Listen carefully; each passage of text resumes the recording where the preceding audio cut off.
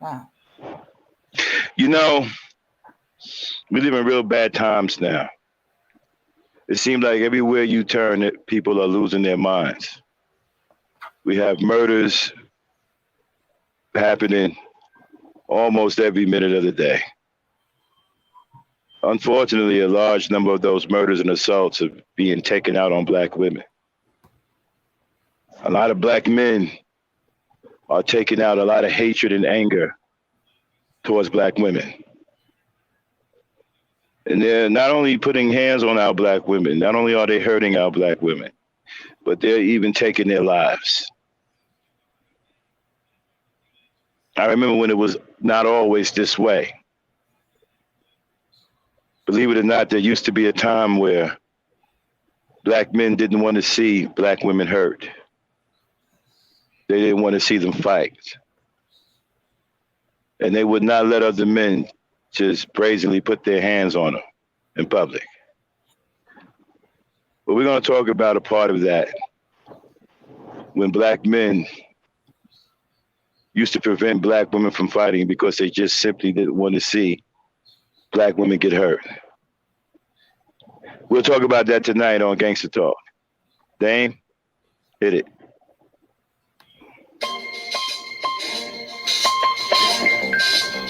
Yeah, son. There's mad kids out there getting cream for the 9-5. Yeah, and I've been doing this for a long time. Shoot the game, go mine. Alright. And this is the year when mad caps get peeled. So I'ma spark this line, kick the wheel. Bang them out. With all this chaos in the realms of the street, your local street dog got to make ends meet. The average Jones far too slow for the skittle pro. You better know, when I hit the streets, I like to glow, I like to glisten. And at the same time, stay low, listen, motherfucking thing. I'm pursuing the dope. My stilo is symbolic to a kilo. Cash is popping, Kobe's cooking, beats is copping. Ain't that some shit? A player that used to live in riches, now a state kid. Caught up in the ditch. In 94, Giuliani kicked down the door. In 95, niggas flipped to stay alive. Peeling caps while I laugh. In the stats, it's 4.5. Remy in the glass, spark the boom, then I blast. They wanna confine me, sneak up from behind me. Bust a cap in my back and put me where they can't find me. They hate to see a young player pay. I don't wanna see that. They rather see it spray. But I'm like this, a Terminator, squeeze the lead off. Using birds and nouns like rounds to blow your head off. Hitting up spots, heating up blocks. Investing in stocks like Colombian blood crops. I'm out to get cream and ain't no doubt in my mind. Fuck this broke shit, I get down for mine. I get down for mine. I get down for this. I get down for mine. I get down for hands on the way. Shit, moving over here. I get down for mine. I get down for this. I get down for mine. I really wanna be a player. I ain't some place in back. It's playing game, a real nigga roulette. When it's a DOA, as I spray the melee. Contact and punctuation is compared to AK. You in a day, overdose for pure funk. I'm fucking off like Tommy again. Because of booty smoke, decapitated rapping in my trunk. I'm sick, pumping skunk, bouncing with my clip, popping mega jump. I'm getting black, white clouds be zigzagging. When you talk about putting keys, come on, you're nickel bagging. I'm blasting off wings, making doubters believe it. You see, I was packing heaters with jokers with banging cheerleaders. Ain't nothing changed, still the same in the rap game. I'm known for banging rookies out the frame. Y'all have forgotten who was the pimp from the start. Sipping vintage wine, eating a la carte. I'm phenomenal, from the abdominal. Form comedy, lyrics stick in the brains like particles. Never sleep. I'm bringing the drama to the street with techniques and rolling in bleach. Ain't nothing sweet about the street, so I'm poetically ill. I'm pure like cook up and lyrics shine like fish scale. I got the banger at your throat and you ain't showing no signs. Cake death, let them know I get down for mine. I get down for mine. I get down for mine. I get down for mine.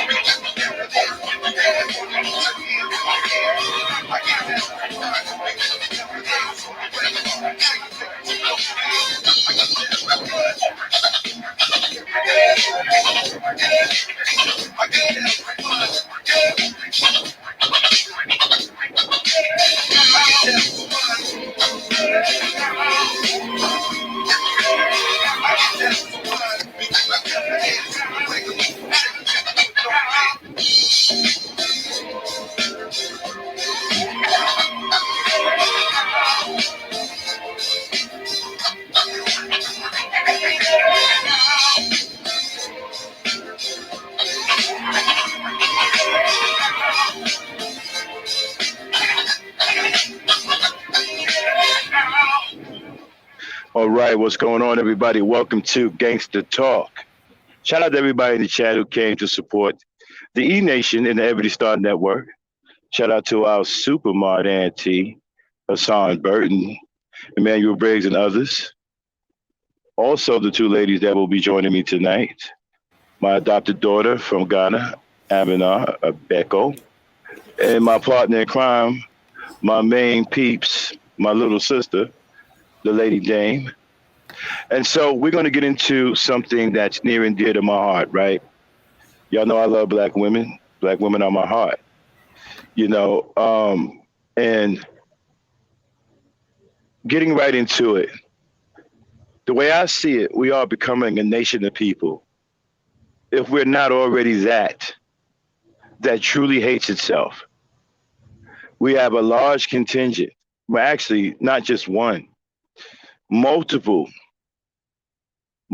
groups, large groups of men who hate women and advocate violence towards women, even to the point of murder. These aren't white men. These are black men. I'm going to say that one more time. These aren't white men. These are black men. And they're not hard to find. They're all over social media. They have titles such as Manosphere, Red Pill, SYSBM, Igbor, MGTOW, Hebrew Mizraelites, Moors. It goes on and on and on. These phony factions serve as shields to hide black male irresponsibility. They hide behind these phony factions, hoping to distract people from the fact that they are the leaders of their society and should be accountable for the things that happen within all of these black communities. This is why they always have their head in history, as to take your mind on what's going on in the present. Take your mind off of what's going on in the present.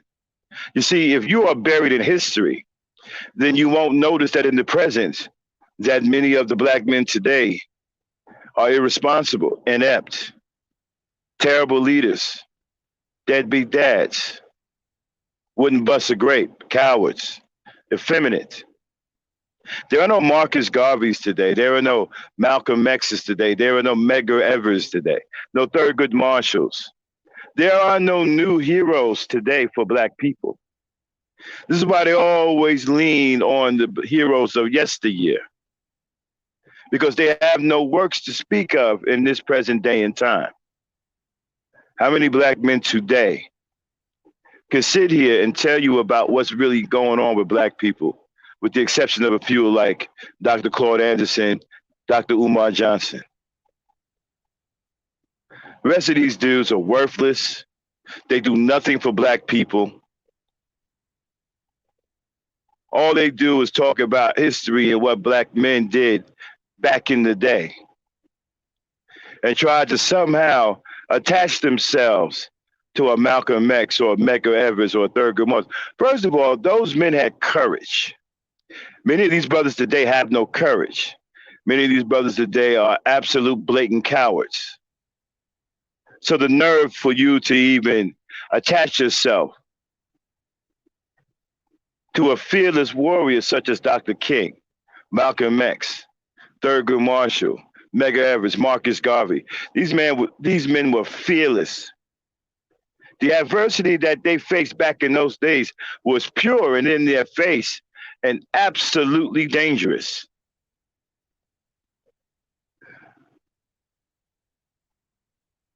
But yet they faced it nonetheless. Some of them even knew that they were going to die. And yet they still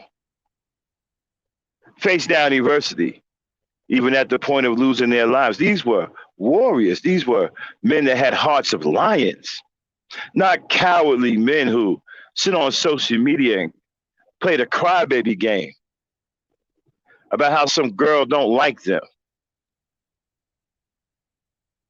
wanting to be pampered like little babies.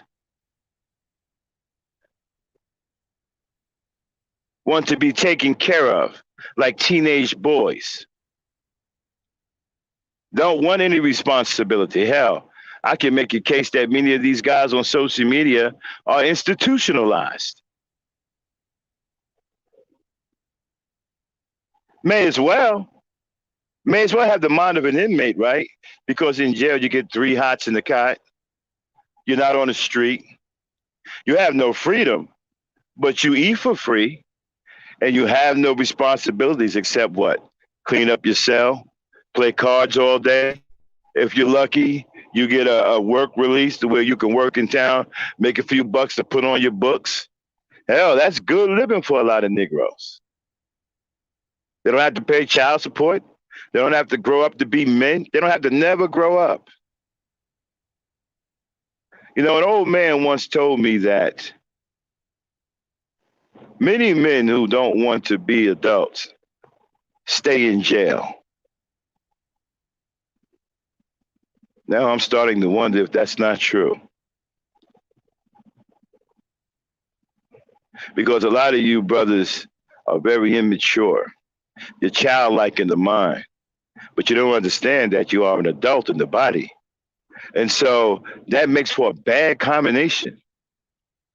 An adult with a childlike mind goes to jail. You see, you can't do childish things in an adult body. You can't do immature things in an adult body. You end up going to jail or worse. You see, because when people see you, when it's time to pay for the childish things you've done, people see a grown adult. They don't see a child. Childish, immature things such as 4 and 5 and 6 and 7 boys jumping a little girl, jumping a woman, attacking a woman, acting like a pack of wolves, like you were not raised by human beings. The state of black men today is awful. It's terrible. You can't get any real answers today from a lot of black guys on social media because all they're going to do is talk about the past, things that black men did many, many, many years ago, things that they envy, that they wish they can do today. And I have the nerve to say they're doing something here on social media for black people. And what is that? Other than running your mouth. What are you doing? I heard one Negro say, well, I bring black people information. So what? In the grand scheme of things, what does that even mean? What have you done to the caliber of a Marcus Garvey or Malcolm X or Medgar Evers or Dr. King or Vernon Johns? We can go on and on and on. You've done nothing. Again, this is why many of you Negroes always got your head in the past. Oh, you're scholars of the past. You sit up on social media, you talk about Kemet. You talk about 50, 60, 70,000 years ago. You go and you read science books and you regurgitate information out of damn near every page you read. And you call that intelligence.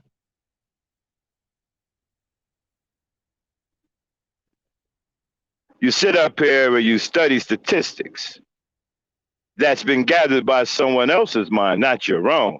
Many of you don't have the wherewithal to gather statistics because you don't know how it's done.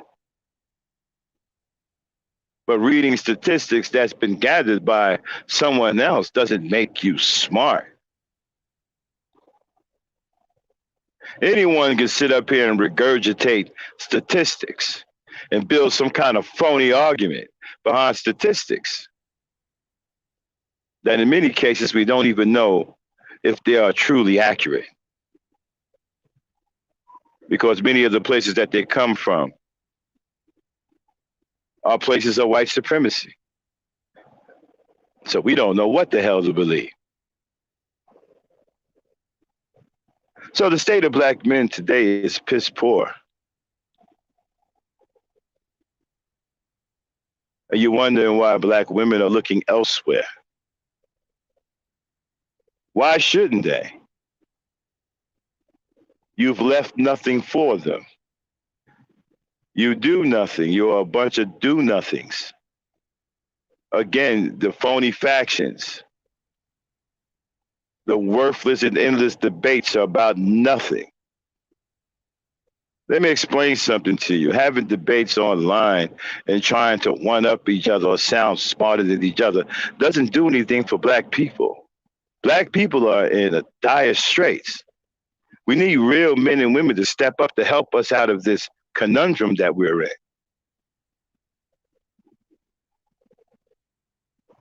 You guys sit up here and debate after whether the Bible is this or the Quran is that or Kemet is this, and you act like that helps black people. Where does that help black people?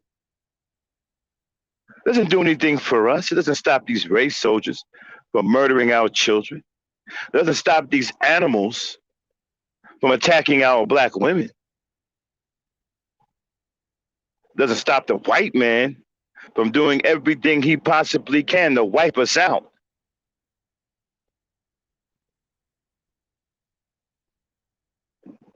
Unproductive Negroes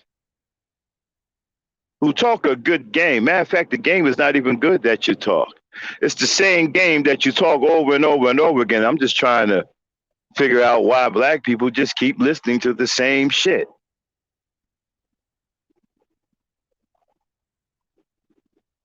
You bring nothing to the table. You've done nothing for your people. You haven't improved your people one bit. None of you have any real works in the real world to speak of. Since when is dating coaching a real thing to help black people? How do you sit up there and say, I'm a dating coach? I help black men talk to women. Like that's some real shit. See how worthless these niggas are? A nigga's so goddamn weak and worthless that he actually believes a dating coach is a real goddamn profession that helps black people get ahead. I ask you a question, black people. Given the situation that we're in, do we need a powerful black leader or do we need a dating coach? Do we need some black men and women with their heads screwed on straight, with integrity, with courage, that's going to get their hands dirty and help us fight our way out of this? Or do we need dating coaches?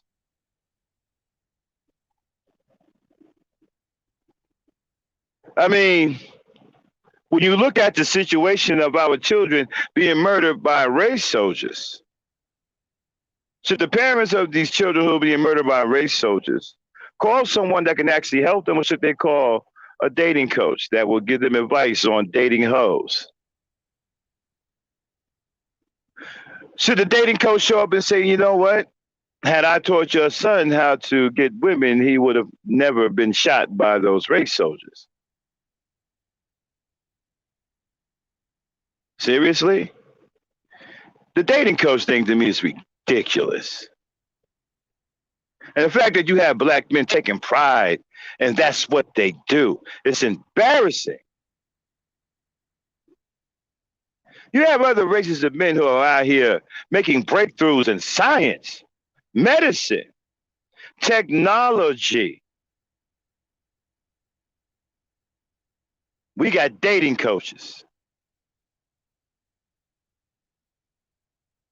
Dating coaches.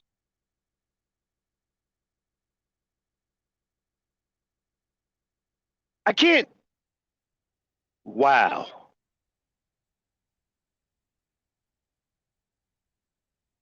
Anyway, so we are talking about a time now that I never thought I would see. I never thought I would see black men behave this way. But before I get into full rant here, let's do the sound check. Type of one, you know what it is. Type of one in the chat if you can hear me. My panel, please let me know if I'm coming through loud and clear. Coming through clear. Still waiting to hear from the chat. All right. All right. Yvette got one. Hassan got Okay. one. And Auntie, all have one. All right. Thank you very much. All right, let me get into full rant. Let's go full rant here. Now, we live in a bad time now. I never thought I would see black men behave this way. The black man is supposed to be the protector of the black race. He's supposed to protect the women and the children. Without the black man, what protection do our race have? We have none. So that means that the black woman is unprotected. That also means that the black child is unprotected because there are no men to protect them. Now, y'all heard me say this, and let me repeat this because somebody actually thought that I made a mistake. Maybe they thought I stuttered. So let me say it loud and clear. When we talked about that little girl on TikTok who was murdered in her hotel room, 16 years old, and I said then that that was the fault of the father that that girl is dead. Well, let me clear it up. That was the fault of the father that that girl is dead. Is that clear enough? Let me say it one more time. It is the father's fault that that young girl is dead. And if the father is dead himself, it is the fault of the next able, strong man in the family because he failed to do the natural job of what a man is supposed to do: protect his women and children.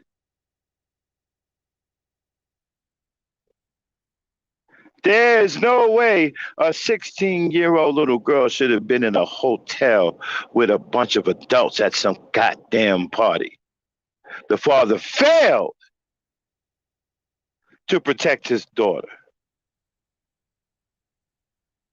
And if he is deceased, the next able-bodied male, strong male in line, failed to protect that little girl. There was no way she should have been there. But first of all, she shouldn't have been there at all. She's 16. That is still a child. The child has no business at adult functions with no supervision. That is the fault of the father. Let's be clear.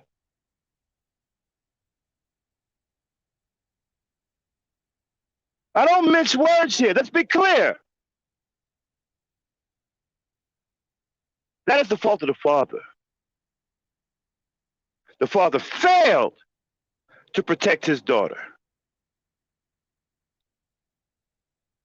And if he is somehow deceased, the next male in line to protect the family failed to protect that little girl.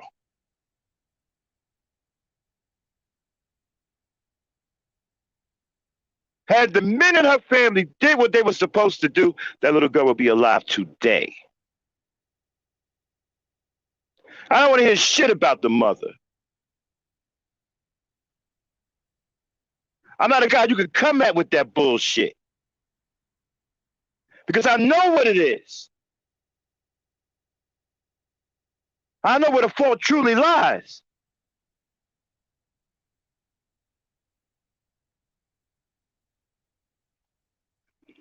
So, the way black men are behaving today is an absolute disgrace. It's no wonder we have nobody to carry on the torches of a Marcus Garvey or Medgar Evers. No one. We have no heroes today. Now we have a couple of brothers that's holding it down, that's trying to do whatever they can. Shout out to the Claude Andersons and the Dr. Umar Johnsons and the likes of them, doing what they can to try to help black people. Shout out to the Jason Blacks and the Professor Black Truths, trying to help black people.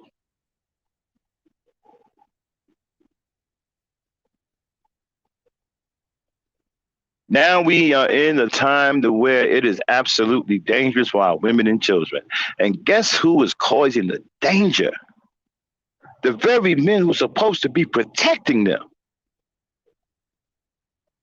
Let me say that one more time. We are in a time now to where it is absolutely dangerous for our women and children. And guess who is causing the danger? The very men that is supposed to be protecting them. It's the one that's causing the danger.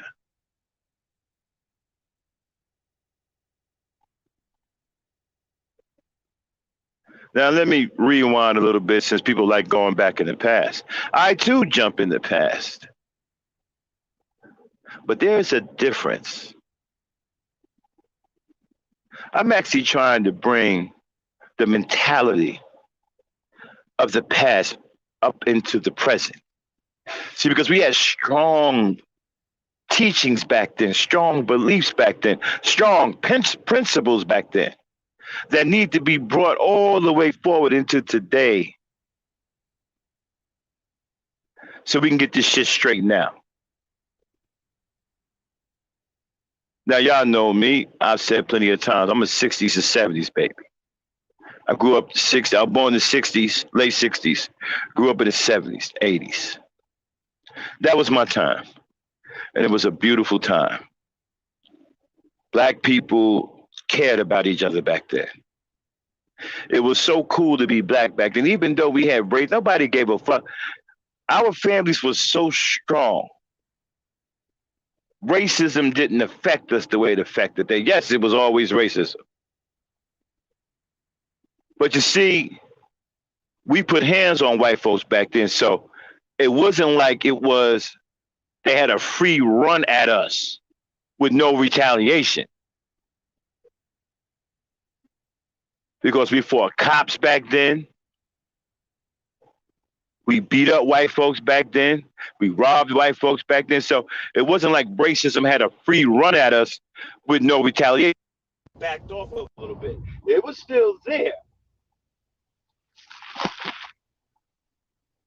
Okay.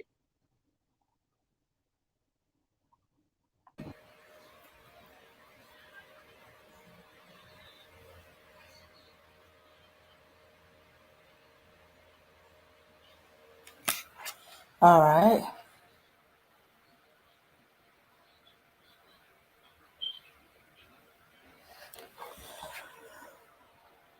Okay.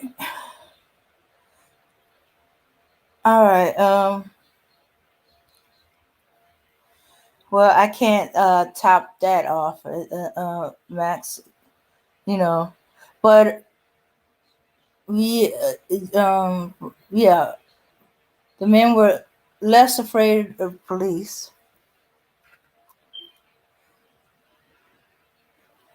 They fought back.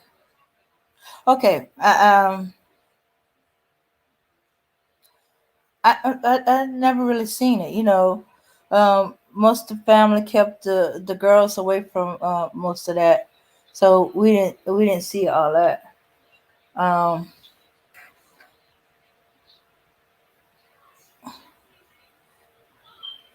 and we do. I remember definitely. We fighting the white boys in the school and stuff like that. It got them too afraid to say boo. In fact, some of them, when Roots was coming out, certain type of year Roots would come out, they refused to go to school. Nuh-uh, because they know they're gonna get their behind whipped. Because was looking for an excuse to jump them, and some of them because they football players or whatever, they think, oh, you ain't gonna be able to beat me down. hmm I could give it as well as could take it. So there was usually always there was always a fight, but it always, you know, they couldn't talk to us any kind of way, and if they did, it put the beat down. Both the boys and the girls, you know. Yeah, usually girl to girl, boy to boy. But you know, if they can prevent it, they will prevent the girls from fighting. In fact, it was kind of uh, it was put into them, because I remember uh, the one fight where the I'm sorry about that, y'all. I'm back. mm-hmm, Yeah, I had a call come through. mm-hmm, Dang, just be on the alert. I might have another call coming through. Okay. okay. All right. So let me get back to what I was saying. Right. I was talking about how back in the day, okay, black people had quality. It was a lot of quality black people. Black people cared about each other back then. And we had standards. We had principles. We were taught in the home. So what you are taught in the home is what you bring out into the world. Me and Dane had a conversation earlier today in the back chat about a particular movie called Black Sisters Revenge. And those kids were in college, right? And they looked older. Well, that's because back in the day, the way you were taught in the home, right? By the time you got a certain age, you looked mature. You acted mature. You dressed a certain way. So when you hit the street, you looked or act like you were older than what you really were because of the maturity level. And that came from what you were being taught. So the kids didn't come out of the house acting like jackals and shit. They came out of the house acting like productive, sometimes even professional young men and women who had a higher maturity level. So they dressed and behaved a certain way to where they looked older and they acted older because they were more mature.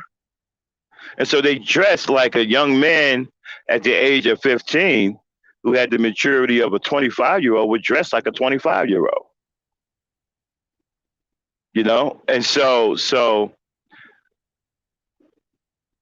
back then, love, black love was being pushed in all of the communities. I mean, we had everything representing black love in our house. We had those. I don't know if y'all saw those pictures of the brother and the sister with the afro, holding each other. You know what I'm saying? Sometimes they had black families, and everybody had afros and shit. And they would put them up on the wall. Those pictures. Black love was everywhere. And then you had the slow jams, right? All talking about black love. The music back then influenced black love. It encouraged black men to love black women. There were songs of love about black women. What none of this shit about songs hating black women, calling women bees, calling women hoes. I mean, we didn't hear that shit. We didn't grow up on that shit. That's some new shit. We didn't have that back in my day. Was nobody singing like that? Was nobody talking like that? So our music wasn't poisoned like that. We had the Isley Brothers, Teddy Pendergrass, turn off the, man, are you kidding me? Turn off the lights. You know how many babies was made by turn off the lights? Don't even get me started on Between the Sheets. How many babies the Isley Brothers are responsible for.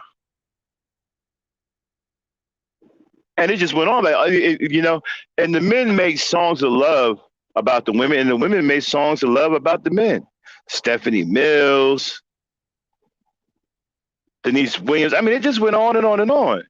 It was black men loving black women, black women loving black men. That's what I came out of. It wasn't none of this new shit to where the black woman is making a song about she can't find no decent man and he ain't shit. His mama ain't shit. His daddy ain't shit. Ain't nobody shit in his family. With nobody making songs like that. And then with nobody making these rap songs about bitches and hoes, excuse the French, but bitches and hoes, tricks, pimping.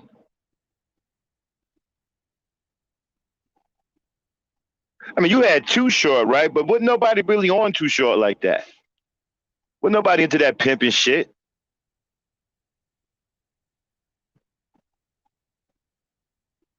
And let me tell you something. They try hard to push that pimp shit in the excuse me in the community, but it didn't work. Fathers wouldn't let pimps in the community. They didn't want that shit around. So pimps always operated on the outskirts of the community, down by what they call the tracks on the main drags and highways. They would stay out of the communities because they would get their ass lit up. They tried to come in some communities and recruit little girls. The fathers wouldn't having that.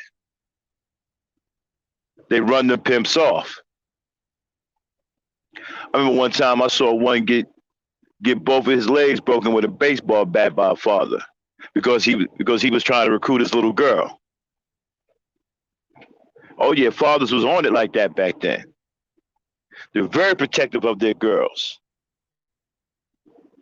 Okay, as a Mm-hmm. matter of fact, that was a quick way for you to get in your grave messing with somebody's little girl. Mm-hmm. And so there was we were taught love for our women. Our mothers groomed us to be courteous and how to deal with certain women. Our fathers groomed us to be husbands. The fathers groomed us to be husbands. The mothers taught us how to be good boyfriends to get to being a husband. And so you got advice from both sides.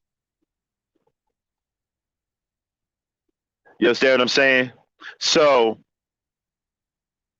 because of that, we had a mentality, we had a certain mentality that we developed, right? We cherished our women, we loved our women. So nobody wanted to see their women get hurt. And since there were so many beautiful black women in the community, none of the brothers was into that. They didn't want to see black women walking around with scars on their face, injured. They didn't want that. Nobody wanted that. So they wouldn't let women fight. If two women got into it, whatever brothers was around, they jumped into it real quick. Stop it real quick. Pull the two girls apart. Yeah, sometimes you got knocked in your face because women swing wild or whatever. Sometimes you got, but we were tough back then. We were real men. We were tough back then. You know, a punch or a slap from a little girl or from a girl didn't phase us. We were tough. We were rough and tumble men. All we did was fight. So getting hit in the face from a girl, that didn't bother us. We didn't cry or break down and act like we broke a freaking nail, like these sissies today. So we didn't want to see, like, especially when you got a girl, she was cute and you hugged up with her, whatever. Man, you protected that girl. You did not want that girl out there fighting. You didn't want her getting no scratches on her beautiful skin. We did all of the fighting because we wanted to see that beautiful face. When we licking our wounds, you know, we get this beautiful woman helping us, you know, she's nursing our wounds. You know what I'm saying? And so nobody wanted to see black women get hurt. So they made sure that they stopped women from fighting. A lot of these women had children. Nobody wanted to see anybody's mother get out there in the street and get hurt. So we stopped all of that. We jumped in the middle. Sometimes we would stand in the middle, right? So they couldn't get to each other. See, we had a different mentality back then. We loved and cared about our women.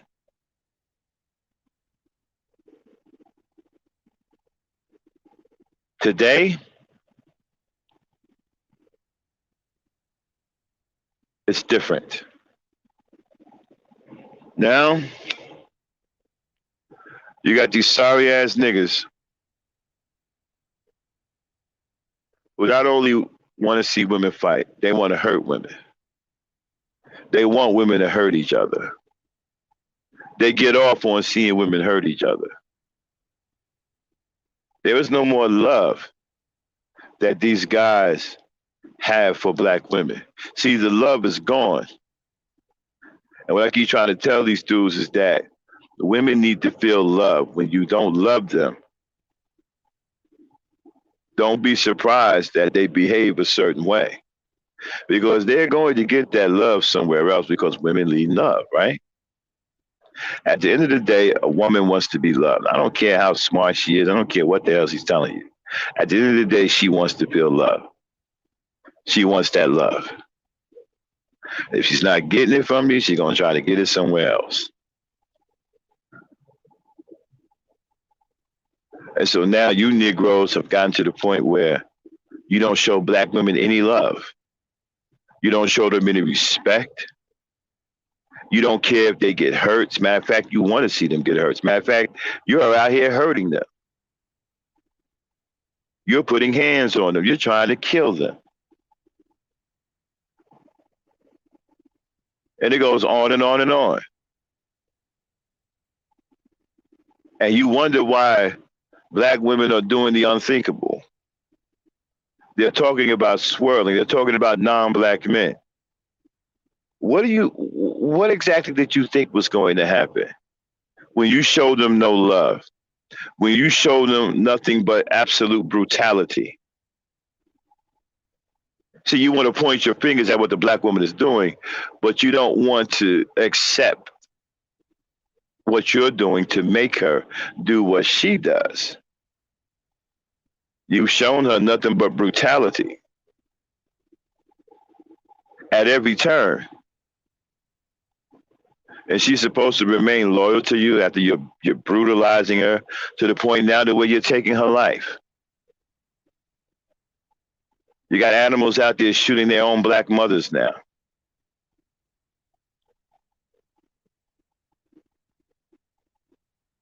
You become a bad seed.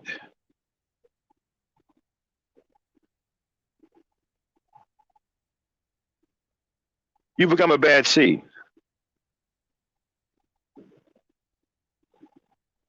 You crop of Negroes are the worst that the black woman has ever given birth to.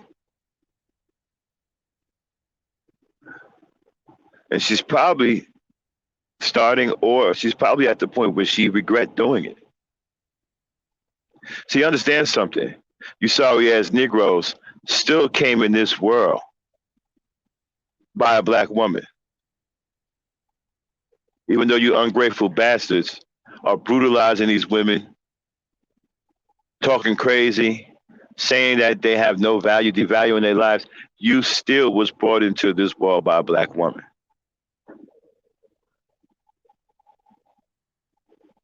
At this point, she's probably regretting bringing you here. She's probably having doubts of the pregnancies now. Why did she go through with the pregnancy?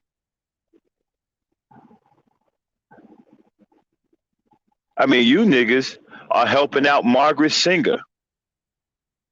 You guys are helping Planned Parenthood because you are so fucked up. Your seed is so bad that the black woman is probably thinking it's not worth having black children to a certain degree.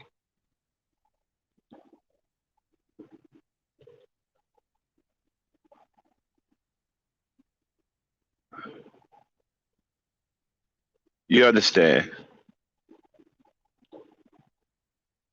If you have a black woman now back in the day, I didn't understand feminists. I thought they were ridiculous.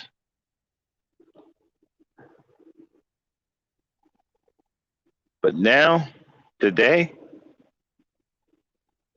you guys are creating feminists. And these aren't any regular feminists. These are super feminists. And they hate your goddamn guts. I done heard some of the shit some of these women are talking about black men. Their hatred is incredible. And let me tell you something. You created that hatred. See, I'm gonna let you in on a secret. Black women don't come like that. They don't come into this world hating men. They don't come into this world hating black men. When they're little girls, they don't hate boys, black boys. When they grow up, they don't hate black men. You see, something happens to them to make them that way. And that something is you. You create that in them. See, only a black man could put that kind of hatred into a black woman. That kind of hatred don't come from one black woman to another. Now, it may be passed now from one black woman to another, but trust you me, the origin is a black male. Now you created all of this anger and this malice and this hatred in black women with your behavior, your actions, your cold bloodedness towards who she is, having no regard for her life, right? You're brutalizing her. And you expect her to be soft and sweet. You're beating her head in with skateboards. You're 9, 10 deep, jumping her, beating her up for her sneakers. You're attacking her because she's trying to buy some wine, trying to bite her eyeball out like you're some damn wild, mangy animal.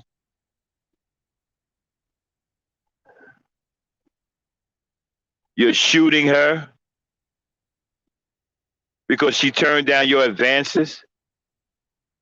And then you tried to grope her. And she went and got somebody. You end up shooting her and killing the man she brought to protect her. Let me tell you something, man. You guys are about to start a war. And that war is going to cost you everything.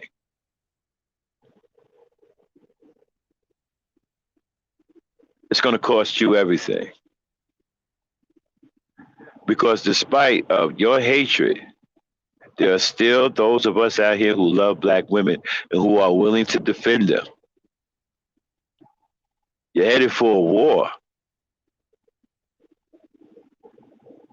And that war is going to cost you everything.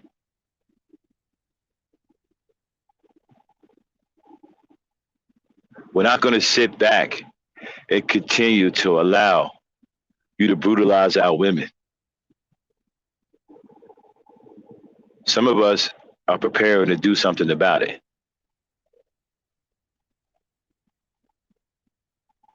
This is not going to continue. Not like this. There will be some pushback. Serious pushback. I don't know where you niggas come from, but you're not black men. Because a black man would never do what you Negroes are doing. A black man would never shoot his mother. He would never murder his girl, murder his children. That's not a black man. That's a monster. And you monsters are masquerading as black men.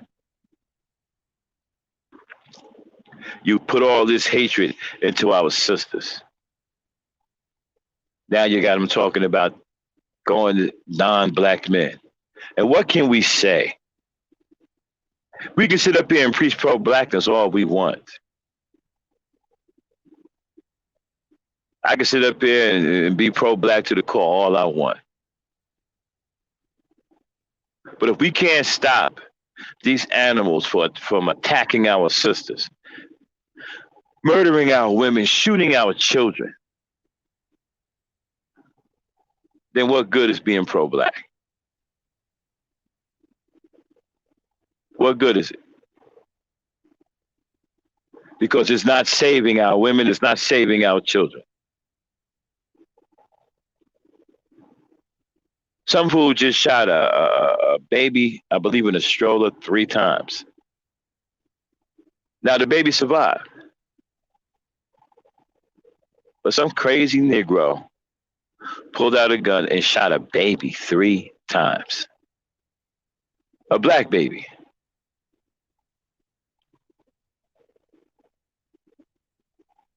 And this is what you want black women to remain loyal to. Lunatics running around in the community, making it unsafe for anybody to live in the community, not even babies. And this is your fault, black man, because your terrible leadership breeds these monsters because of your corrupted environment that lacks leadership. You've allowed your boys to be raised in the street because you are probably one of the worst fathers on earth right now. And your boys, I don't want to hear nothing about, well, black men are what that statistic that you guys try to talk about all the time that say black men are the best fathers or the most some shit. I can't tell. I don't know when the fuck they did that statistic. It must have been 30,000 years ago because they most certainly couldn't be talking about the present time. They couldn't be talking about today. So I'm not sure what the fuck are they talking about or where the hell they even get that statistic from. Because it certainly doesn't mirror what's going on today.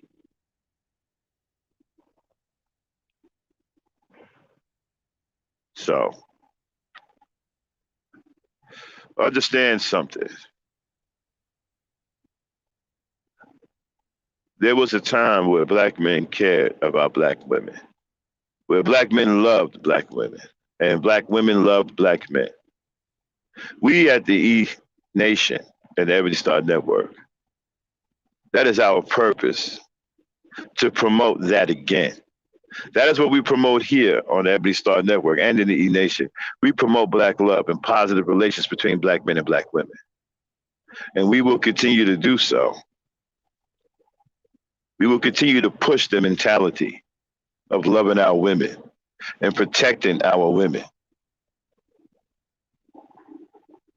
and protecting our children.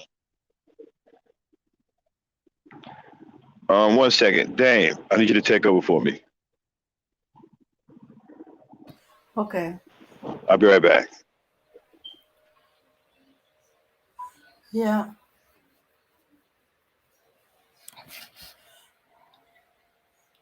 Yeah, because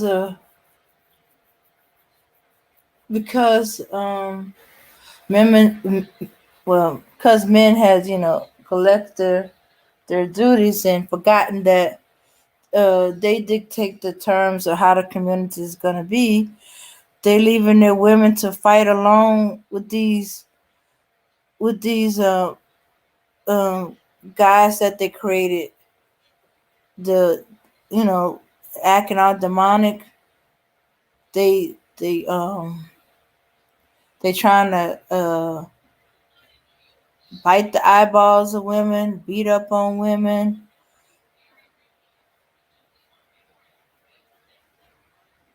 and kill women and stuff like that. All because something as simple as no thank you. I'm not interested. Or no thank you. I because they can't handle it and they allowed to run loose. They have no fear. They've done it 2 or 3 times in the same place. That's no fear. They can do the same thing 2 or 3 times and nothing happened to them. So you just leaving the women out there to have to fight off these guys by themselves.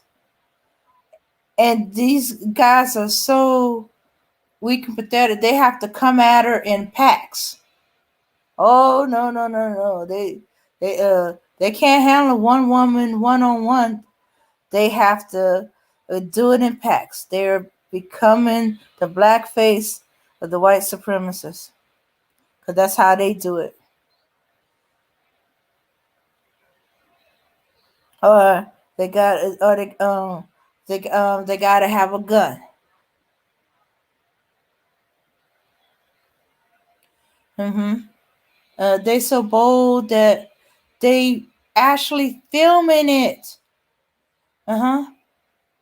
In fact, they are so not doing anything. Even when women are fighting with each other, as Max said, we used to do everything to prevent that. I remember a bunch of boys, a whole school of boys, getting chastised and fussed at, and punished and whipped and all kind of other stuff because not only did they not stop the girls from fighting, they blocked off anybody that could have come and stopped the fight. Right. All right. I'm sorry. I'm back. Thank you, Dame, for holding it down for me. Mhm. Um, I heard what she said. You know what? Um, Adding to what Dame just said. See, I blame black men for young black men having such a weak mentality. See, that's a really weak mentality. It's feminine in nature for boys to gang up and fight a girl. I don't even know where the hell that came from. I was talking to my man, my best friend Mike. You know, we've been friends for almost 45 years now, and we was trying to figure this out. We don't even know where the hell that came from. We don't know anybody. We don't know any boys. I don't know we don't know what the hell this is. This is something that we've never seen before. Never seen men like these. I'm not sure they're men. I believe they're all gay. These couldn't possibly be straight black men.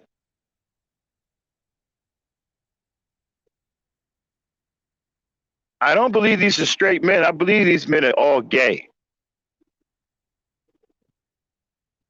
I've never seen them. I've never seen guys with this kind of mentality. Not even anywhere. Even a coward back in the day didn't have this kind of mentality. He was just scared to get his ass whooped. He didn't have no weak ass mentality like this.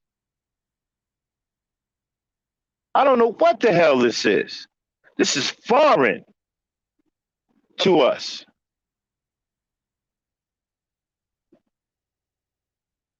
A gang of black boys beating up a girl?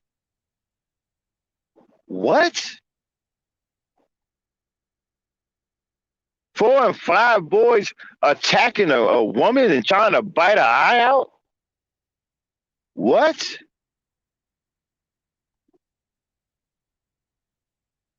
What the F is that? We don't know I don't even know what the hell that is. But getting back to what I was saying, yeah, back then, feminists never paid them no mind, but today, black men, you are creating feminists. And the feminists that you are creating are justified because of your treatment of black women. And so now you are creating not just feminists, but these feminists are true champions of black women. You've actually created a real feminist group that is relevant. That is relevant. And are fighting to protect black women from black men. And what they're doing is absolutely real and is justified because black men are attacking black women. They are blatantly attacking black women. They are murdering black women. They're shooting their mothers now. And there is no protection. Don't get me started on the little girl again from TikTok who would have been alive if her father wasn't a goddamn stick figure. or the male that was in charge of the protection of that family was in a goddamn cartoon. Man, let's get something fucking straight. The bottom line, a real freaking man, a real man, manly, strong man protects his family, protects the women and children.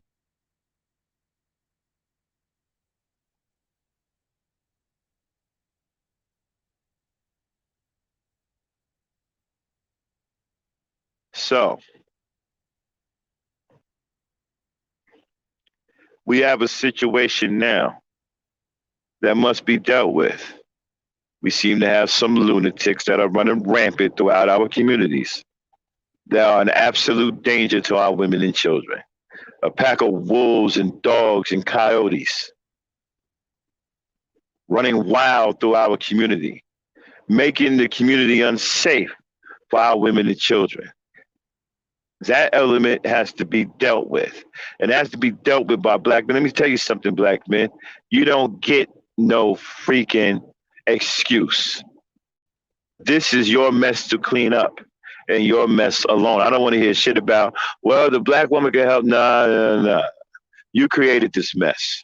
The black woman didn't create this mess. You created this mess with your piss poor leadership, being a deadbeat dad, and on and on and on. Swirling like there's no goddamn fucking tomorrow. You got the nerve to talk about black women swirling. You're the swirling king, my nigga. There's nobody on earth that swirls more than the black man.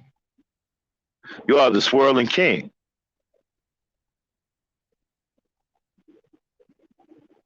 Let's take you back to what Harry Belafonte said to Eartha Kitt. Matter of fact, Dane. Yes. Do me a favor. Look up that Eartha Kitt article, okay? And look it up and then specifically get to the part, highlight the part where she talked about what Harry Belafonte told her about a black woman. All right? All right. You let me know when you got that. All right? Yeah. So civil rights movement was about niggas wanting the right to be with white women. See, black man, let me tell you something. You can't blame a damn thing on a black woman. Because everything she's doing now, you did it first. You showed her the way. You said, fuck her a long time ago. I'm going with white women. So now that she's saying, fuck you, she's going with non-black women, men, you got a problem with it. I mean, you got motherfucking sellouts like Bill Cosby, you know, surrounded by white women. And you know what? When you look at, check this out, I always pay attention to detail. When you look at the niggas' faces in these pictures, right? How they have an expression on their face like, man, I'm the shit. I'm the black daddy of the white girl. These are my white babies. I love them more than I love my black babies. I mean, you can just see the look on their face. You can read their minds through the expression on their face. They felt, they believed that they were kings who conquered. Although we still living under white supremacy and don't have any goddamn power, they felt like kings who conquered because they were taking pictures with white women.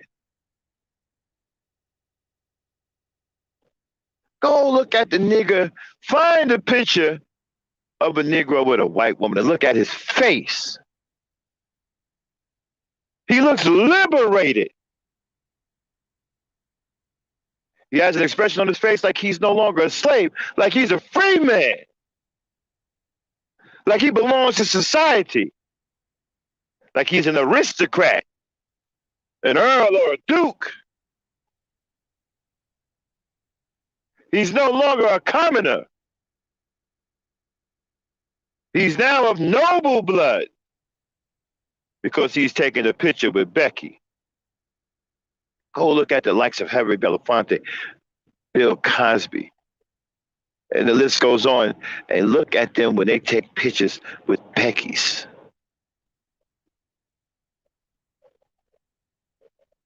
Niggas got that look on their face. I'm free. Free at last, free at last. I got me a piece of white ass.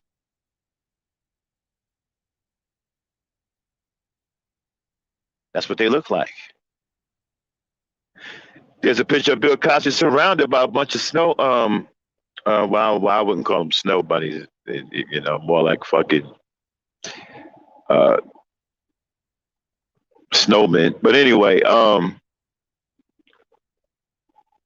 he's sitting there with his pipe, his scarf around his neck, his fedora, like he the shit. Harry Belafonte's punk ass gonna tell us, man, have y'all seen Eartha Kitt?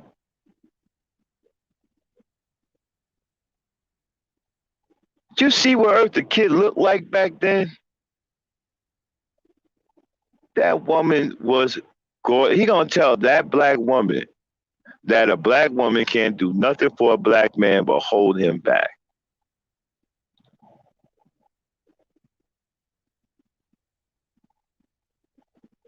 And you wondering why you have Negroes today who have the mentality that they have towards women, because when you have motherfuckers like that, who a lot of black men looked up to, saying shit like that a black woman could do nothing for a black. What do you mean? I don't understand. Let's talk about that for a second. The fuck do you mean a black woman can't do nothing for a black man? How about give birth to one?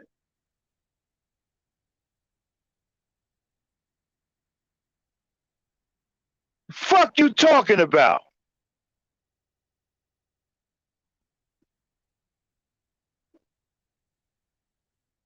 A black woman can't do nothing for a black man.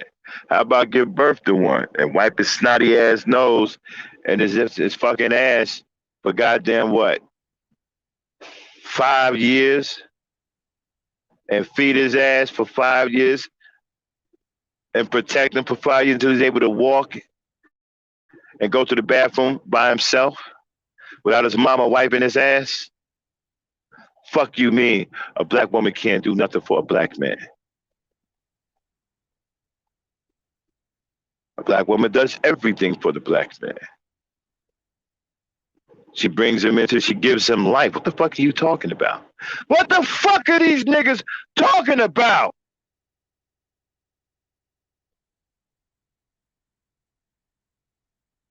Fuck you mean that a woman who gives birth to you can't do nothing for you? Nigga, she just brought you into this world. So what the fuck are you talking about?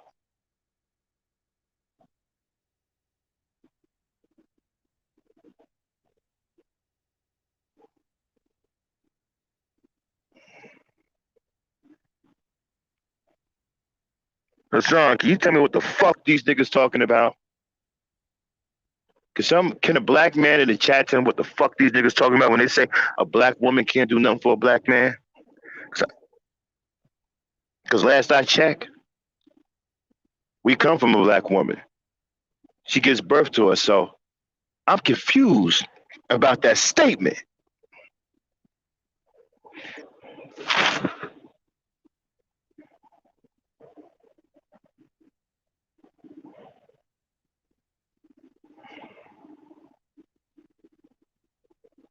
Yvette, I'm gonna have to agree with you. I think that these boys are homosexuals. These aren't straight black men. These aren't straight boys. There's no straight male that's going to act like that. I'm starting to believe that these are homosexuals. No straight boy is acting that way.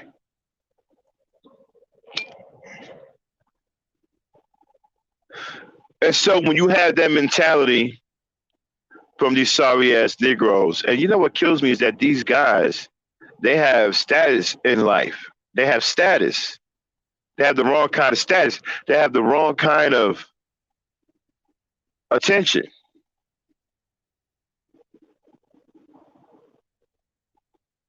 Cosby was known for being a father on TV. I heard some brothers say Bill Cosby was the only father they had. I don't know how the hell, I don't know what that means, but I've heard some brothers say that. And so Dr. Huxtable basically was a hypocrite because while he put on this facade on TV,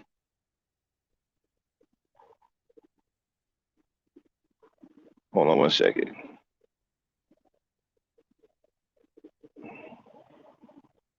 So while he put this facade on TV, okay, he was doing all of these things to his wife. And Camille is a strong black woman. She's a good black woman. I don't know how you do that to your wife. That's insane. What, he had like 60 women or some shit? Negro, are you crazy? Who does that? And so he's playing this prominent black father on TV. But in real life, he's a piece of shit. He's a piece of shit. You see, let me tell you something. The creator or Mother Nature, whatever you want to call it, God doesn't like ugly. You notice his children were taken away from him. See, when you do ugly in this world, it comes back. It comes back on you. You will pay for the crimes that you commit. No one is getting away with anything. You will pay. Nature or reality, karma, God, whatever you want to call it. You will pay for your crimes. Look at what's happening to white people right now. They're starting to go crazy. It's almost like they got the mark of Cain on their foreheads. If you read the Bible and you heard about Cain, the mark of Cain, right? Because Cain slew his brother. Got white folks now murdering their own families. They're killing each other right now. You're going to pay for your crimes at some point. And so this beautiful woman gives you a beautiful gift of children. I said before, one of the most beautiful gifts a woman can give to a man is a child. One of the most beautiful, most precious gifts. She gives you a smaller version of yourself. That's amazing. That in itself deserves unconditional love. See, once this black woman brings this baby into this world for you and give you this miniature version of yourself, whether it be a boy or a girl, she's still a miniature version of you somehow, right? She has some of your features. She's still your blood, right? And so she brings this beautiful child into this world. Now she has ascended to the ranks of motherhood. You should love her even more. I know I'm going to make a lot of niggas sick because you hate black women so much. And I can't, you know, I love talking about black women because I love them so much, right? And I love the fact that you niggas who hate it, it makes you sick. Maybe we should start selling Earl bags. So when you come to this podcast, when I'm talking about loving black women, you can Earl in the bag. You can get it and call Earl. Because I'm not going to stop. See, the way I see it, you should love the woman even more now because she brought you this precious gift, this small life-size version of yourself, whether it be male or female. If it's your daughter, she's still a reflection of you. If it's your son, he's a direct reflection of you. And so now she's made you relevant in the world. You have a job to do now. You have a child to raise. You have a child to teach. You have a human being to raise into an adult and make this world a better place. this is a beautiful thing. This is what the woman can provide. And people have the nerve to say, what does the woman bring to the table? That sounds like some shit a gay man would ask, right? A straight man, a heterosexual man, wouldn't ask a question like that because we know what a woman brings to the table. So if a man is walking around asking, well, what does a woman bring to the table? Or what does a black woman bring to the table? I'm questioning his sexuality. I mean, we have to, right? We have to sit up here and ponder and wonder, hey, you know what? I wonder if that dude is going this way and that way. And I wonder if his favorite color is the rainbow.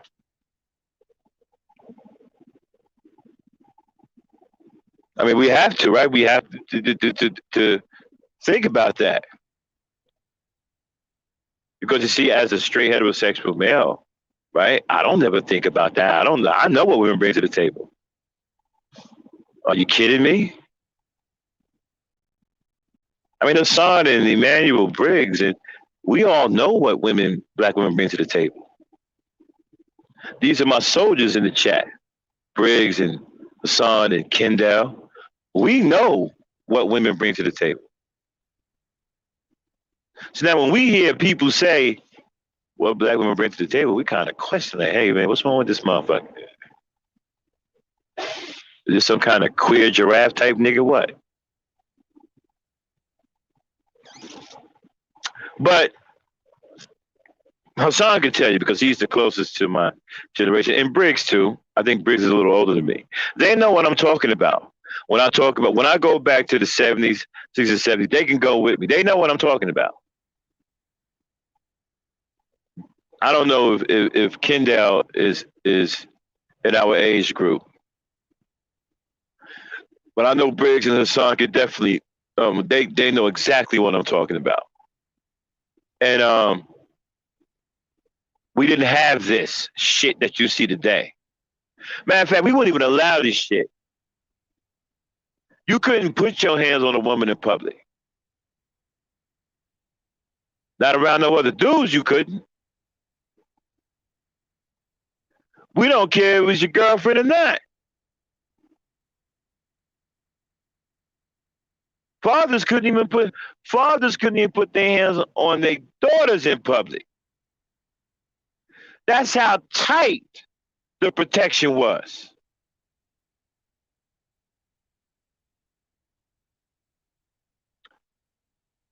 But winding down here on my rant, let me check in on Lady Dame, see if she found that article. Dame, how you doing on that article?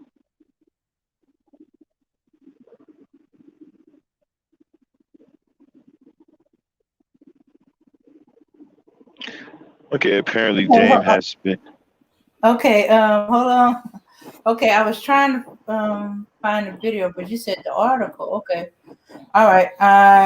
I'm gonna go back. I ran into the article. Let's see. All right. Okay. Yeah. I did say article, Dame. I never said video. Okay. All right. All right. Holler at me when you got the article. Okay. Anyway, let me take a look at the chat. See what you guys are talking about.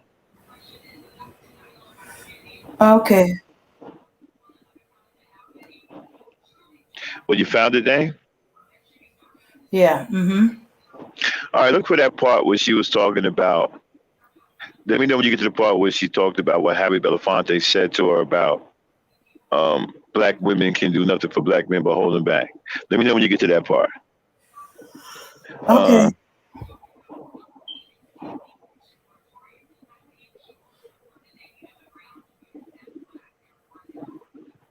Okay. America is. I got it.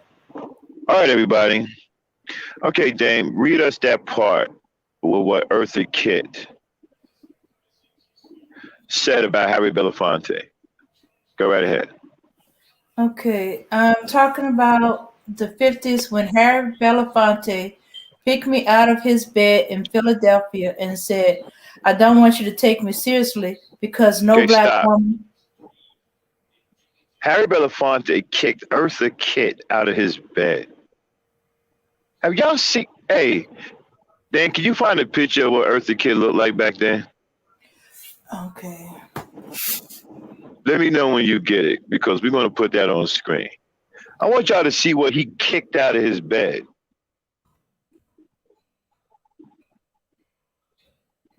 Harry Belafonte kicked Eartha Kitt out of his bed. Are you serious?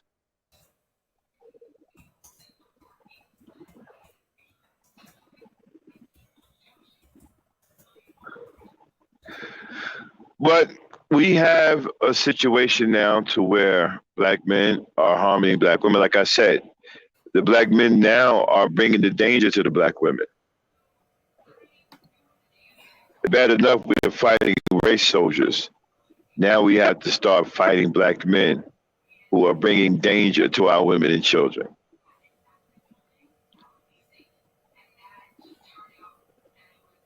And Dame, after we do this, I want you to go find that article of the toddler who was shot 3 times in Gary, Indiana. Okay. But first, let's finish this one. All right. Okay. Can you see her? You got it? Uh-huh. Okay.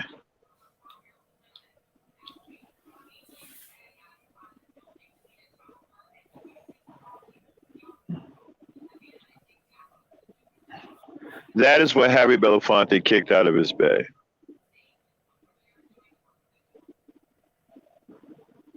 All right, Dan, you can take it off the screen. Okay. So go ahead and read what she said. Okay. When Harry Belafonte picks me out of his bed in Philadelphia and said, I don't want you to take me seriously because no black woman can do anything for me. I could not help him to progress into where he was going to go. A black woman would hold a black man back. That's what he told me. Wow. Wow. So this Negro told this black woman that a black woman could do nothing. Okay, Dan, take over for me real quick. I got a call coming through. Okay. Yeah, he told her that, but it wasn't just him. She was told that by or something along that line by Harry Belafonte. I mean, not Harry Belafonte and Sidney Poitier. Yeah. So yeah, because they were the article they were questioning her why she married interracially. Why did she marry a black man? And she said it wasn't available to her. You know, all the white women had them. Mm-hmm. Yeah. Why didn't you marry a black man? I will reply because the white girls had them. The men I wanted to be with, Sidney Poitier and Harry Belafonte, dated predominantly white women. And she goes, if I wanted to marry a black man, there wasn't one because the white girls had them. Yeah. Mm-hmm. So, and we're coming full circle. All right. So, I'm not saying all, but quite, so since there's a large portion of black men who date, marry white, so there's some women that feel like, okay, they're not available to me. Everyone I got interested in went the other way. Maybe I should go the other way if I want to be loved, married, and have kids. And that's what's coming on. That's what's happening. So the few that have went that way, they're being asked, why didn't you marry a black man?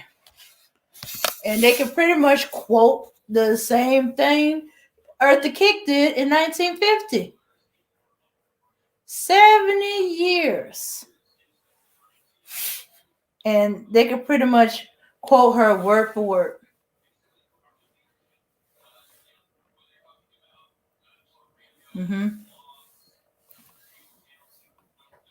Yeah.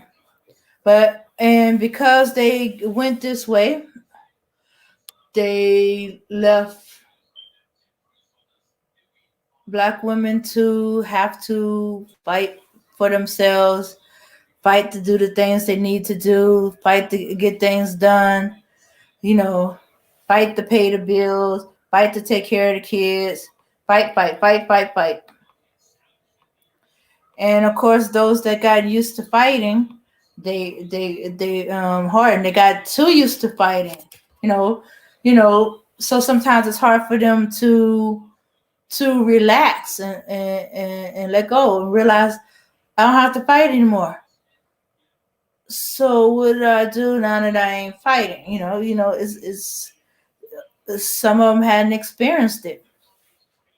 Shoot, some of them still ain't experiencing it.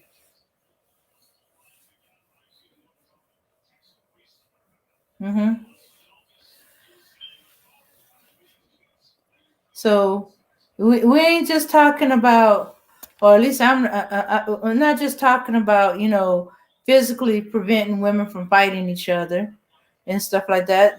Yes, they did do that, and they did instill in the boys that you do not let the women fight each other. Women are not supposed to be fighting each other. Why weren't you doing it? Right now, they don't. They're recording it. They're putting it on World Star. They uploading it. They sharing it with their friends. Can you believe this?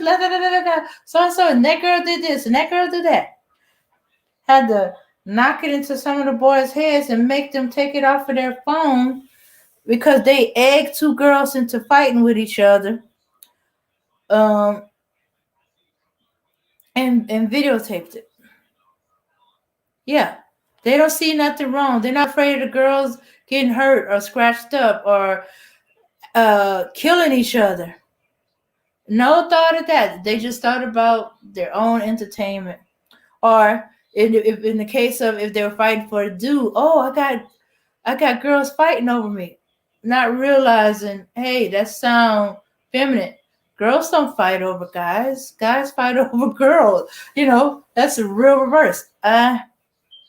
Okay, new. And I think it started happening in my age group. I remember a guy I went to school with. He would provoke his girlfriend to fighting with his other woman.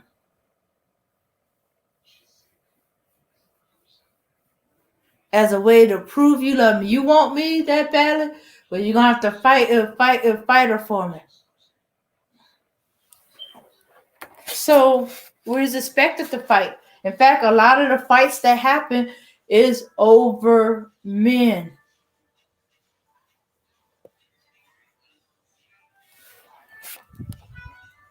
So now we're getting to the point where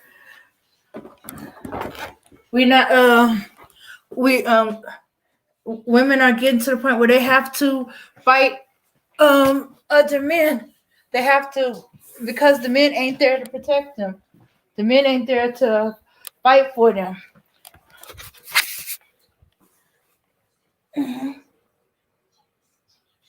Yeah.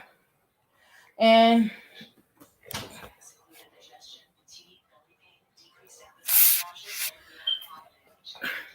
so we got women trying to fight off exes or stalkers or guys who can't take no for an answer. We got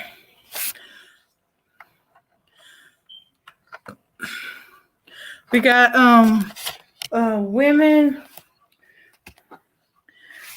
fighting off a pack of guys because she's telling them Could you please be lower the volume? She ain't tell him get away from my door. She ain't tell him. She didn't call the police on him. All she did was ask them just to lower the volume, and they attacked her. These guys are some of the same guys that attacked the woman, tried to bite her eyeball out, but attacked another woman before that. Because you're not on the ball and in the same exact area. Okay, I can understand if they were just scattered all over the place and you can't be everywhere at once. But if they attack it in the same area, that means they're in the same area. Patrol that area. Look out for the women in that area. Just if you see guys hanging out, guys, why y'all hanging out there? Come on, move along, move along. You ain't buying nothing in the store. Y'all should be moving along. You know, all that kind of stuff. Ain't it time for y'all to go home? Who?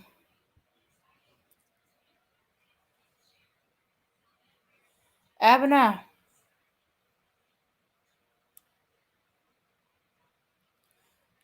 Ebony. Okay. She might be froze. Okay. So we have a situation where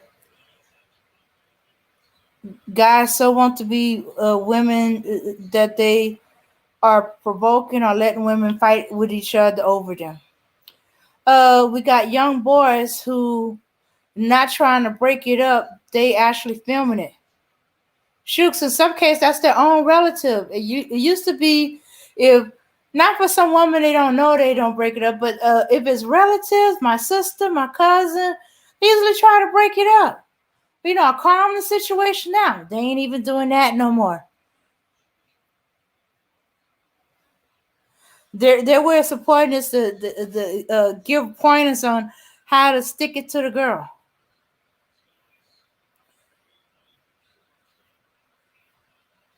Yeah. If you look at some of these videos where girls or women are fighting, you see 3 or 4 guys in the background recording this. Yeah. The woman that got attacked and got her eyebrow and her eye almost bitten out. They're across the street watching it, videotaping it. Okay, some of them called 911, but nobody thought to go run them guys off, go get them guys off her. They didn't even go, hey, get off of that woman. Leave that woman alone. Nope. When she managed to get a break, they just told her to run. I think from the looks of it, people were just walking around. Some of them weren't even way across the street. That could be excuse. I had to get a fight to get across the street. They were on the same sidewalk. Nope, not my business. Keep on going.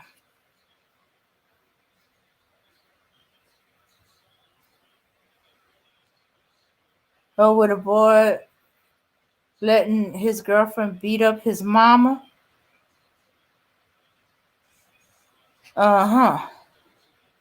Okay. That one I hadn't seen. I used to know guys that would break up with girls if they think they hit their mama. They would stop her and go, "Hey, that's my mama." No, we're through. You can't be hitting on my mama. Yeah. And though I did see one where a guy did beat up his girlfriend for hitting his mama, but you know that's not. I guess that's not where we're going there. You can't go from protecting your mama to beat up your girl. They used to have all kind of ways to prevent it. You know, grab the hands, pick up the girl, haul her out the door.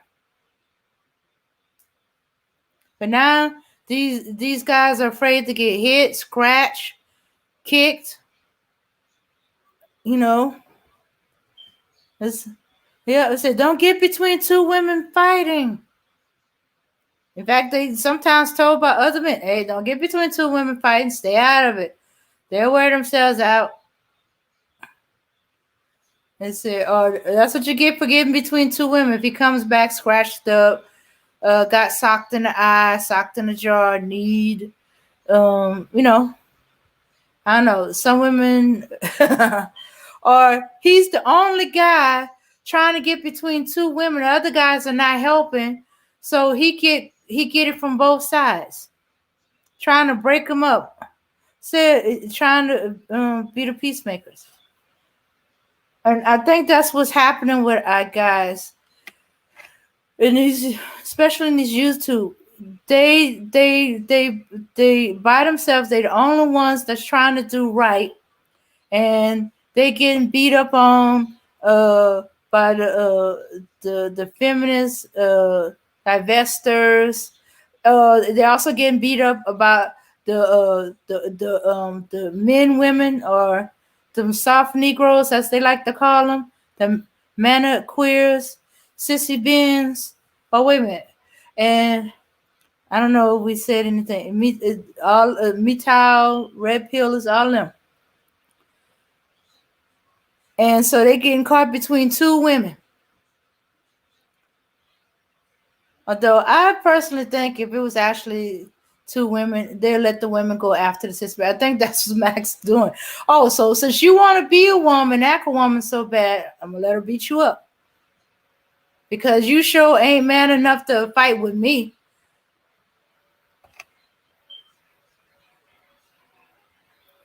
Yeah. So when some of the women like Sin, they feel like she's beating us up. She's doing us wrong. She's calling us all these names. Why are you worried about that? If she ain't talking about you, don't worry about it. If she is, then you need to fix something else in your life. So what's happening is the women are becoming the fighters and the men are becoming the women. They want the women to protect them. They want the women to baby them. They want the women to chase them. They want the women to put her cards on the table and show what she brings to the table. They want the women to work while they stay at home and take care of the house. Unfortunately, they don't stay at home and take care of the house.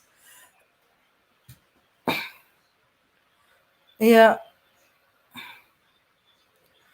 And then they have the nerve to say, but she's being too masculine. She's acting like a man. You put her in that position. You're not fighting for her. You're not defending her. Well, if you're not going to do it, she's going to have to do it. Because she ain't going to sit around and take no beatings. Well, but I want a submissive woman. No, you don't want a submissive woman. You want to be the submissive woman. You keep showing your hands every time. You're trying to fight with the woman.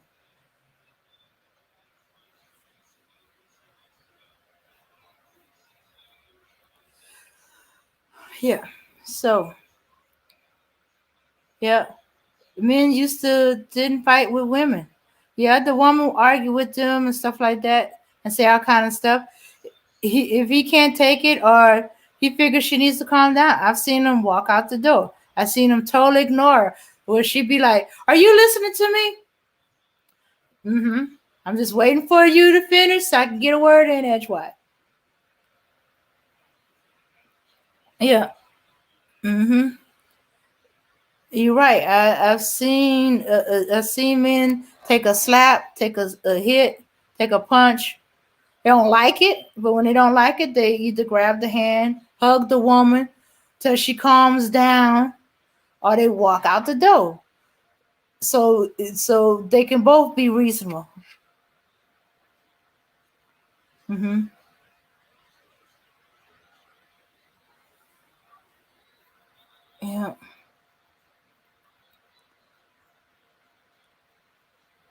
So, so hey, a lot of you guys, the sissy being man of spirit, you got just about everything you want, but she don't want to submit to me. She don't have to, because you made her head of the relationship. You made her head of the household. You made her head of the community. But she won't let me. See, you let her. You made her. If you know what needs to be done in the community, you do it. You fight to get it done. No, but you waiting for her to do. And when she tried to play her position and tell you that, okay, this is what's going on in the community, this is what needs to be done in the community, you take it as she's trying to boss you around when she's just trying to inform you what needs to be done, what she sees. Mm-hmm.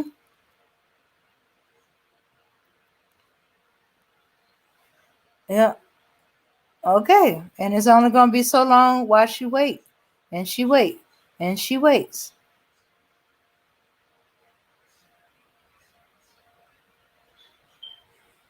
All right. Okay, I'm going to put the link in the chat. Anybody want to talk about the topic or anything related to the topic?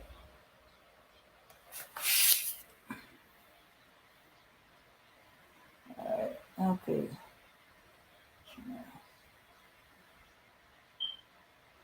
All right. Here we go.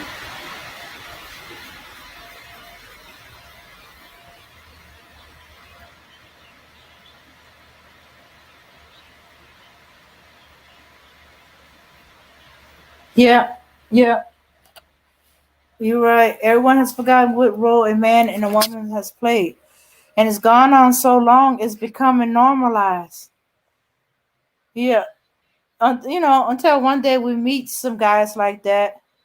The young fellas start bucking you know, because they feel like they're being bullied, because it's telling them what to do, and stop making excuses. We don't have no excuses. Just get it done. Find a way to get it done. Figure it out.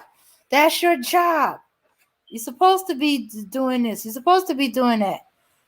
Instead of taking them at the word, no, you complaining, you bitching, you ditching them, you claiming that they bullying you, or they have no feelings, or they're not caring about the brotherhood. Hey, Ebony, you want to jump in? Abby? Okay.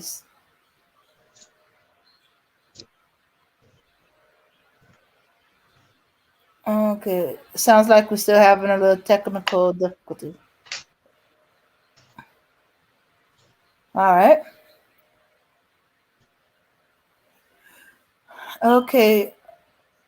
Yeah, it seemed like you just want to be respected for being males instead of exhibiting true manhood. Yeah. Yeah, because to a lot of these guys, these guys are not exhibiting true manhood. Shoots, we hear them ragging on them all the time. Shoots, I see it with little boys. When they see a boy that seems to be acting too feminine, they start calling them by a girl's name or a girly version of their names. They either don't want to have too much to do with them, or they pick on them. Something's wrong with you. Why are you acting like a girl? Of course, you know what happens. They get accused of being a bully, and being told to leave them alone, instead of, okay,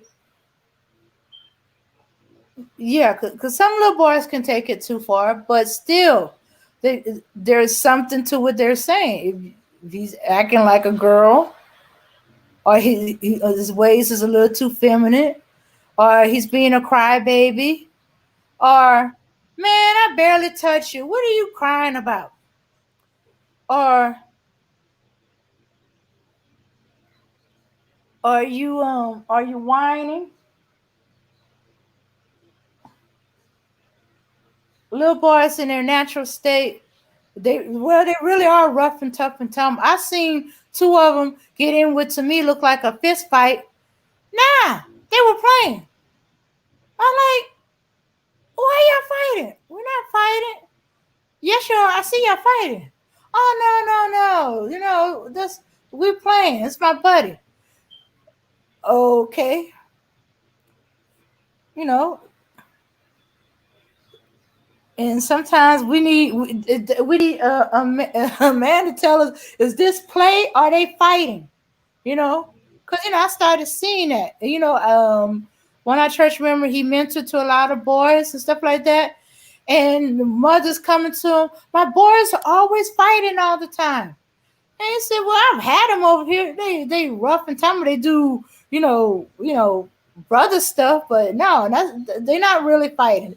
He said, "You ain't seen fighting yet. What you seen is brother stuff. Little brother, big brother stuff." Yeah, I realized a lot of times talking with Max and sometimes seeing boys, and I'd be like, okay, is it normal for boys to play, but they kind of like punching each other? And he's like, are they punching themselves in the face? Well, no, it's mostly in the arm and in the chest sometimes. They put each other in the headlock. Okay, they playing.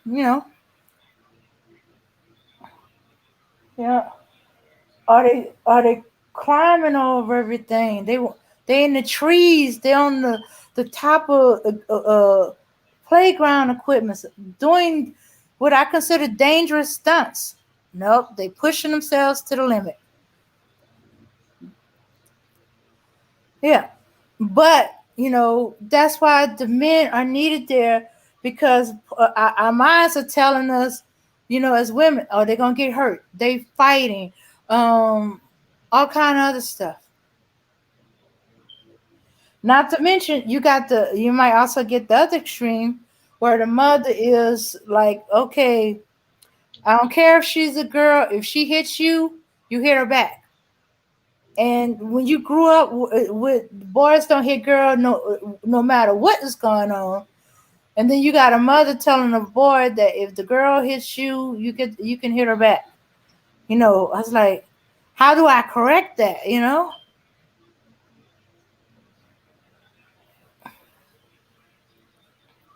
Because I did have to deal with a boy like that. So yeah, so if the men are not being men, they don't know what it's like to be men, and they become more womanish, then they're gonna or feminine or less masculine. They're gonna pass that on to their boys. You know, when I saw a reversal, it kind of worked out for them, but it was kind of weird. The mother was being tougher and more masculine with her boys than their father was.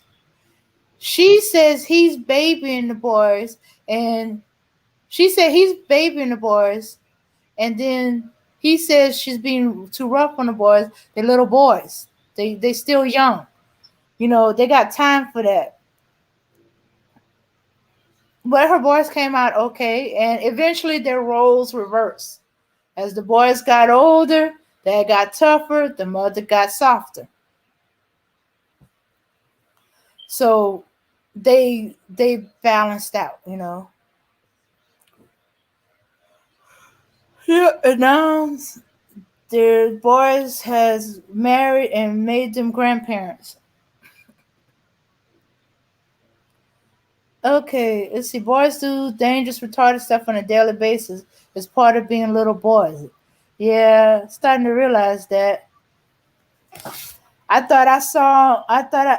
guess because I saw them at church, they curved some of their roughness at church because okay, they had church.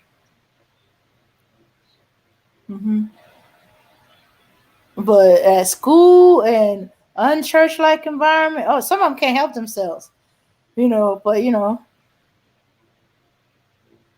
let's see, melanated misfit. Yes, that's what I was trying to say, but said it better. Let's see,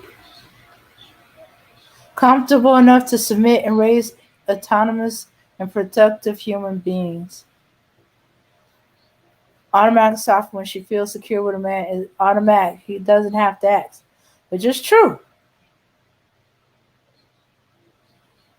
A woman's nature is to submit to the man as long as he's the kind of man she can comfort enough to submit to. She rather the type of environment that makes her feel comfortable enough to submit. Okay, I'm reading everything backwards.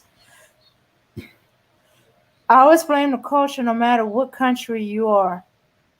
Yeah, Max do too. He blames the men because they create the environment. I had to think of, sometimes I had to flash back. In fact, one of my elders today, my my my grandmother was friends with his sister, passed away, and he's always been. I had to remember that as we was kids, yeah, he didn't just look out for his kids. He looked out for everybody's kids because he was a mentor. He was a teacher. He was a coach. All that. In fact, we expect his funeral to be humongous because he knows people all over Louisiana, Texas. Yeah, Anyway, yeah, so I used to get in trouble all the time with him. It seemed like he always caught me with I was doing something I didn't think was too bad, but he was like, "Hey, why you girls are hanging out at the stop sign like that in the corner? No, no, no, no, they don't look like. Where's your mother? Okay, at home. Come on, let's go. I need to talk to you. That don't look right." Why y'all still doing out here? It's like, I'm supposed to be walking around. Yeah, or I was getting his sons in trouble because I would hang out at the house. Well, I actually had a crush on one of his sons. But anyway, I'm getting sidetracked. But anyway, yes, he was a strict discipliner, and there was roles his wife played and roles he played. And sometimes he would be like he'd tell his wife some I'm seeing something going on with our daughter. I think you need to handle it and stuff like that. And he left her to handle it. However, she saw to handle it. He and yeah, so yeah, he helped quite a few men, even if they were derelict. They may not have always liked them, but they respected him and stuff like that. hmm Yeah, and he exemplified the true meaning of brother. In fact, they call him bruh for so long. I didn't know for the longest time that was not his real first name. That was just an honor it. hmm But they call him bruh, and he was there for a bunch of boys. Some boys they had their fathers, just that their fathers weren't the best, and he mentored quite a few of them. He helped quite a few of them. Some of them that thought they would never complete school or never go to college. Yeah, I used to frustrate him when he tutored me because I'd be like, I can't.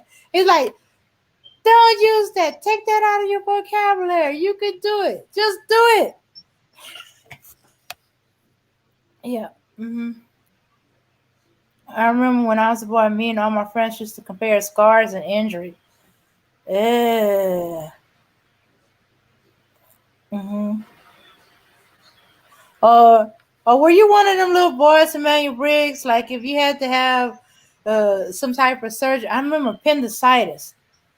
Yeah, one of my cousins was unhappy because he was looking for appendicitis scar, and when they went to remove his tonsils, looking for a scar for his tonsils. Let's see. That also what's missing from us as a people. We don't have a sense of community, elders and mentors like we used to. Yeah, yeah. Because even the thugs, dudes, they respected him. You know, they didn't always agree with him, but he didn't approve of their their lifestyles or what they were doing and stuff like that. But they knew if they needed help, he was going to do everything he could to help them. Hmm. Yeah, because they are people. And oh yeah, and yeah, he definitely believe in doing for our people and helping our people as much as we're able to. That we're supposed to look out for each other, supposed to band together. Yeah, we're supposed to look after each other against Pharaoh. Hmm. Yeah. Hey, Abana. Yeah. Yeah, oh, Then. yeah, and he definitely did not approve of women fighting. Why are y'all fighting? Y'all not boys. Y'all shouldn't be fighting. What is going on that y'all have to fight about? And stuff like that. Oh, he was one of the ones when I said that there was a whole community of boys who got in trouble because they didn't break up a fight between two girls and they got hurt very badly because they were vicious. Yeah, girl, I Mhm. have to admit, girls are more vicious when they fight. And him and all the elders and the pastors and all the fathers, they got on top of them boys, and to this day, they see women fighting, they breaking it up. Yeah, he was one of the ones. Oh, he had that thunderous voice too. I was cringing. I wasn't direct. I wasn't getting the direct. Because they included all of us that was in the vicinity. It's like, because I was getting questioned. What happened? How did that happen? Why didn't you stop it? I tried to. I couldn't. So and so and so and so was blocking me. They wouldn't Mhm. let me through to stop them. What? What you mean they wouldn't let you through to stop them? They weren't trying to stop the girls. No. They. For I them, and you I very was so mad. strong. I was so mad. I was right now. Every one of them out. Uh huh. Yeah. Continue. I'm listening. Yeah, yeah, but say go ahead and say, wait a minute. In your community, if two women get into a fight, do the men stop the women? Yes. Hmm. Yes. It's the men who stop the women to stop fighting, because if they didn't stop the women, they will fight and they will destroy things. So sometimes it's the man who stop them. Sometimes it depends on the kind of the relationship between them and the man. That is where the woman and the man will talk something about the fighting they are fighting, or they will separate them for them to stop fighting. Okay. Have you ever seen one so bad that the men just picked up the women, pull them apart, and carried them away from each other? She carried the woman away. Uh huh. Because they so intent No, on getting at each other, the only way to do is to separate them and carry them away from each other. no, I never seen some before.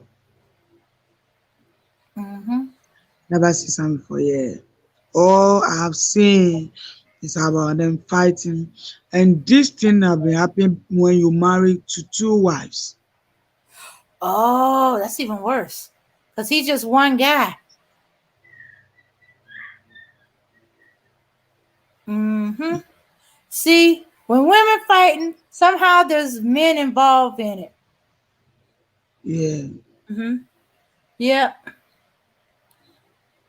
Yep.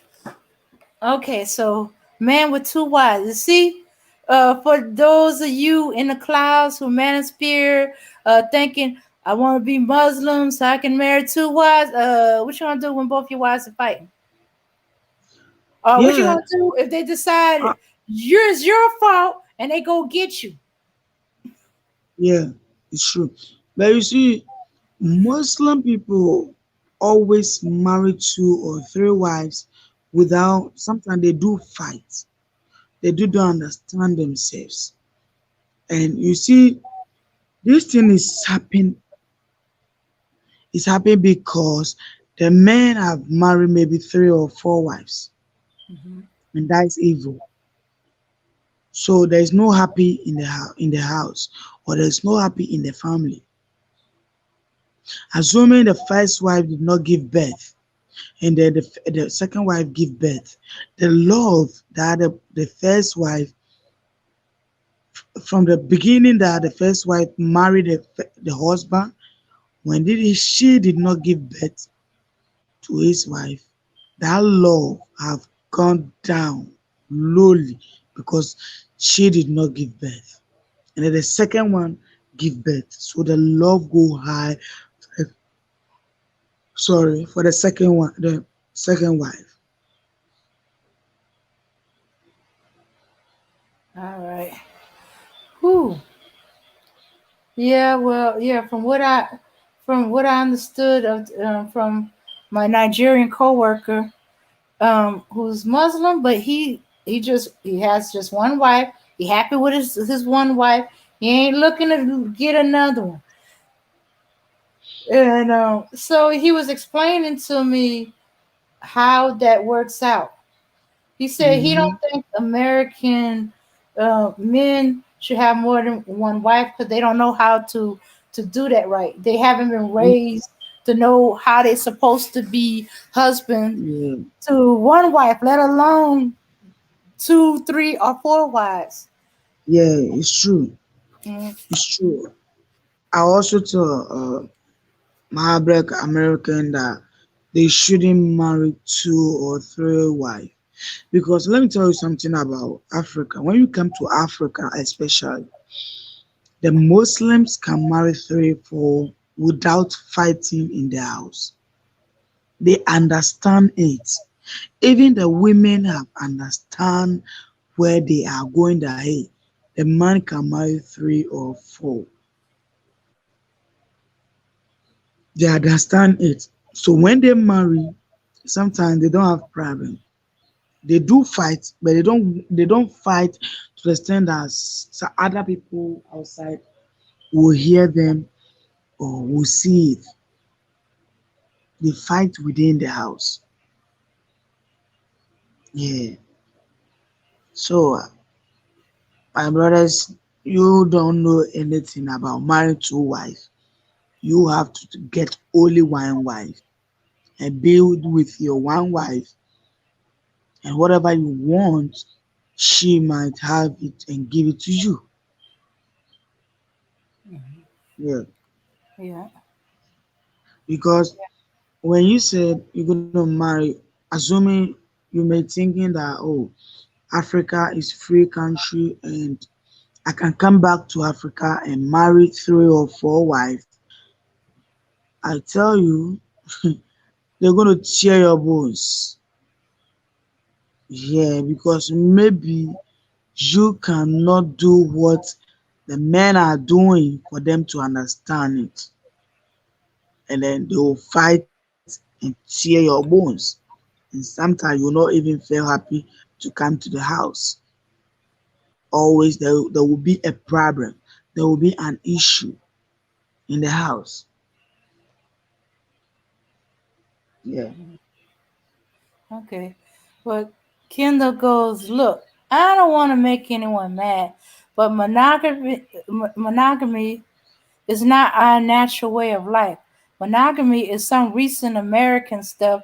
Historically, men had multiple wives and concubines as long as I guess I'm assuming he's finishing up with, he can afford to take care of them. Uh, Yeah. okay, Kendall.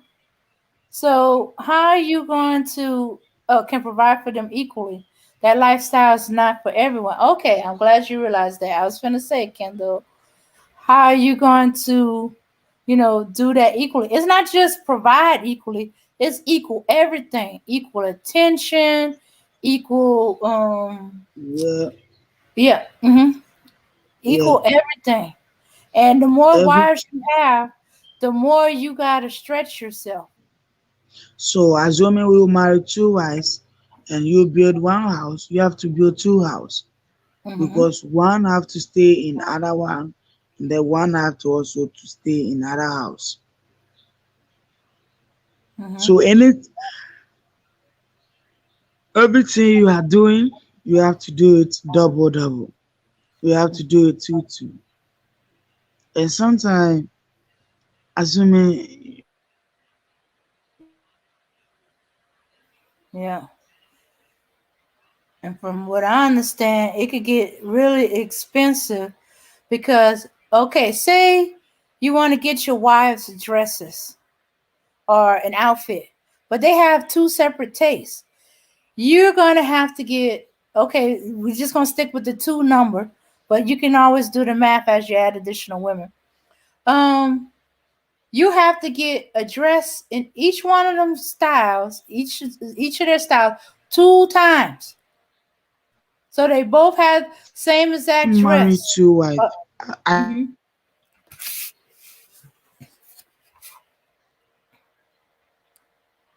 Uh-oh. We lost Abner. Yeah, yeah. So yeah.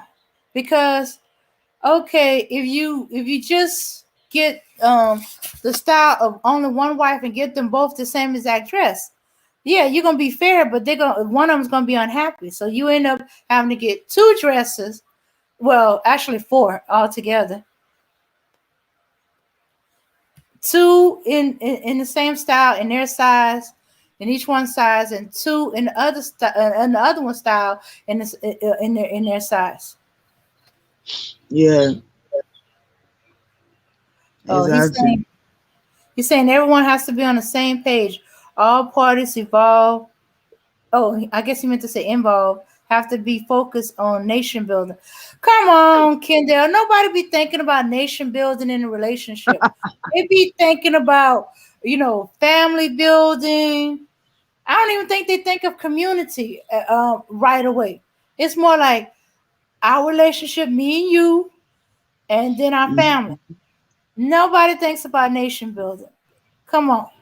When you're about to approach a woman, you know, have a good time and hopefully have an even better time, are you thinking about nation building, community building? You're thinking about, oh, she's good looking. I wonder how nice she is, or with her personality. Like, oh, I like her personality and I like her body. Do I Uh, want a relationship or do I want a wham bam? yeah, Mm-hmm. Yeah. Yeah. Is it usually when somebody say nation building, community building, it's the parents. most of them they understanding for marriage. Hmm? Repeat that, Evan. I didn't get it.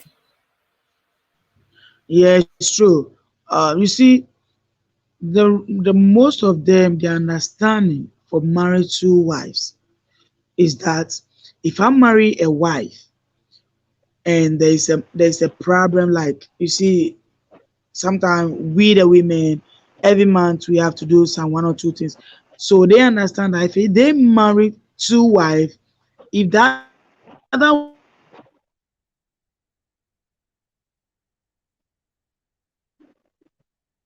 Did she get knocked off? Sounds like she's Borgin. things that be my next issue.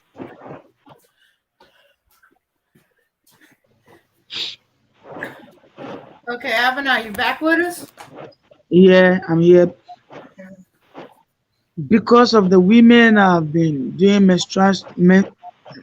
they have been doing one or two things in every month so they think that if they marry two wives, if the month reach and the other one is in his period, one will not be in his period. So the other one can cook for them without eating the other one food. That is most of them the understanding and what they think that they are doing to help them. But it's not helping them at all. They are suffering from it. It is just that they don't want to say it for other people to hear.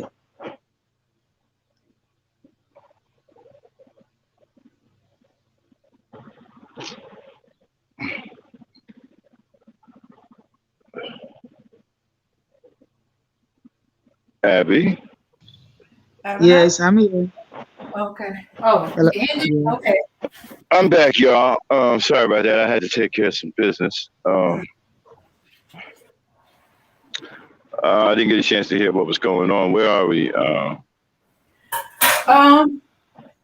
we on we on the about about men not preventing over the years not preventing women from fighting and not fighting for her, so she's forced to fight well, along. well, again, it's the mentality that's been developed because of poor leadership. You see, all of this stems from bad leadership. I know that sounds simple to say, but it's true because the men's are supposed to be the leaders of the environment. Now, with whatever they set in place in the environment, that's what the people will make an adjustment to who live in that environment. So if the leadership is bad, then the things that are in the environment will be bad. And if the things in the environment are bad, then the people, when they make an adjustment, it'll be an adjustment to corruption. Now, everybody in the community won't be swallowed up by corruption.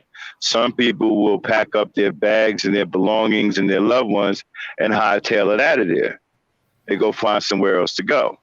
But there are those who don't have the wherewithal to do that. They nest in the environment and they don't want to go anywhere. So they will try their best to make the most of a bad situation. And when I mean bad situation, you're talking about a lot of derelict men. A lot of boys are being raised in the street like wolves. And so when it comes to a mate, you back the black woman into a corner to where she has to pick the best from the worst of the mates, Mhm. simply because she nests in the environment. Now, the women in your environment shouldn't have to go elsewhere. They shouldn't have to pack up and take everything they ever owned and every child they ever gave birth to and move to another environment and try to start over there. There should be plenty of good things and wholesome things in her immediate environment. A woman's environment and a child's environment is supposed to be salubrious. And that salubrious environment is supposed to be created by the men. So when a woman walks outside of her door and she's going to choose a mate, there should be plenty of men in her environment that are good men for her to choose from. Now we're at a situation where it's the exact opposite. When she walks out of her door, there's nothing but bad men out there. There's no one good to choose from. But she's such a pro environment person. She doesn't want to leave. She convinces herself to try to make the best out of a bad situation. And usually she suffers from that because the leadership in the environment is non-existent. And so she's left with a bunch of dangerous, crazed minded males who are shooting babies, beating up women, having sex with other men. I mean, it's just a cesspool of insanity. And that's created by poor leadership. And I haven't even gotten to the fathers yet. I'm still on leadership. The fathers are even worse because they're not even attempting to raise their children at all. The children are being raised in the street, most of them. The boys are in the street at an early age, wandering about, living a peripatetic existence.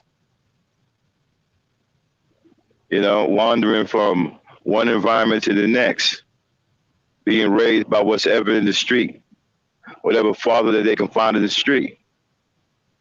You have to understand something. The people that they find in the street don't have any respect for their family. So if they're raised by those people, then what do you think is going to happen to their mentality? They're going to develop a mentality of having no respect for family because they're being raised in the street. And this comes from the lack of fathers raising their children. I can't tell you how devastating it is to not have a real father in the house, to not have fathers in the community. Without fathers, man, your community is doomed because the mothers can't hold the community up by themselves. They're not supposed to. And they can't create the kind of authority that a man has in the environment. No one is going to respect women like that because women aren't authority figures. They're mothers, they're nurturers. We don't look at our women as hard authoritarians. But we do see men that way. So if there are no men there to regulate like that, then there's no possible way that the woman can hold up the environment or even make the environment safe. The environment is just going to get worse and become more dangerous. There are no fathers there. There are no strong men there to regulate anything in the environment. So it's just going to waste away into a dangerous cesspool of despair and murder and crime. And there'll be no love to think of anywhere. And you'll have a situation where some of the women will move out of that situation, but the ones who are left behind, they will suffer. Because there's no one in the environment to protect them. There's no one to protect their children. We just read an article, the other day, Dame, about a toddler being shot 3 times in Gary, Indiana. Hello? Yeah. Am I coming through? Yeah, you're coming through. Right. 3 times. And what did I say to you?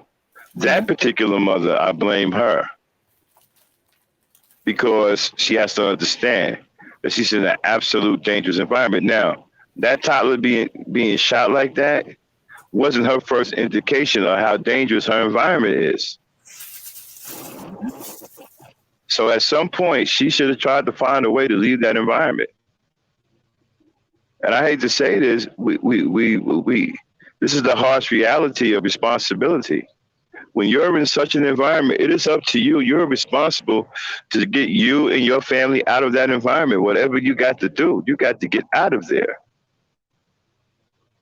You have to get out of there. You got to put all your resources into getting out of that environment. Whether you got a job, you got to save up money to move. You got to do something to get out of that environment. When you have an environment like that is dangerous like that, that's an environment that you cannot live in. So your main focus is to be putting money to the side or whoever you got to call or whatever to get you and your children out of that environment. I mean, now she's blessed that the child is still alive. But what does she do now? Does she stay in that environment? Someone almost took the someone almost took the life of her baby. It's time to go. It's been time to go. Women, when you are in an environment like that has no male leadership, there's nothing but a pack of dogs running around everywhere, you have to do everything you can. You owe it to yourself and to your children to get the hell out of that environment. You have to get out of that environment. Whether if you got to save money, save your money, put restrictions on your kids, keep your kids in the house. I don't care if you got to keep your kids in the house for 6 months. At least they'll be alive until you save up enough money for you can move you and your kids out of that environment. Don't stay in an environment where there's nothing but a pack of wolves, dogs, and coyotes running around that have no respect for human life. That is not an environment that you should be living in with your children. So whatever you got to do, borrow money, you pay somebody back, a cousin, whatever you got to do, you got to get out of there. Don't stay there. Because the longer you stay there, right, your days of yourself and your children are numbered. Eventually, that violence will start to claim the lives of your children and ultimately claim yours if you stay there too long. So if you have a situation like that, if you're in an environment like that right now, start planning to get out of there. Start looking for other places to move to and get out of there. Don't stay there. Even if it takes you 2 or 3 months to save up the money, make sure that's what you're doing and put extra restrictions on your children, restrict their movements outside that house, buy new locks, have someone put a deadbolt lock on your doors, and try to make the place as safe as possible for you and your children until you get out of there. But you have to leave and try to find somewhere else to go. That is not a place where you want to stay. This woman's baby was shot 3 times by some animal who has no regard for human life. And make no mistake, these animals that are out here now, this is the fault of failed Black male leadership. This is the fault of deadbeat dads, absentee fathers, derelicts. They have allowed these animals to develop in the community.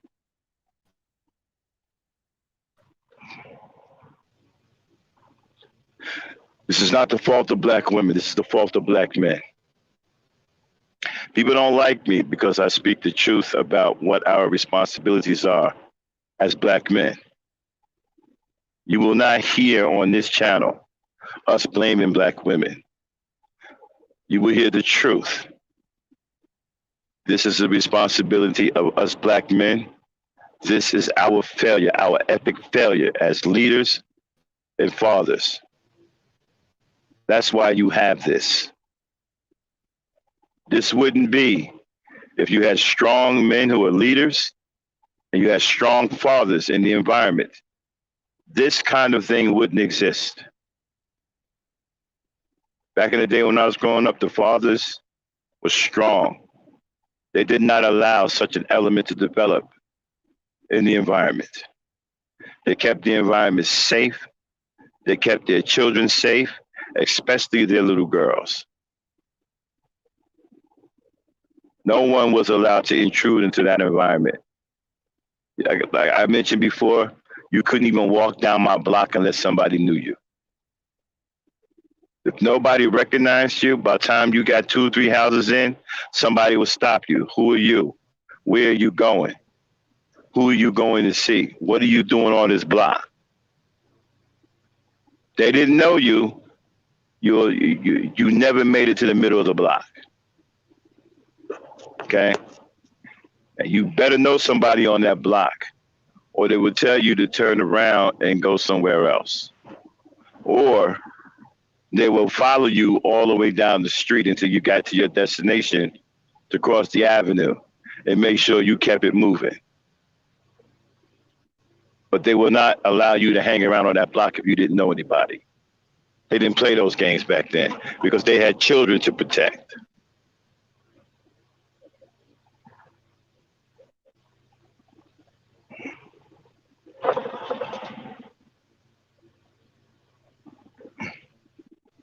So we have a situation today to where you don't have any of that.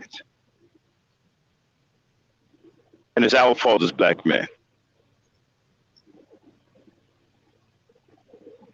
That's it in a nutshell. We created this situation and we have to fix it. Dane? Okay.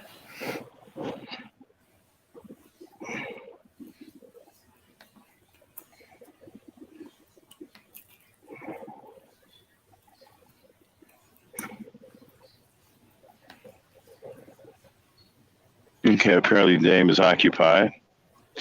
Let me take a look in the chat. Okay.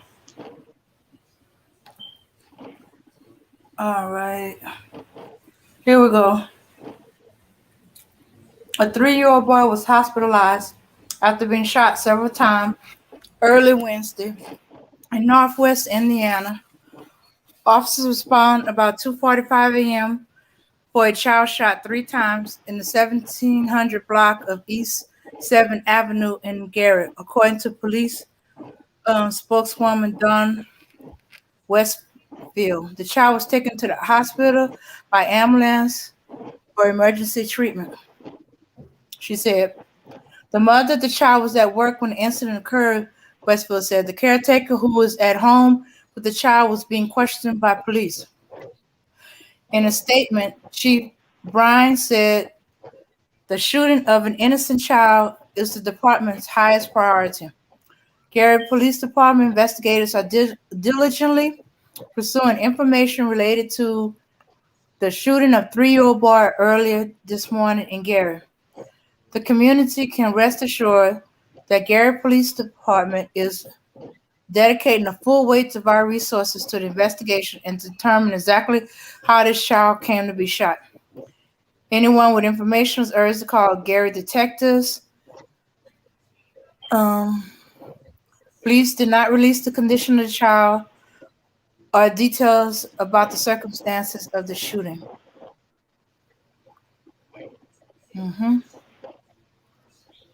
Okay. Now, how old was this child again? 3 years old. So some monster shot a 3-year-old baby 3 times.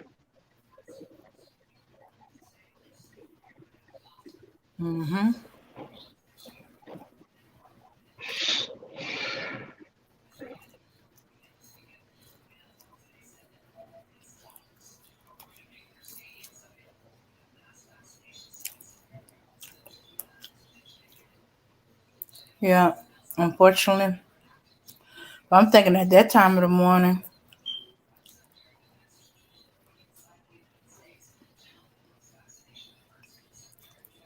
that is somebody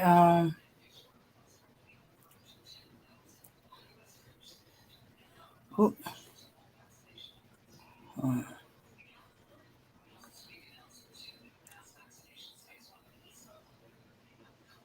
First, a 3-year-old boy shot several times in Gary, Indiana. How did it happen? Investigators are still trying to figure out what did happen inside a home on East 7th Avenue. All they know for sure is that a little boy is recovering from 3 gunshot wounds. Christian Farr reports. It's unbelievable. This a baby. Neighbors who call this Gary complex home express sadness and outrage after police say a 3-year-old had been shot. It's terrible. I've been living over here for about 10 years now. We never had a situation like this before. Gary police say it happened in the 1700 block of East 7th Avenue.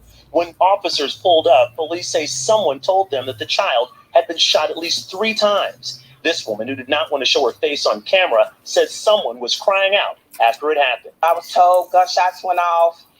Moments after, you hear screaming, you hear someone saying, wake up, open your eyes, baby, just open your eyes, screaming. Police say the mother was at work when the shooting took place, and the child's grandmother says the boyfriend had been watching the child at the time. Police said they are questioning the person who was watching the boy. It's sad. I have a 1-year-old at home, a 1-year-old boy at home. I have an 8-year-old boy at home that's always around in the neighborhood. It's very terrible. Anything else could have happened. It could have been even more tragic than what it was. The grandmother says the child's name is Marshawn, and she had the chance to speak to her grandson and says he is alert. Gary police issued a statement that said this shooting is the highest priority, and their detectives will determine exactly how this child came to be shot. I'm just hoping for the best. I'm praying that, the baby come out, everything is fine. The child's grandmother says that he was first taken to a hospital in Gary after being shot and then flown to Comer Children's Hospital in Chicago to undergo surgery. She says he should make a full recovery. In Gary, Christian Farr, NBC 5 News. All right. Thank you very much, Christian. Okay. Nice sleep center.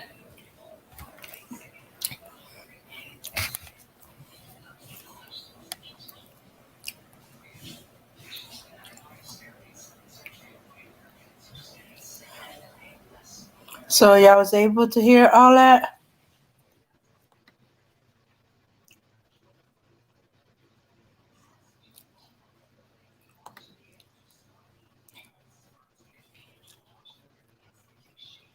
And God gotta give this savage his due physical justice, seriously. Hello, Elijah.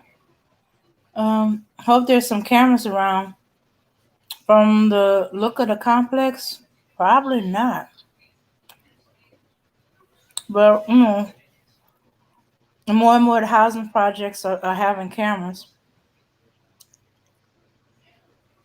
The child was with the grandmother and the father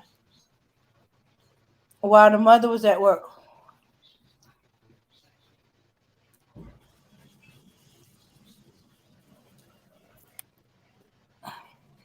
Yeah. But I'm like, who's in the house at 2 a.m. to go in there shooting? They didn't say there was a drive-by shooting. That there were shots fired. It's like it's specifically aimed at the father. Okay,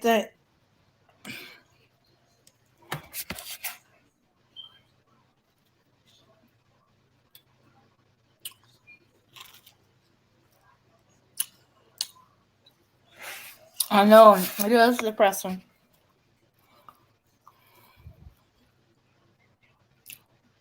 And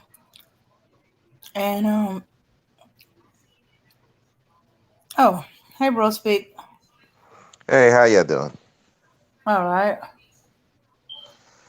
Yeah, so I guess I was trying to look at that topic is the women they're fighting the trying to what's the topic? Cuz The topic is when black men when black men prevented black women from fighting.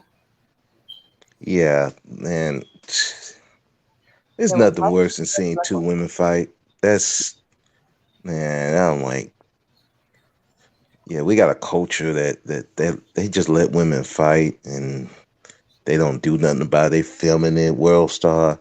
I'm Mhm. like, so nobody stepped in to stop these women. I mean, nobody. I'm like, no other women, no other men. I'm like, wow. So this where we came to.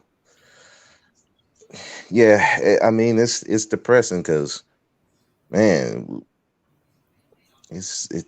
that's very depressing to see that, and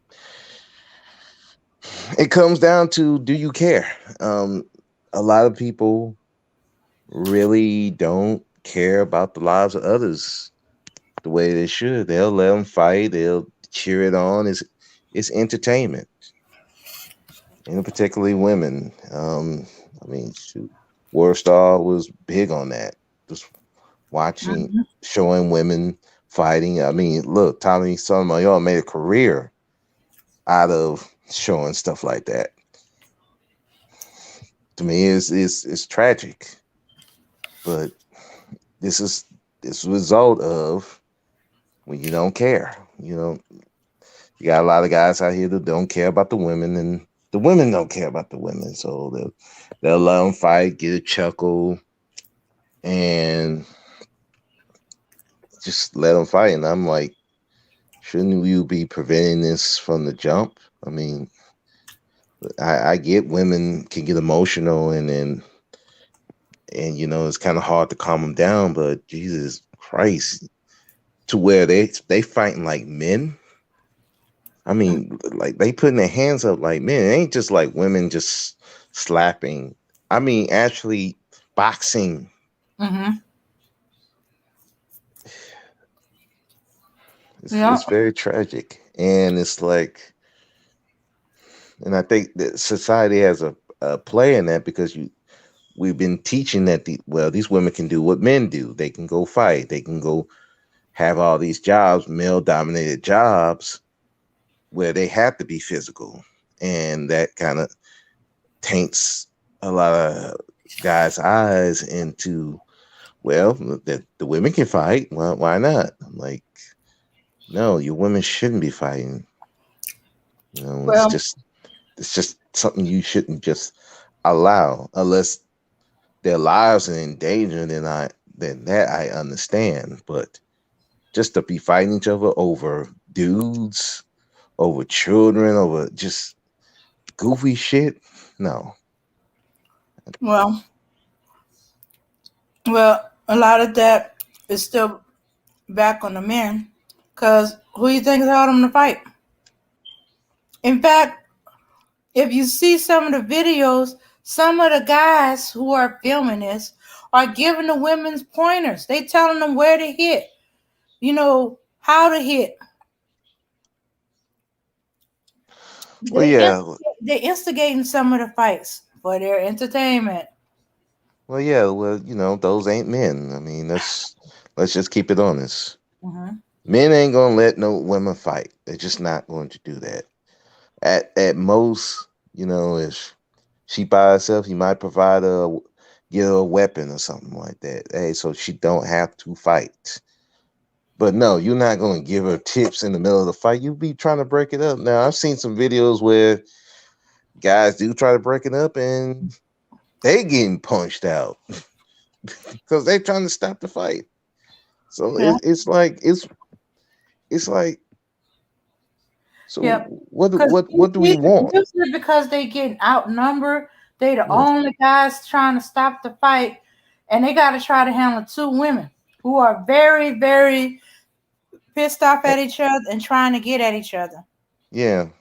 Mm-hmm. And nobody wants to help him. So now he getting beat up. So he's Mm-hmm. like, well, F it. So Mm-hmm. it's like nobody wants to help him. So the girls are fighting, and well, what more can you say? It's a very tragic thing, and for me to see it, it's just I'm never cool with it. And this is from a person who say, what, once person start hitting, like actually doing some punching, now you're a combatant. But at the same time, I don't want women to be fighting. If I see women fighting in front of me, even if I see women arguing, I try to at least try to step in, you know. But some people don't feel that way. It's Mm-hmm. entertaining, it's funny, but it's not funny when somebody gets stabbed and when the Yeah. guns start popping off. So Yeah. That's the next step. The next step is the women are going to start pulling out guns. They're going to be hmm just or the dudes are doing it. They don't fight no more. They pull out no, guns. like shoot, we men we ain't got to worry about fists. We just got to be worrying about bullets. Mm-hmm. The women still, at least they still want to do hand in hand Mm-hmm. mostly, but Mm-hmm. some of them are bringing knives and Mm-hmm.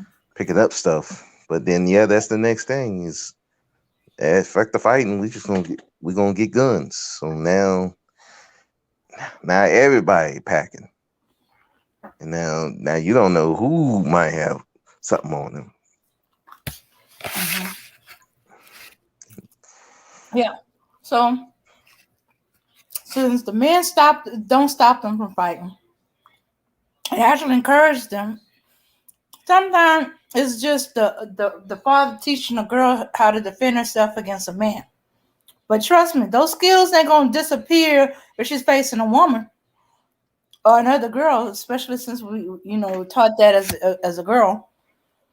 But because the men are no longer protecting the women, preventing them from fighting, taking control of the community, um,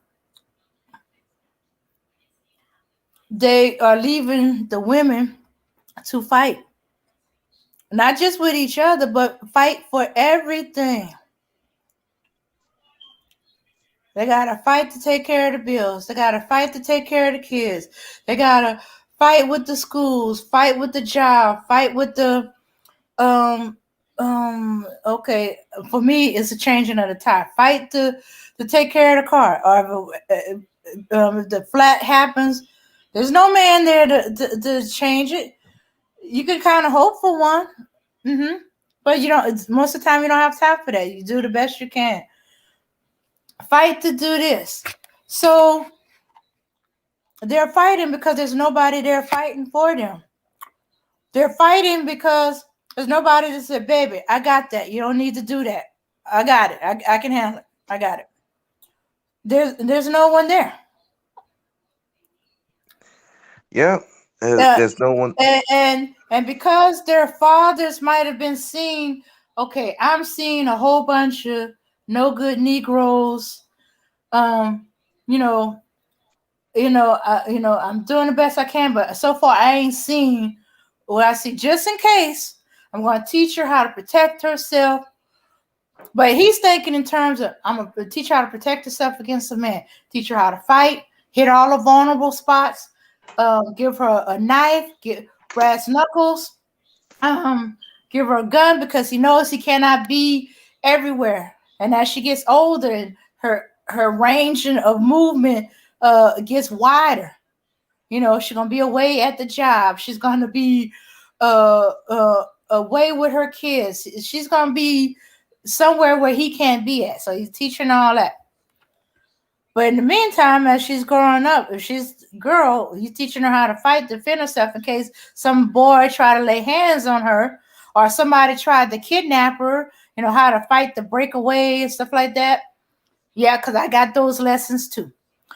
If she gets into a fight with another woman, nobody breaks it up. She gonna use them skills, against another woman. And unfortunately, we stubborn and hard headed enough. We'll keep at it. This is sometimes I seen one where none of the girls will yield.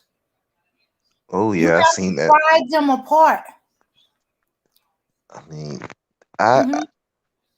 I seen that was this one video. This girl was taking punches that I would see MMA fighters fall Mm-hmm. to. I mean, she took like 3 punches dead in the jaw. She didn't stop. She kept fighting. They got some of these chicks got more heart than these dudes. As far as that, they be taking hits and just I'd be like, damn, I would have fell down. I'm like, oh, I'm done today. It's over. It's over. Nah, they keep going until they get tired out. Well, So that anger go away. I mean, shoot, I saw another one. The chick was fighting one chick, got beat up, then started trying to fight another chick, got beat up, then went back to the other chick and got beat. And I was just like, ain't nobody not, this at a mall. And I'm seeing the security guard. Ain't nobody call the cops. Nobody do nothing. They just letting them fight. But that's what you have out here now. And And the thing of it is, it's hard to get people to be that good Samaritan because again, they don't want to get hurt, and and when you got so many people, men and women, just they gonna let them fight or stop you from stopping them from fighting. Yeah. And so it's like to the point where it's like, well, yeah, fuck it, just let them fight. They'll get tired, but it's a Until somebody. tragic situation, and I don't see But an end to that's, it unless we have a major shift in mindset. mhm. I, Yeah, I don't because see it. I don't see it stopping. yeah, because yeah, well, yeah, we have fights as girls, but girls usually got a chance to get two licks in before somebody come and break it up. In fact, girls used to sometimes, if they wanted to really fight, they had to sneak and do it because somebody was gonna break it up. Hmm. hmm But that one time when they just let them fight, mainly because these two particular girls, they actually would take off the shirt and fight in the bra. Oh yeah, Mhm. yeah. I can see You why know, we. and I went into the store. They were fighting. All of us walked to school. So because we live within in the neighborhood of the school, so there's a little store at the corner. I went into the store. We got my stuff. And I knew the two girls was mad at each other. But I wasn't expecting them to fight there. I thought they was gonna fight when they get home or in that middle area between the school and their house. But they were over at the store, which is in the opposite direction from them. So I didn't think nothing of it. So, I went in, I come out, what the heck is going on? So and so and so and so. What? They fighting? Oh no, we gotta stop that. I'm trying to break through. No, no, no, no. Let them fight.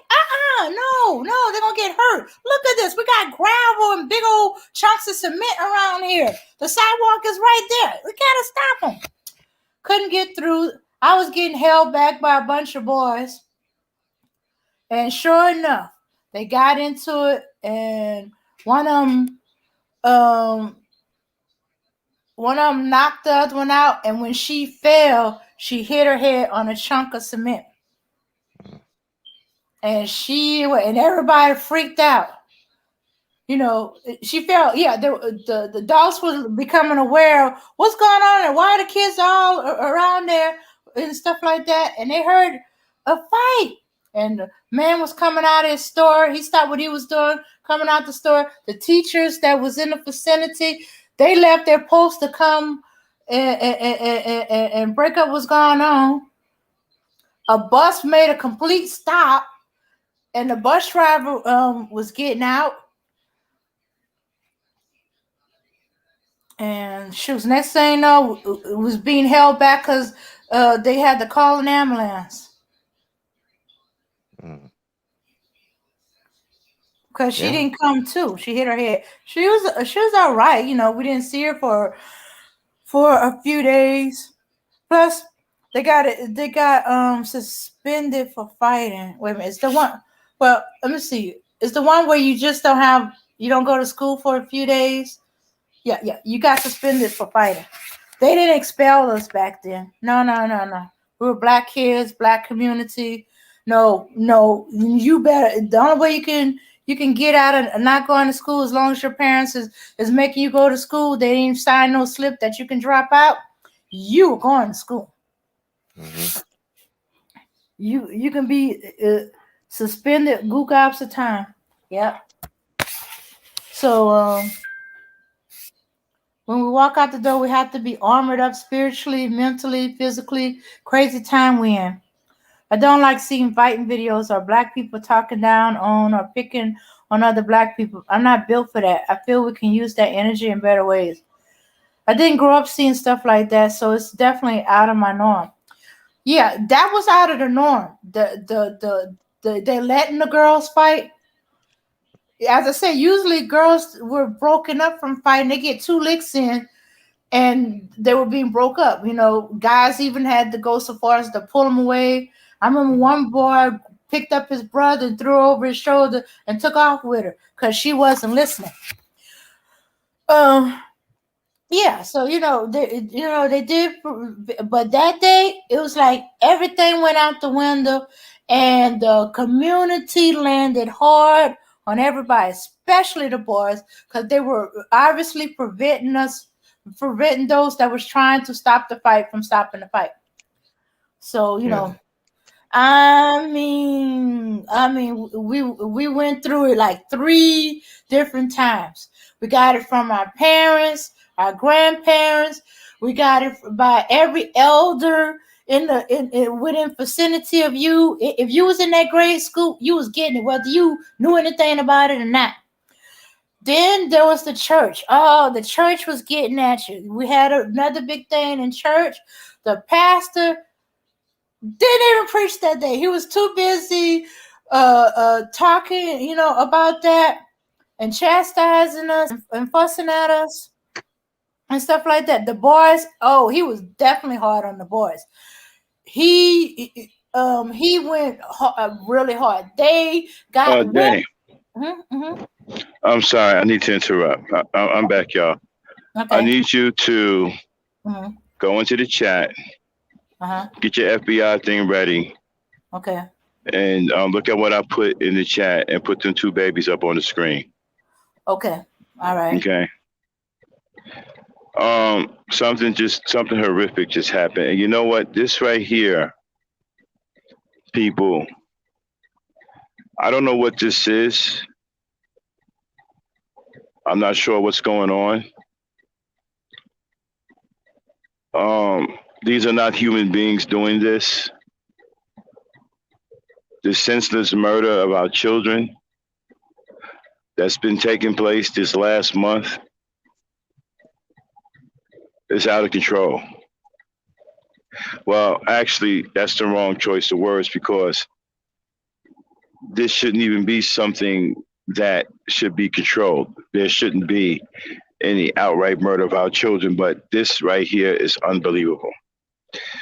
Dane, let me know when you're ready, and we can read the article as we go along. And this again, at the hands of a black man. I don't know what has gotten into the savages, but these aren't black men.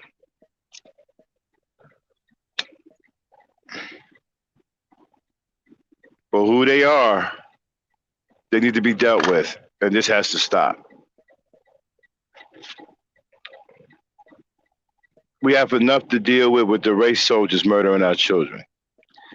Now our children are being murdered by the very men who are supposed to be protecting them. How did we get to such a low place?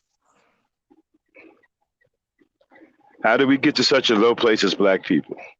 How did we allow this to happen? Our own children cannot even look to us for protection.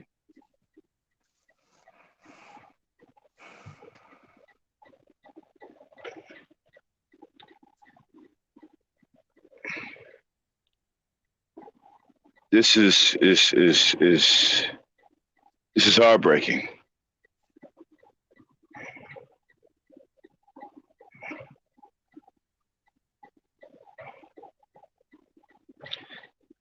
Then, if you can hear me, I'll be right back. I gotta take a quick, but don't get started until I come back. Get everything set up, but don't get started until I come back. I have a lot I want to say about this. I'll be right back.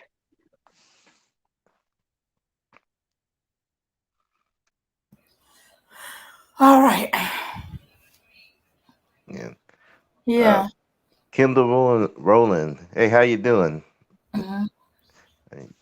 It shouldn't be the norm for any of us. This black self hate to the 10th power.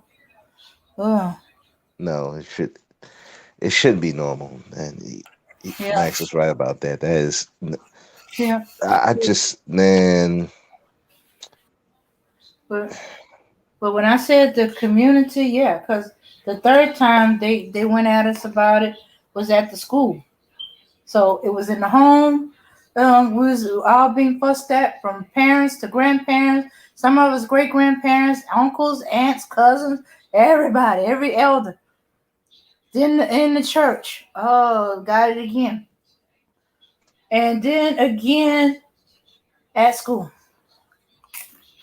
Yeah, yeah, and yeah, it used to be like that, but now, man, I tell you, it that has died off, and it's like it's a free for all now. It's like it's pretty much the children ain't safe, the women ain't safe, even dang, even the men ain't safe, and it's I'm like, and and it's man, I say, man, if you didn't, the sad thing is that a lot of this could have been minimized if more people would have got involved early, especially when these children. 'Cause I don't want to just focus on the boys and the girls. If we got to them early, get them involved, at least give them the a chance at the opportunity of something different. You know, a lot of this stuff wouldn't be as bad as it is now, but because, like I said, a lot of black men, well, I'm not even gonna say men. A lot of these males and these boys have been allowed to fester, and a lot of the good black men, you know, they want to help, but they got their own lives, they got their own families. So it's a combination of people trying to run from the black communities, and the people that you got left don't give a fuck. So when you got people that don't give a fuck, the men don't give a fuck, then women don't give a fuck. What do you expect the children to do? And Yeah, we come individualized. As Forget that community means all of us together. But yeah, I mean it. And but the thing of it is that sometimes people use that community type word, but you got a bunch of people that use it as a tool to try to scam people, and that's another, and that don't help either. To mhm, where now it's just like you don't trust nobody, and you're becoming more like a individualist. mhm. Yeah, so it's so much stuff that's causing this, you know. Yeah, and old guard is slowly passing away. Yeah, I mean, especially just this year, we got a lot of older people, older celebrities just gone, Hmm. just like that. Yeah, And uh, yeah, because I was just watching Medea Family Reunion, and Cicely Tyson is in it. And mhm. there's a scene in there when they're calling the family together and she's chastising the family. I was like, okay, yeah, that's one of my favorite scenes because, it's the truth. And it's like, what happened to us? And I don't think she just mean the us, the family in the show. I'm thinking she's the reason why it resonates so well is because it's talking about all of us. What happened to us? We Yeah, forgot the type of people we came from. You know, we don't love each other anymore. We don't care for each other. We don't think about each other. It's just me, me, me, me, mine's mine, mine, mine's. You hmm, know, yeah. we We're don't looking at depend on each other like we used to. because we supposedly got all these other th- uh, things or places we could do to depend on. Yeah, we knew that we only had each other to depend on, so we depended on each other. We worked with each other. Sometimes we didn't like with each other, we didn't agree with each other, but we learned to put it aside to meet the goal, whatever the goal was for the community. If there was no programs to give the boys something to do for the summer so they stay out of them elements, they made a program and got a few bats and balls, and equipment, help to either give the money or raise the money and stuff like that. And the boys had activities, and they had a mentor they can look up to. They had family cheering for them. And some wasn't as lucky. They didn't have their fathers like they should have, either because the father wasn't there or he was there but not there. Uh-huh. Yeah. Mm-hmm. Yeah, or Uh-huh. prison somewhere. I mean, Yeah. dead prison. Hmm. But But they had so many other men to look up to. So if their father wasn't up to par like it's supposed to be, they didn't fall into the same patterns their father because there were so many other men. They yeah, had to look up to who worked with them, that showed them a different way, um, and encouraged them. You're going to go to college, or you're going to go into trade, or what you want to do, and I'll, help you get it. You want to be a carpenter, I'll help you get into it so you can be a carpenter. I'll hook you up with the carpenter in our community. And you can work with, see about you working for him and something. You work, earn a little money to buy you stuff you need for school and stuff like that. And all kinds of plumbing, electrician, a lot of these, and that's the thing. The programs and stuff like that. Okay, those programs that they have with all that's no longer there, like carpentry, welding. Usually they taught in alternative school. These kids, they don't plan on going to college. They just going into trade. They're going into work. And yeah, carpentry, welding, plumbing, electrician. They be just basically like basic baker's apprenticeship, and they can go on to the next thing. That wasn't geared for us black folks. But we had black men in the community who did these things. They were carpenters, they were electricians, they were plumbers, they were welders, and they found a way to get you started into and get you to the next level. Uh-huh. Or whatever you was interested in, or you don't didn't know, they help you find out. If you was interested in school, they found a way. You know. Mm-hmm. If you didn't think you was too bright, they tutor you.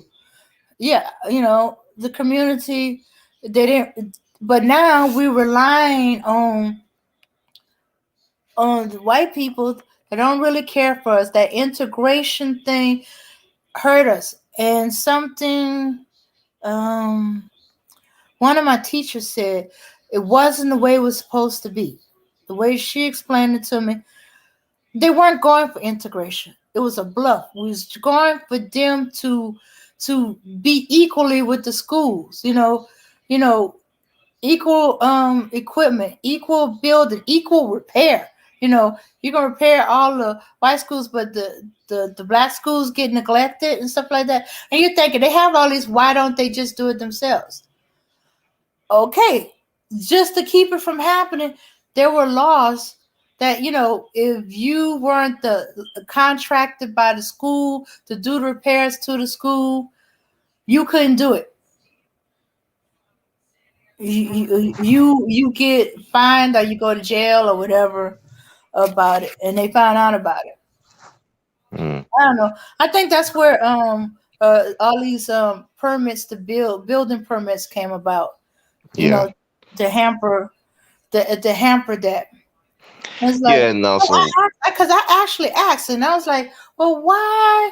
We had carpentry. I mean, the members in my church, especially back then, they had all the skills. They built the church because their church members had all these skills. Church is 100 something years old. It just recently been remodeled, you know, and and said, why didn't they just fix the school themselves? They had the men, they had the equipment, they had the know-how, you know. There was laws to prevent that. You go to jail. I looked them up. They were there. At least for Louisiana. I don't know about the rest of the country, but they're there. I think they still kind of there. You still can't just go up there and fix on the building. You either have to be working maintenance or you have to be permitted or under contract to work to repair these schools. They yeah, fell for like, the okie doke. Yeah, yeah, Bella. yep, Good to see you. Yeah, yeah. She said it was supposed to be a bluff. They knew how much white people didn't want them in their school. They weren't really that interested. They just want equal, to be equal. So there was not, okay, if you're not going to fix our school properly, do equal with the material, because my taxes go to this too, and stuff like that, or just have just my tax money go to the black schools. You know, there's bound to be a way to do that, and none of that. So they were calling the bluff. Okay, since you don't like to be with us so much, well, since you won't make them equal, well, then they can't exist. So that means we're gonna go to your school. And then even then, when they run the inclusion, it wasn't supposed to be black people being bused to just the white schools. It was supposed to be according to the schooling line that some of these white kids would have to go to some of the black schools in there because they were poor white kids, and actually their zoning would put them in these black schools. That's where the busing came in. Oh no, we're gonna bus you to our school. We ain't going to y'all school because they know how to jack them up. That's probably why. hmm, Hey, Bella. Hey, how y'all Okay. doing tonight? Mm-hmm. doing all right. Okay, I jumped up here out of the comments because I wanted to answer your question about what happened to the trade Mm-hmm. and things of that nature. Uh-huh. Give you a little backstory on that. Okay. So, what is it? 1968, they killed King, right? Was it Mm-hmm. 68? Mm-hmm. Yeah. Okay, they didn't want to see another black messiah. They didn't want to see another black man come up in the ranks. They didn't want to see a repeat him. So the first thing they did, they knew that if they hurt it, crippled us economically, you know, destroy our neighborhoods, then the likelihood of that happening would be probably null and void. So they first thing they did was they deindustrialized the city centers. They started taking away the factories. Then they took the trades out of the schools Mm-hmm. because to that date you could go through high school and graduate with a trade and go straight into the workforce, provide for a family, which gave you standing in your neighborhood. Mm-hmm. So they took away those things. You could no longer, and then they started to push the image of going to college. Then a few years later, the next thing they did was they dropped the CIA dropped crack in the neighborhoods. So Mm-hmm. you done took away everybody's jobs. You then took away the prospects of going to school and getting a trade, and then you drop a ton of cocaine in the neighborhoods. So you either ended up being a seller or a user, and unfortunately, sometimes it became both. Mm-hmm. That's how they destroyed our economic system within our own neighborhoods. They Yeah. did not want to see a repeat of Martin Luther King. Mm-hmm. They didn't want to see no uppity Negro thinking with his chest puffed out, how dare you ask for to be treated like a human? You know? So that's what happened.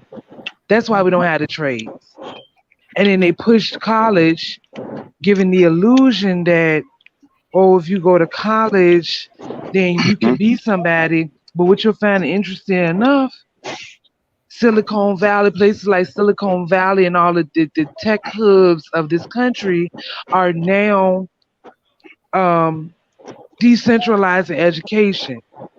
They're making it so now you don't have to go to college to get one of those big tech jobs and things of that nature. You just need the experience.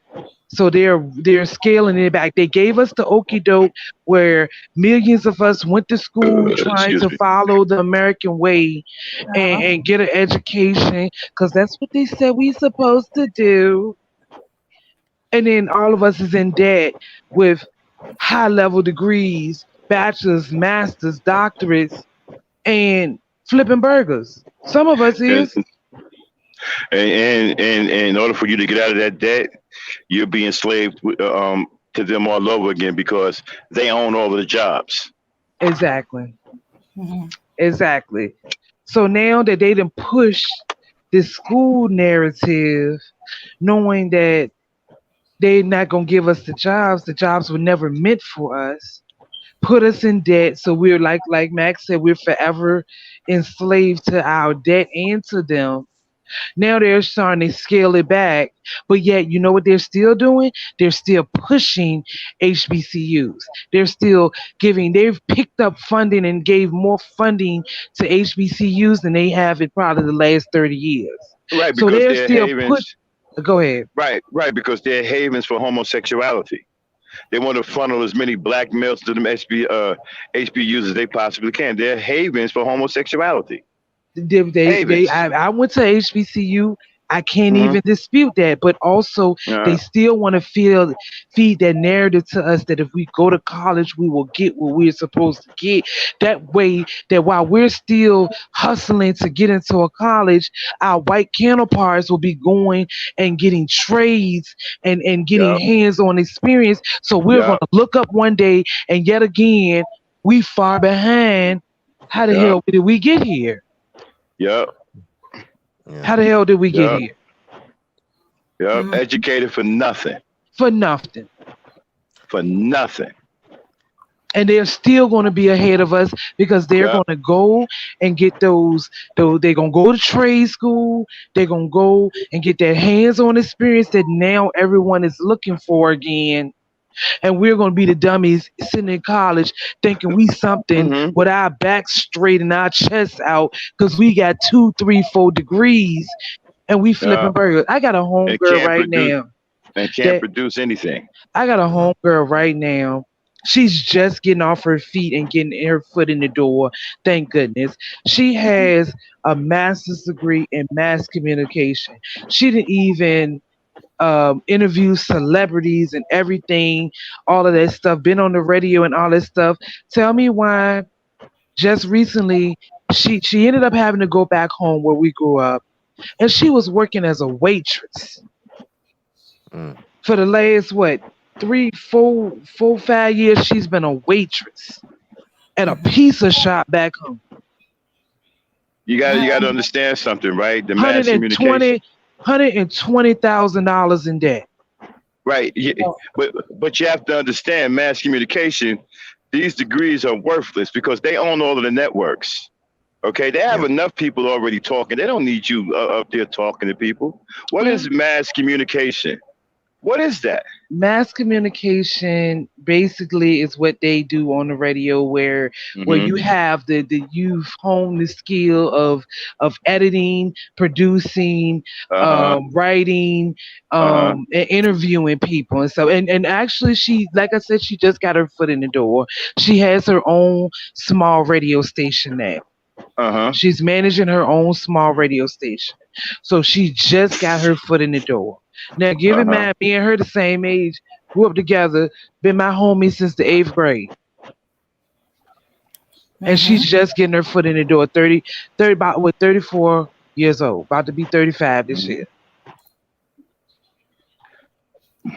Did everything like me. Did everything that we was taught. I went to school to be a chemist. Mm-hmm. I ain't been in what you would call a real lab since college. Mm-hmm. And we don't Seventy-four have any thousand dollars labs. in debt. $74,000 in student loan debts. And Because we I don't don't even have have that one. any. I have 2 degrees. Yeah, we don't. We don't have no labs. No, we don't have any labs. Mm-hmm. I understand. Black people, we have a lot of smart people, educated, so educated people, but we don't produce a damn thing. So how smart are you? Yeah, there you go. You don't produce anything. You have absolutely no dog in the fight. Yep. And they won't come together to build unions or anything like that. No. So even if they were to get these jobs, they could be protected on those jobs. They won't even do that. Well, Or I don't recommend that black people follow what white people do. I think black people need to develop their own way of doing business, their own way of developing products. They need to develop their own business lingo. They need to develop a whole different way of doing things from white people. Because every time we follow white people, we end up we end up at the bottom of the fucking barrel. Without a pot to piss in or a window to throw it out. but yeah, I mean, like you said, Max, doing that too, but it's just that It's like I was we saying before, bro, speak, right? How yeah. how we're trained not to recognize black businesses and only recognize white businesses. Because when you look at the template for white business, right? It's either an office building, it's a storefront, it's some kind of tangible building that you go into and you do business, right? So when we see black businesses, we don't recognize them. We see them as panhandlers, hustlers on the street. We don't recognize them. Like if a person has a rack that's selling baseball caps or T-shirts, right? We don't see that him or her as a business. We just see them as a panhandler. But that's actually a business that Yeah. can blossom into a storefront or the American template of a business if money was behind it. Yeah, we support it. Right. But that but yeah, like you said, when we think of black folks, we think of hustlers, Yeah. schemers, but we don't think of educated businessmen and No. businesswomen. Because And especially we got too many race soldiers. You see, white supremacy is a mighty machine with tentacles that reach all over the world and in every city in this country. They have so many race soldiers. Race soldiers aren't just white. You have a lot of black race soldiers out here that keep telling you, right, to think like a child.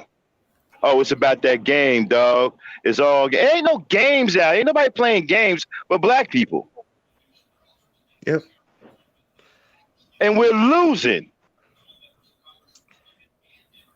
We're not even winning the damn games. We're losing at the games. Yep. And like you said, it's encouraged. I mean, if you look at a lot of the TV shows and a lot of the entertainers, they pretty, especially the males, they act pretty much like children for the most part, Yeah, pretty unless much. unless they're homosexuals Right. uh, And or what I they don't acting like, like homos. I don't want to throw that around to say that they are or not, but they at least act the part. and what And I it's don't like it, right. And what I don't like is you have a lot of black men who have forgotten how to raise their boys, raising their boys with all this effeminate shit. When your boy fails, he needs to be told that he failed. Not right. that, oh, chalk it up to the game, youngster. It's all a part of the Yeah, game. that. No, it ain't a part of the game. See, when a white man raises his child, when he fails, he tells him he fails. He failed. You need to do better. You failed. Not, oh, chalk it up to the game. Oh, it's the game. So he can get used to failing. So he can make an excuse for failing. Oh man, it's the game. You know, it's, yeah, Listen, that whole right. game thing. Yeah, that I don't mean to it's like hold on. Hold that thought, bro. Speak. I had something I wanted to do before I got off. Dame, you got that stuff ready for me? Yes. Okay. All All right. right, get into the FBI thing. And then put them babies up on the screen. Okay. All right. This channel may contain content not authorized for use by its owner. However, according to Section 107 of the Copyright Act of the United States, the fair use of the copyrighted work for purposes such as criticism, comments, news reporting, teaching, scholarship, or research is not an infringement of copyright. All right.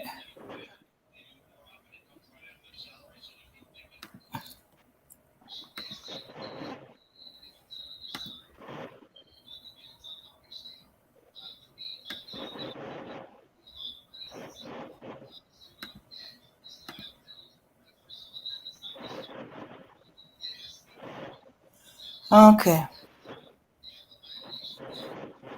Okay, here they are. Look at those two precious babies. Some animal took their lives, and that animal was a black man.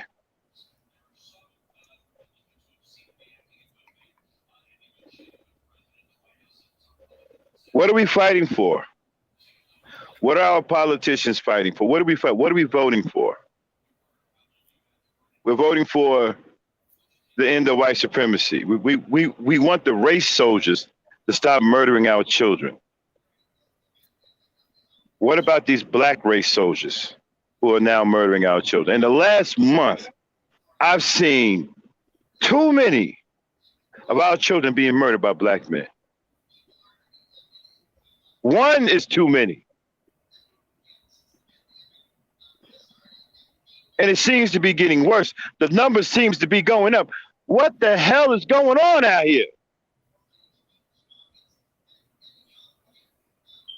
What the hell is wrong with our people? We don't murder our children. We protect our children. Now our children are being murdered by the very men who are supposed to be protecting them.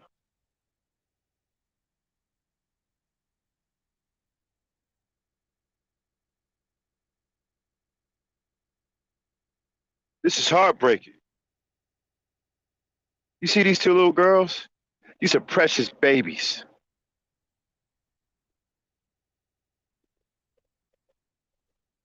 They've been taken away from us because we have an environment in our communities that is so corrupted that it breeds hatred for our women and children. And this is what's happening as a result of it. Take a good look at these two babies.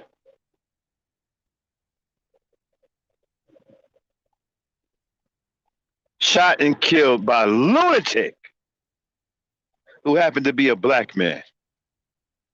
And this is getting worse.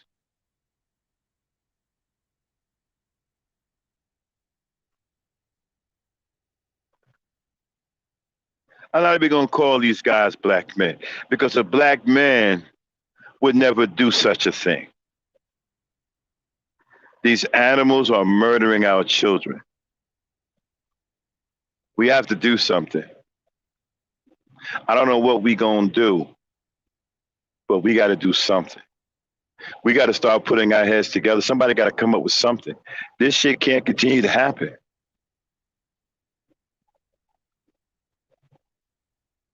They're trying. They're helping to wipe us out. They're trying to tear our hearts out of our chest. They're going at our very heart now. They're going in for the kill. They're going for our children. This is the kill. They're going in for the kill shot.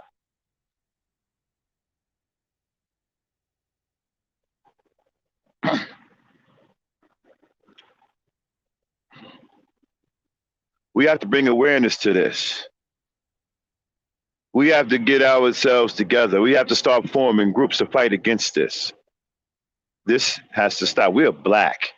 We don't do this to each other. We're not savages. We're not animals. We are civilized human beings. We are the beginning of the human race. We are the original race on this planet. We are civilized above all. But now, we are ourselves are behaving like savage animals. This is not something that we do. This is not an attribute of us. This behavior is the attribute of a cold-blooded animal. A wild animal raised out in the street somewhere that has no regard for human life. That is not who we are. We don't murder our children, our women.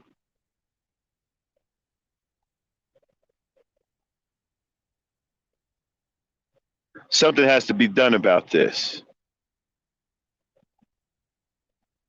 Whatever we got to do, we need to do it because this has to stop. We got white people trying to smoke us.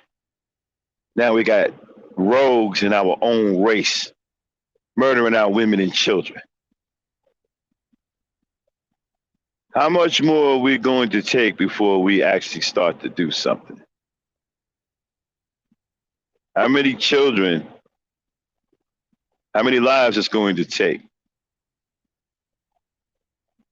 Look at these two babies. My heart is broken. I don't know about you. My heart is broken. Look at these two babies. What kind of animal would do such a thing? I blame a lot of this on black men. This is your fault for not leading your environment properly, for not raising your children properly, allowing your boys to be raised in the street like dogs.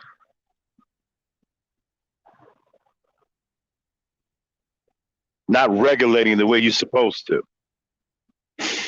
Not putting your foot down or up somebody's ass like you're supposed to. Not protecting your women and children like you're supposed to. You've allowed a dangerous environment to develop. And now it's claiming the lives of both women and children.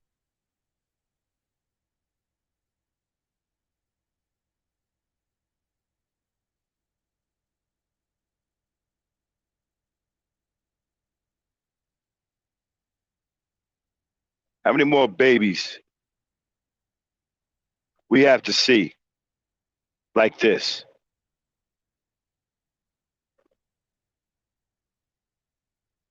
Dame, can you read the article, please? Okay. Ex-boyfriend killed St. Louis woman, 2 daughters, cops. A St. Louis woman and her 2 daughters were fatally shot by her ex-boyfriend, who fled on a Greyhound bus and was captured 100 miles away. Stop. Police. See? And you keep wondering why I blame black men. You see, everywhere you turn, the finger points at us. How weak is it to do something like this? This is an ex-boyfriend who absolutely lost his mind. Unbalanced emotion.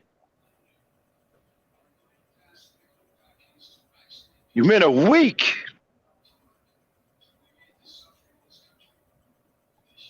This is what a weak man does. A strong man doesn't have this kind of behavior, doesn't do these kinds of things. These are the actions of a weak man, a weak, feeble-minded man with the emotions of a female.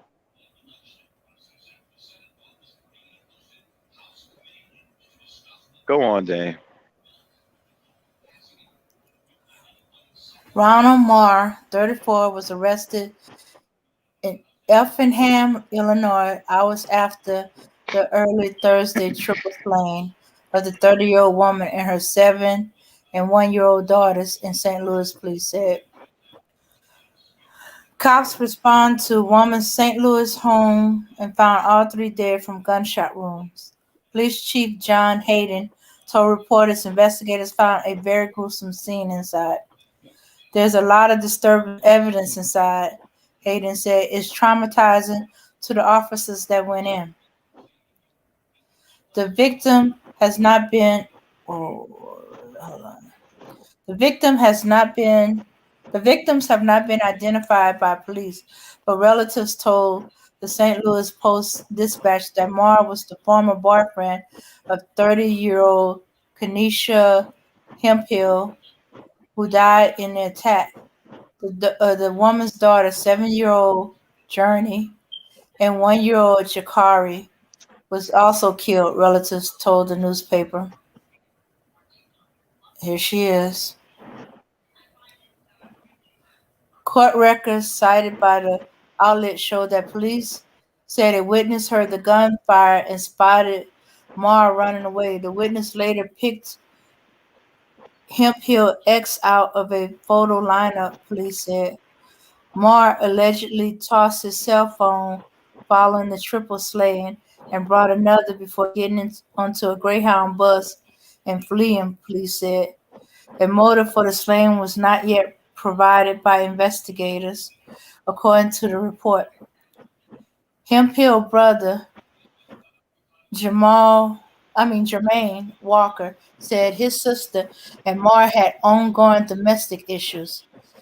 I didn't really care for him, Walker told the Post-Dispatch. They had a few instances, and I always told my sister, leave the guy alone, but she ended up having a baby by him. Okay. All right, let me stop you. You know, I'm sick and tired of hearing this. Domestic issues. You don't know how to love your woman. See, if you knew how to love your woman, if you understood how to love your woman, you wouldn't be having these domestic problems. Too many of you, huh? That last line, so that the brother said. So are you telling me he killed his own baby? Because it says, but Yes. she ended up a baby died. Man, go ahead, man. Just Lord, go ahead. This is you know, I keep trying to find something to say good about my brothers, but you see, men who I call my brothers would never do something like this. Real black men will never do something like this. This is the behavior of some new breed of Negro that we've never seen before.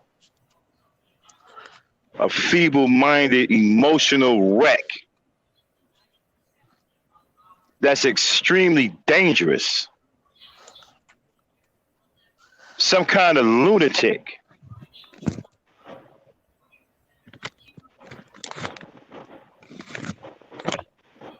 You can't deal. You know what is with you niggas having problems with women? You can't deal with a woman, man. Then fucking become a monk or some shit. We all have problems, man. You don't deal with it like this. Relationships aren't always peaches and cream. There are ups and downs. There's give and take. You have to learn each other. Once you learn each other, then things will work themselves out. And if you can't work them out, then you go on your separate way. Man, you don't go, and turn into a goddamn lunatic and lose your freaking mind and start murdering children.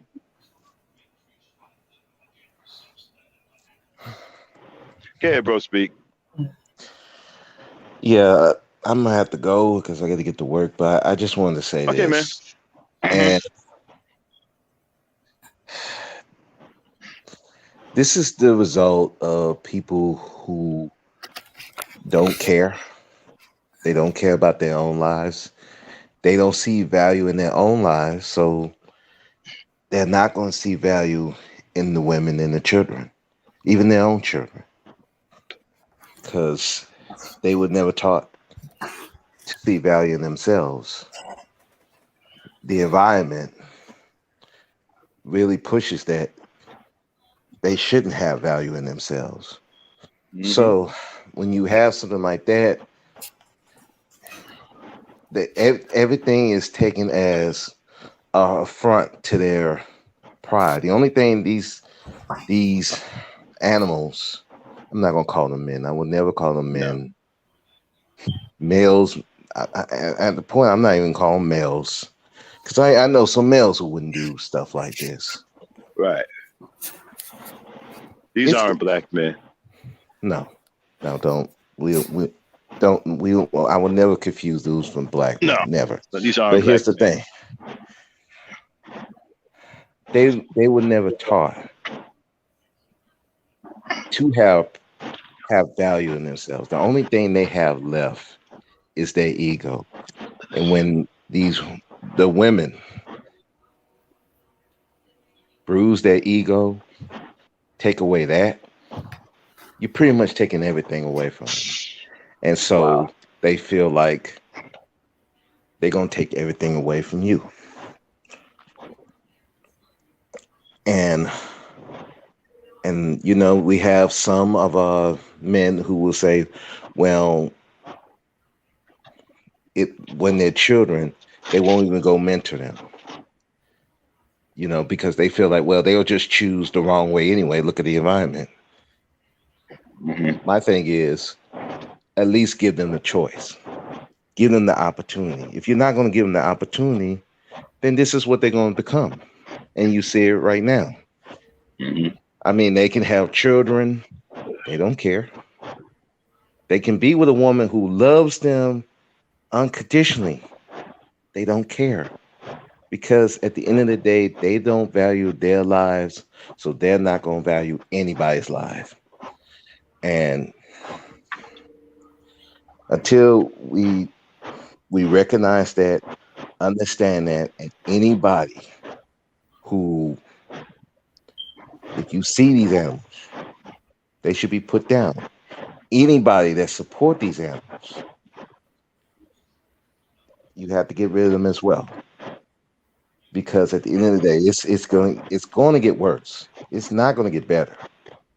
You got a whole generation of these animals out here now, and they've had children. So it's going to take. As sad as I'm going to say this, it's going to take a generation to fix it. But you have to start now. Otherwise, it's just going to get worse and worse. With that, thank y'all for having me on the panel. I can get to work. Y'all have a good Okay, night. bro, speak. All right, now. Thanks, bro. Sweet. Shout out to bro, speak. Eloquently said. I concur. We have to start now. We have to start changing the minds of our young, the boys are the problem. It's not the girls.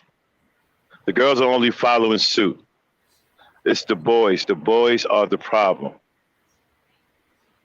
The fathers are the problem. We have to start getting to these boys and start getting into their minds and changing their mentality. We have to start now, or we're going to have another generation that's going to be even worse than this one. So, what do you do for the generation? Because I've been saying this for over a month, maybe not to y'all, but to people that I talk to. The problem is these niggas are dead on the inside. How do you bring back to life, or how do you remedy a whole generation of dead on the inside motherfuckers? They're dead on the inside, so therefore they don't mind. Like based off of what a little bit like what Bro Speak was saying. They don't value life. These Negroes are dead on the inside. How the hell do you remedy a generation full of dead on the inside motherfuckers? They don't mind taking whoever they can with them. Well, you have to take a page out of the book of the Bible, right? When those who sinned before God at the bottom of Mount Sinai, he made them wander in the desert until everybody who sinned before him that day died out. So there's an approach, a concept like that, right? We have to let the dead die out, and we have to separate them from the new life that's coming into this world, and we have to block them from harming that life, that new life. And we got to protect that new life with everything we got. And they have to be separated from these dead zombies running around out here. And those dead zombies, we need to pull all interaction, all connection with them away from them. Well, you They know what should that be means? We're gonna have to move on. We're gonna have to leave them here. exactly. But don't nobody want to leave. Everybody's scared. Even the ones that we know that help build the things that we need, they're scared to leave. They're scared of the unknown. So what do we? It's like it's. I'm not saying I'm not trying to be hopeless, and I'm not trying to be negative. I'm just asking the hard question. Like, what do we do? Even the people that we could use, that we could deal with, they scared. They scared too. They scared of the unknown. They scared of moving. They scared of doing anything out of what they know. How do you build people like that? Well, unfortunately, only the strong survive at the end of the day. So those who want to cower or be afraid, they must be left behind too. It's going to take strong people to turn this around. People who are brave, people who are strong. This will not be turned around by the cowardly and the weak and the wicked. The strong, the righteous, and the fearless will turn this around.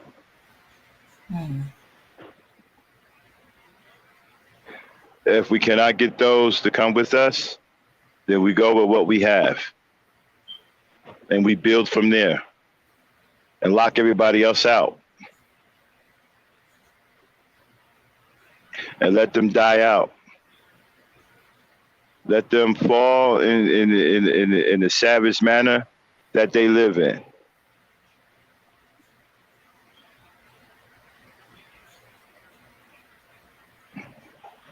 I've never seen nothing like this before.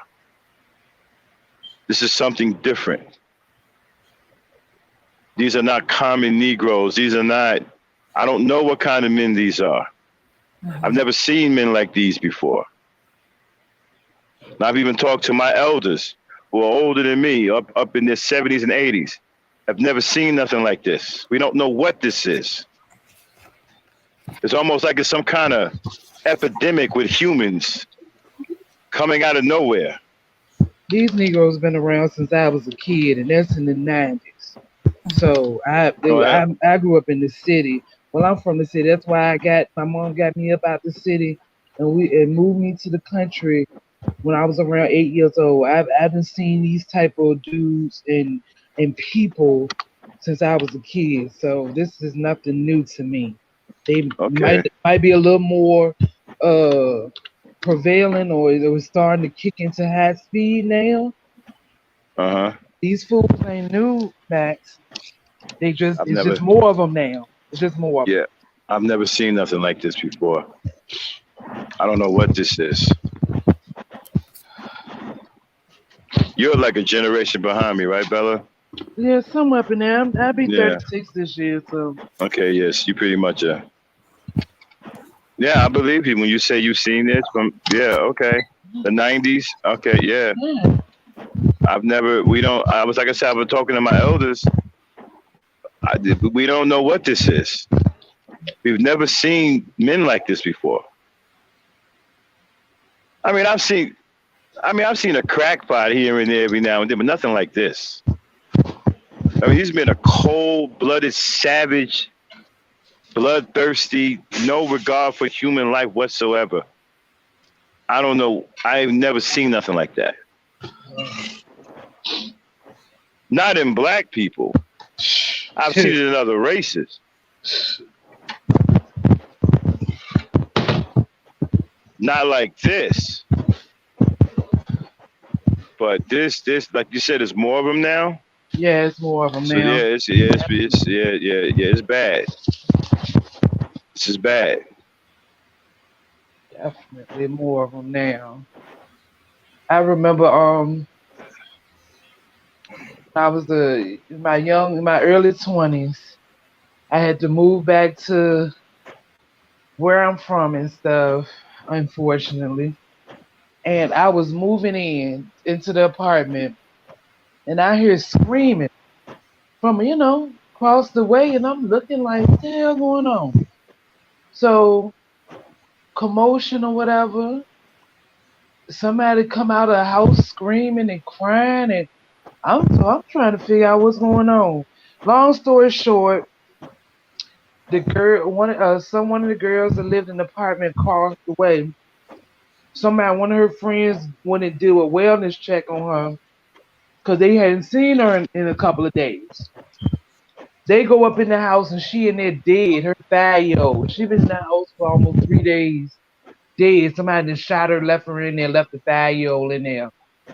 And he just been in there with his mama dead body for 3 days. It's mess like that. You know, kids outside playing. They start shooting kids. Don't care who outside, who around, what's going on. Go in the apartment, kill the kids. You know, all that stuff. Kill everything breathing in the apartment. That type of mess. It's just more of them though, Max. They did on the inside. The perfect weapon for white supremacy, huh? Absolutely. Yeah. Murder is one of the 9 weapons of white supremacy. Mm-hmm. They're the ultimate. They'll even do their own. Hmm.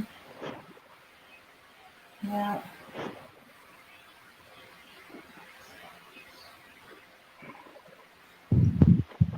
I was a little bit more familiar with the ones that were, if I can't have you, nobody can have you. Kill their girlfriend, but to kill their children, that's to me, that's new. Yeah. Hmm. But I think that's what this stemmed off for too. They say they was having domestic problems, and then they say he was an ex-boyfriend. She probably got tired of his shit, broke it off, and like Bro Speak said, a lot of them ain't got nothing left with their ego, and if you bruise that, they feel like they ain't got nothing left either. So it turned into some. If I can't have you, nobody can.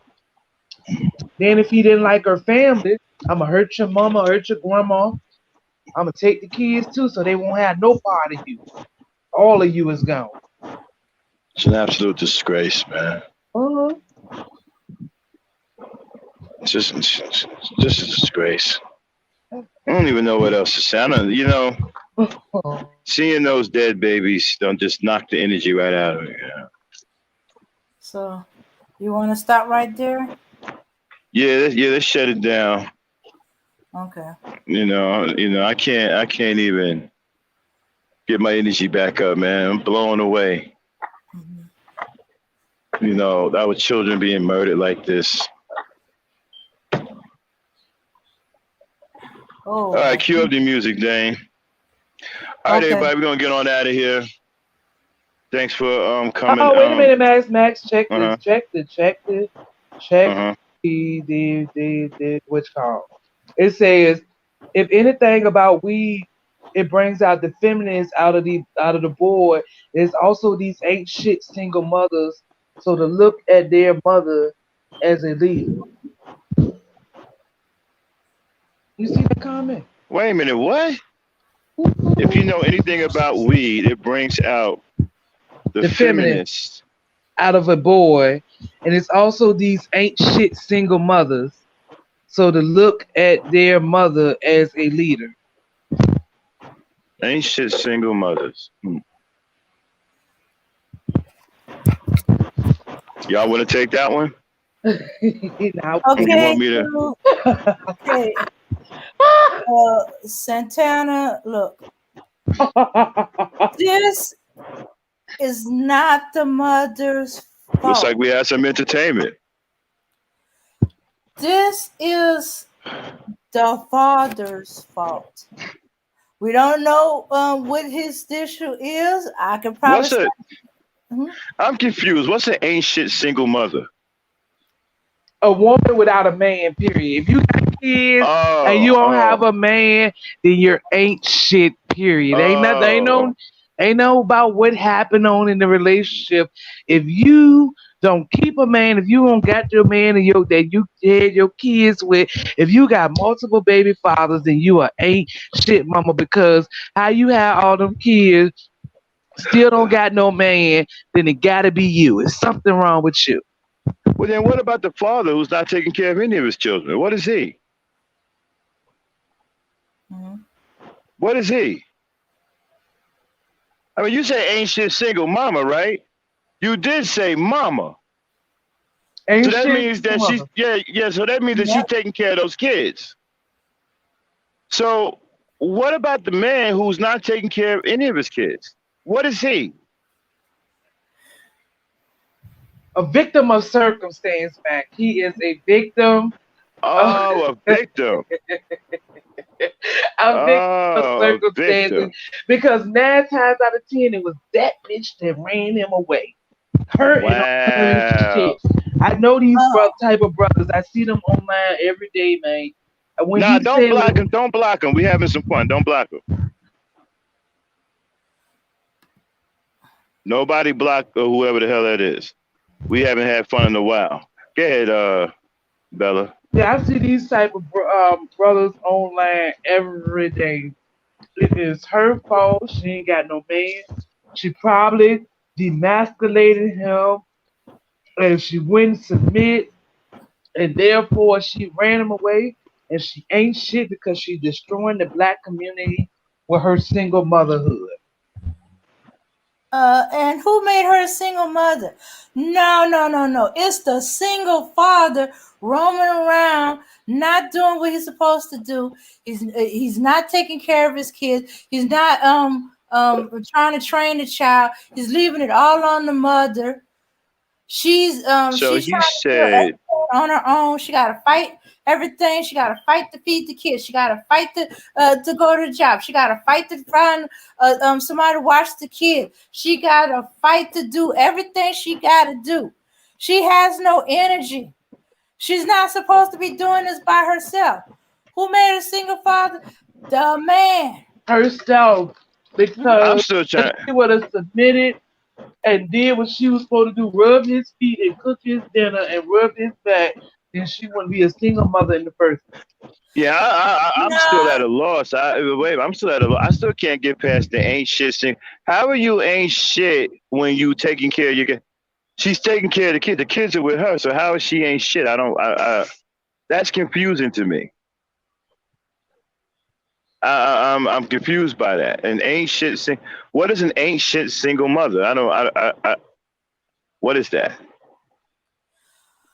oh my goodness. He probably under some nonsensical thing about well she should have done what she should have Well, done to keep him, but no, because she got wig and welfare and well, food stamp well, and well. puppy Wait a minute. house.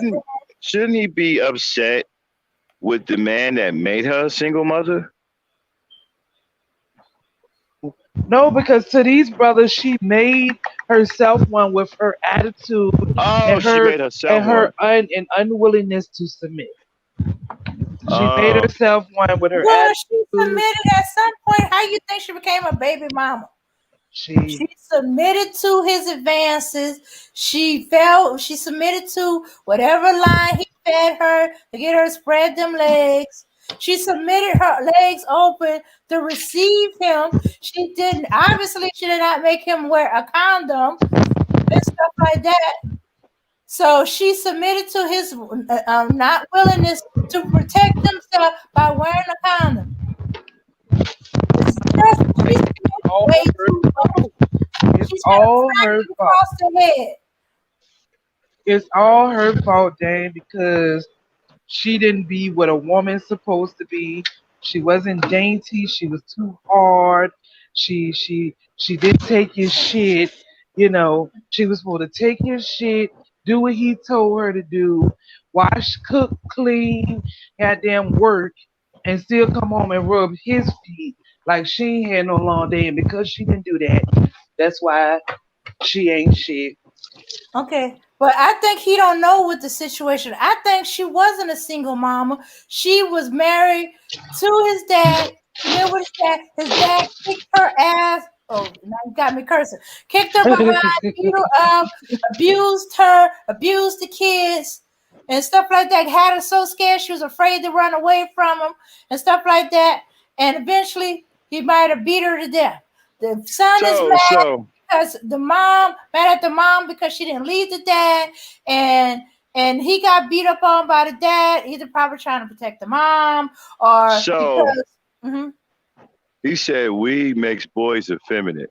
I wonder if that's why Cat Williams still wears a process because he smokes a lot of weed.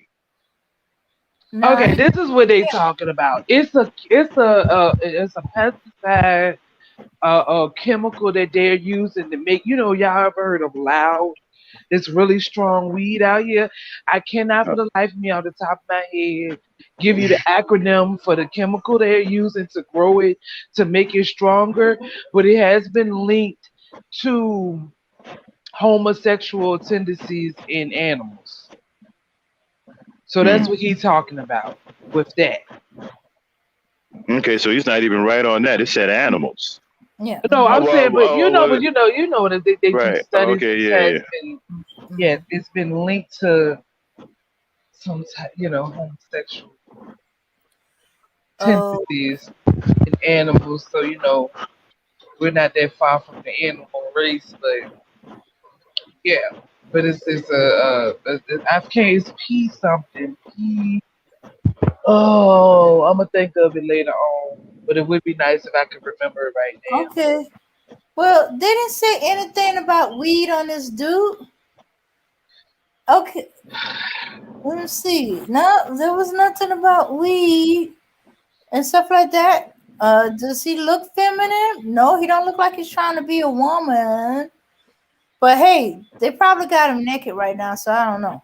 I think he put this comment up somewhere around the time when Max was talking about how men can't control their emotions and they act like, you know, Oh, okay. females. But where Uh, he go though? He ain't said nothing else. Where you at, boo? uh, well, he didn't want to come up. He's just a troll talking out of his behind. Auntie, no, and Auntie didn't get happy. She wait till we tell her to, because she said she get tired of thinking to knock him out of the way, and we like wait, we want to Sissy have some Bill. fun with him first. Most likely a sissy Bill. Mm-hmm. Talking about ain't shit single mothers. That's manosphere talk. That's the Mm-hmm. way the manosphere talk. Hmm. You know, Hmm. blaming everything on the woman. Don't want to take responsibility. You know. Mm-hmm. Well, I thought he wanted that smoke, but he don't. So if y'all gonna end the show, but I saw Yeah, that let's when get you was, on I out of was here. like, oh, hold on now, let's look at this. Sorry, people. We were trying to entertain, but he left. It's just I could still entertain with him not even being there. We don't mind the No, smoke. Negro. No, no. Your daddy smokes weed. He became feminine. Okay, Dame. I'm a Dame. Mhm. All right, I'm gonna get on off. You get shut down when you feel like it. Okay. I got Okay. something I got to do. All right, y'all. I'm gonna step off. I'm gonna leave y'all in the hands of the Dame. I got some business to take care of. Peace, power, unit, everybody. Thanks for coming out. Hope I gave you something to think about. All right. Talk to Okay. y'all next time. Peace. All right. I ain't gonna be too much long. Okay, dude. Since you know so much about this weed that makes you feminized, you do know the weed. If you smoke a lot of it, and baby, I might be incorrect about that, but it gets absorbed by your body, and you could have traces of it in your sperm when your dad had sex with your mom, and she conceived you. So from get you were feminized, and that's why you so whiny and trying to blame the mom because she had sex with your dad and stuff like that. She submitted to him. He beat her behind and stuff like that. And then he beat your behind because you were too feminine. Okay. And so you're having an issue, so you're blaming your mom. Yep. And your dad couldn't take it anymore because even when he was beating her up, she was still, she was, he was still more feminine than her. Yeah. So you're projecting on every single one a mother because you don't like yours and stuff like that, and it ain't her fault. But hey, it's too late now. She didn't decide to swallow. Instead, she preferred the other way. Yep. You know, your dad was a coward. She told him that she was having you, and he got scared because he didn't think you was gonna be a good son. You know, because he don't want to be a father. You don't know how to be a father, so he ran off. So she had to feed you. So she went on WIC and food stamps, and she needed a place to stay because now she gotta try to work, but she's pregnant with you, and so she's gonna have to be off of work for so many months. So she went into public housing, and of course the government wants their money back because they're not supposed to be taking care of you. So what they're gonna do? They're gonna get it out your father one way or the other. He can either pay up, take care of you, or he can go to jail and he can pay through slave wages. One way or the other, they gonna get their freaking money. And and so the dad decided to get back at your mom and just demand his parental rights, spend time with you, but he don't really want that. He just want to get back at your mom. So he promised he gonna come and get you, but he don't come. Or he shows up when it's convenient for him, and it be the wee hours in the morning, or he be drunk, or he be high, like you say.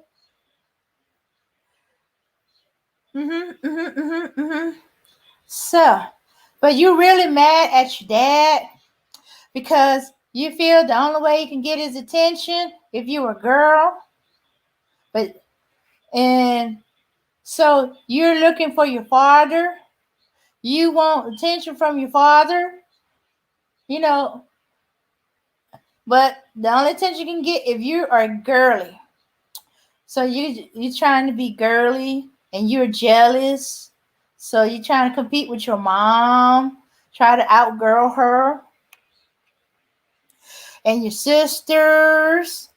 Yep, especially your sisters. Your dad, your sisters couldn't do no wrong, but you can't do nothing right. And he keeps saying you look after your sisters and stuff like that. He beat your behind every chance he get, but he hardly do anything to your sisters. Oh, hey, Savannah. My dad used to do me like that. Shake my head, but now the tables are turned. Out girl her. Well, yeah, these dudes keep trying to out girl us. Yeah, yeah. They want to be told how pretty they are. And that that you're gonna take care of them. I take care of you. I'll be your sugar daddy. Some of them going sugar mama, but we know for real, and stuff like that. They want to be taken care of, and they don't want to do anything. They want to stay up in the house and stuff like that, and play video games. So they confused. They want to be treated like a woman, and they want to be treated like a little boy. They don't want no responsibilities. They want to be told. They want to be chased after. They want to be told how pretty. They want presents. They want. They want you to propose to them and stuff like that. They looking for a high value woman. A high value woman, a sugar mama, but they don't want to be treated like a kid. They are so confused. They don't know whether to suck the tit or nurse at the tit, which is irritating as hell for the woman, because it be like, I don't want to have another kid, but then he be like, you don't submit to me. So she tried to give you the authority you claim you want, but no. Then you telling her, why should I go downstairs to see what the racket's about? Why can't you do it? You're the one that hear the noise, or she's telling you what needs to be done, blah, blah, blah. Why are you telling me what to do? I don't need you to tell me what to do. Like, just full on having a tantrum like a little baby. No, no, no, not even like a little baby. I've seen some babies don't give tantrums like that.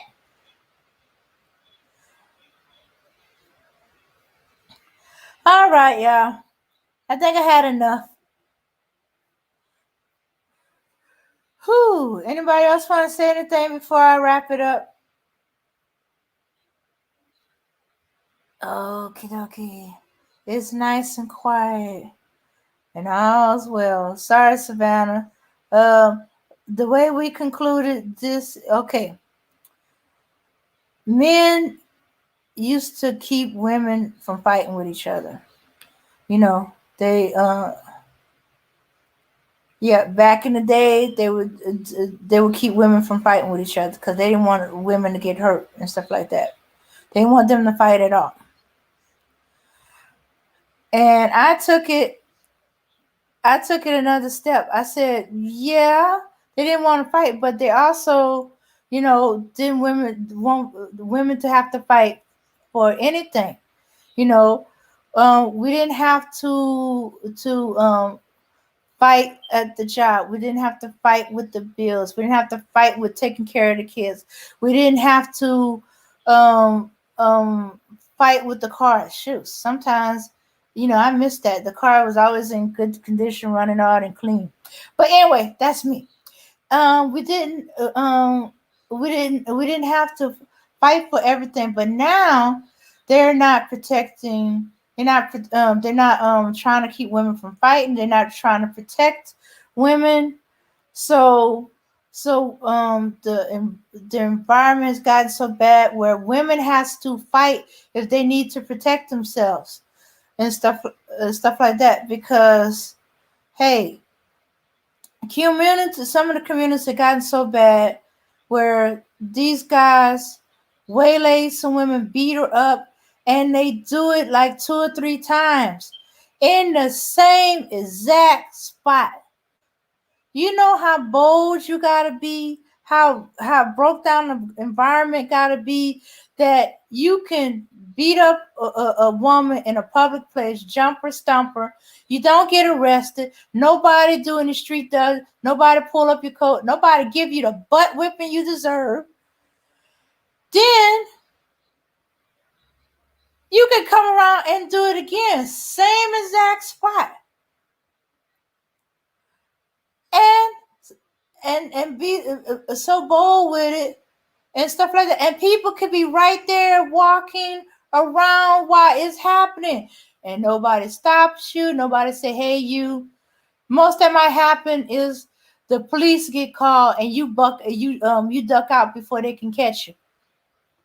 And they so busy concentrating on the woman that you traumatized, they don't have time to chase you. And still nothing happens. You don't get your butt whipped that you deserve. You don't get no kicking up. In fact, when they try to put out an APB with your description, it takes days before somebody gives your name up. Okay. So, okay. So your compadres, in the meantime, the ones that didn't get caught, they like supposedly laying low. They congregating in a building in the hallway, and they having just a grand old party in the hallway outside the apartment's doors. Lady comes out and say, boys, could you please hold it down? Y'all being too loud. What? You think them Negroes would be like, try to keep their heads low? They already want it. And be like, okay, keep it down. I'll move to another area and stuff like that. No. Them Negroes, they gotten into the habit of now, and they beating up on another woman. And now they got the whole place in uproar. But they are bold. Hey, they still didn't get their butt whipped. They still ain't caught by the police. And nothing changed. And it's gonna keep happening over and over again. So we also congregate that when when men see two women fighting, they either taking pictures, they now recording it, or they're letting it go. Cause hey, the women take their clothes off, or when they fighting, the clothes go flying. Or there's just one guy out of a whole bunch of dudes trying to break up the fight, and he's trying to handle two very angry women by himself, and he's getting beat up on till he forgets, he gives up. And they getting so entertained about it that they're instigating fights with women. You know, they letting it used to be that they duck and hide their side chick from their main chick. Now they introducing them to each other, letting them get caught with one or the other, so they battle it out, which flatters their ego. Oh my goodness, she's fighting over me. They're fighting over me. I feel so pretty. Look, I got two people fighting over me. I feel so loved and stuff like that. I got two women fighting over me. Ooh, I am so special. Sounding like them knuckleheaded girls that like guys to fight over them. Oh my goodness. Yeah. Mm-hmm. Yep. Shucks, it was happening. It was happening in my day. Well, it was one dude, and I kept wanting to beat his butt because he hooked up with my cousin. Goofy ass drug like pills, syrup, social media. They would rather than stop it. These drugs have made us morally bankrupt. Nah, we always had drugs in the community. That didn't make us morally bankrupt. Olive oil, ass, and yeah, pretty much. I hadn't thought about olive oil in a while. Mm-hmm. Yeah. So let me see what else. So what's happening is these new generation, they being soft. They don't want to get hit by the women that's fighting, so they let them fight it out, hoping they wear them out. They can't take the licks anymore. Or there's too few of them, and they just one person trying to break up two women, and they get overwhelmed, and then they be part of the entertainment for the guys, and they be like, oh well, nobody's helping me, just let them duke it out. They're giving up. Yeah, and and they become soft, and they don't want to fight. They don't try to fight. They don't. They they no longer hard. They become soft, and so now the women are showing more, more more can do, more battle. They fighting. They not just fighting each other. They fighting for everything they need or want and stuff like that. They fighting to get jobs. They fighting to get babysitters. They fighting to take care of their kids. They fighting to get proper schooling for their kids, or whatever's going on with the kids. They fighting to get whatever help they can get to help with their kids. They fighting to get educated so they can get a better job. And so I don't know how many women I know who has a kid and they going to work and going to school. A lot of them are nurses, but hey,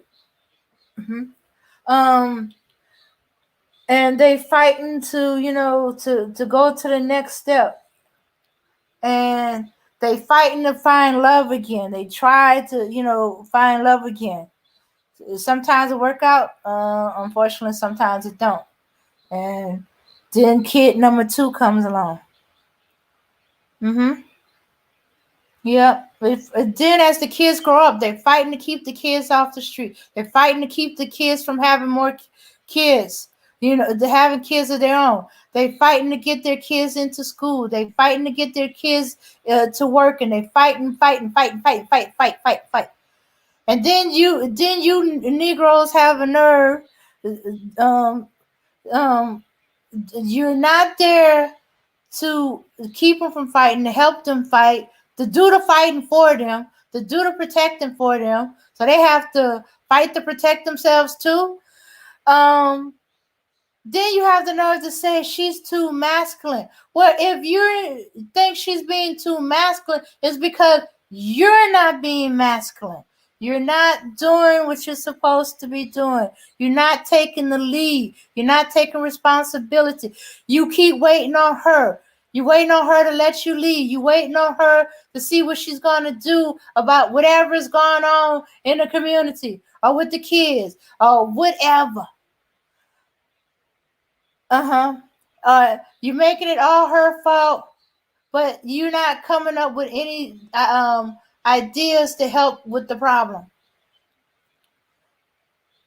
You just want to point fingers, and that's it.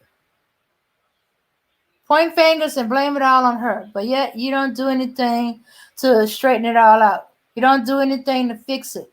At least she's trying to fix it. It ain't even her job. She's doing it because somebody got to do it. If it ain't gonna be you, I guess it only leaves the helper. We're supposed to help. We're supposed to help you. But if you're not taking the lead and she's seeing problems all around and you don't seem to be doing anything about it, she points you in the direction, say, hey, this needs to be done, this needs to be done, and that needs to be done, and stuff like that. You either crying, why are you nagging me? And stuff like that. Blah, blah, blah, blah. You always getting on top of it. Or you like, what you think? What you gonna do about it? You either asking her what she's gonna do about it, or you asking her what you think you should do about it. But you're not taking the lead. You're not even attempting. You ain't even going over to see what the problem is or see what she's talking about.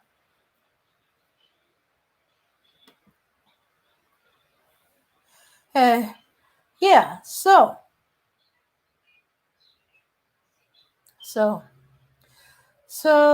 let's see. So you're not stopping the women from fighting. You're not stopping the women from fighting physically.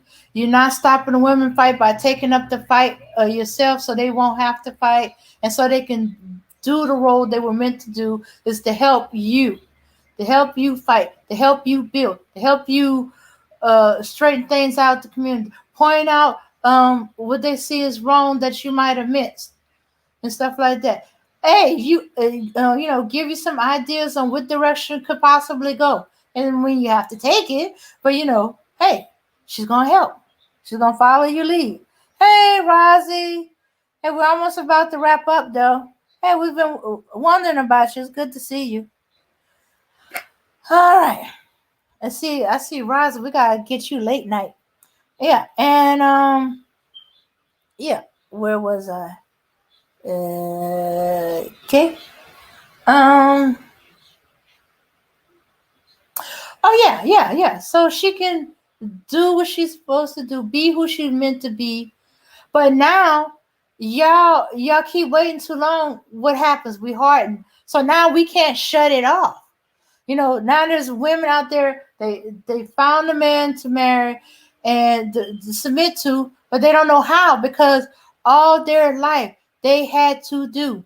All their life they had to fight. Okay, now I'm starting to sound like Sophia in The Color Purple. I know y'all hate that book and the movie. Um, uh, yeah, so it's gonna take a while for her to shut that down or to get used to that somebody else is gonna take up the slack. She can relax. She can let go. She can leave you to handle it. But some of y'all don't understand about women. Y'all don't understand this kind of this dynamic. It's gonna take a while to let go. So y'all get your panties in a twist. Yes, panties, because y'all trying to be feminine. I get y'all panties in a twist and saying she ain't let me, she won't let me. Dude, she probably had to do it all the time. You're gonna need to give her time to let it go. Just keep reminding her, I got this, babe. I got it. I got the trash. Okay, I got the locks. Yep, I locked it. Yep, I got it all. I know. Relax. I got this. Oh, you heard some noise? Stay up there. Grab the bat. I'm gonna go downstairs, see what that's about. Okay, I got that. Okay. Oh, something's going on with the kids at school. Okay, let's go there. They want, let's go and see what's going on. I got this. Okay, just calm down. This is what we're gonna do. We're gonna go in there. We're gonna listen and see what they say happened. We're gonna hear what our kids say it happened, and we'll see where we're gonna go from there. Okay, but it's me and you together. Teamwork. Uh-huh. Mhm. Yeah, they just don't like the dynamics. I don't know what it was. Okay, I thought I got schemy about all the incest, and I read the book, and if they thought the movie's bad, ain't nothing compared to the book. Yeah. So yeah, all them guys are hollering about the movie. That movie made black men look in a bad light. That we all just well, hey, they ain't saying that was like that all over the world. It's just in this particular area, in this particular situation, that happened. Yeah. Yeah. Yeah. So hey, and if that ain't true, why are you whining and crying about it? It's a fiction book. It's fiction. She didn't say it was a documentary. It's fiction. It's not even nonfiction. It's fiction. Dang it. I've watched the movie. I read the book. I didn't go berserk. I didn't think all men were like that. I didn't, some of it I had to read 2 or 3 times, and I had to catch up on it. Overheard something my mom said. I was like, "What? No, nah." Because I still was oblivious about lesbianism. Yeah. Yeah. Yeah. But as I said, I read the book. I watched the movie. Yeah. One thing I was really fascinated about the movie were the Africans really speaking Africans. In fact, when I saw the movie again, and I was at Job Corps, and we was talking about, the perception of what Africa is like or Ethiopia is like and stuff like that, because they had a commercial for the famine in Ethiopia with all the starving kids, and she's like, "Oh my goodness, these poor people." And she's like, "Where's this at? Where's this at?" And we looking at her like, "You kidding me, right? This is supposed to be happening in Ethiopia. You're home." Okay, I'm getting sidetracked, but I'm finna wrap it up, so I'm gonna go ahead. And she said, "What? No, no." I said, "You trying to tell me there never was a famine in Ethiopia?" And she had to think about it. She said, "Well, there was some out in the country, but that was years and years ago. It's not like that now," and stuff like that. I said, "Well, what is it like?" And she's telling me about the cities and the towns, and they had electricity. I said, "Yeah, I don't live in huts." I said, "Well, there's people in the country or those that live traditionally and stuff like that, but no, modern Ethiopians don't live like that." So we found it fascinating. And she said, "Yeah, I think we live in. I said, "Well, hey, we don't know anything about Africa, what they told us and what we've seen in Tarzan movies and stuff like that." So we watched The Color Purple. We come into the end when her children comes from Africa and they talking to her. So we know, "Hey, do you understand what he's saying? Or can you tell us if that's actually a language?" Well, it said, "Well, why would he be talking as a lot?" I said, as I said, movies, they always make up something, some kind of language, and it don't be a real language. It be being like so. And I said, "Well, yeah, I understand them and stuff like that." I was like, "Really?" Oh, we found that fascinating. But as I was saying, yeah, as I was saying, them getting uptight over The Color Purple, dude, is fiction. I don't remember now. Yeah, I don't remember them. Oh, and what's that other movie? Wait and Exhale. Yeah, yeah. Yeah. I was like, "Dude, well, maybe you should write a book called The Color Blue or The Color Pink or whatever mood you feel like you in and stuff like that." hmm Yeah, and yeah, I had to read The Color Purple twice though. It turned out the first one I had was an abridged one. Yeah, so yeah, good thing it got destroyed in the bathtub. Well, I dropped it, and and then I ended up getting another one. Oh wait. Let's see, a bridge. Yeah, it was an altered version where they kind of trimmed out some parts of it. That's why I was like, wait, what's she talking about? You know, yeah, because my mom was like, "I don't know if I should let she should let me watch it." I wasn't really interested in the movie when it came out because I have this thing where if there's a book and it came out before the movie, I want to read the book. So I refused to watch The Color Purple until I read the book. So I didn't really see it when it first came out. Everybody else was watching it. Here, when we was talking about it, I'm talking about the book. They talking about the movie. It's like, what? hmm Yeah. Um. Yeah. Yeah. Because also sometimes they can't express stuff in it. Ooh, what was interesting, I found in the book when they were talking about the Bible and when there was missionary. See, they don't mention that in the movie, but it's in the book. Okay, and I talked it over with one of my cousin's friends who's a little older than me.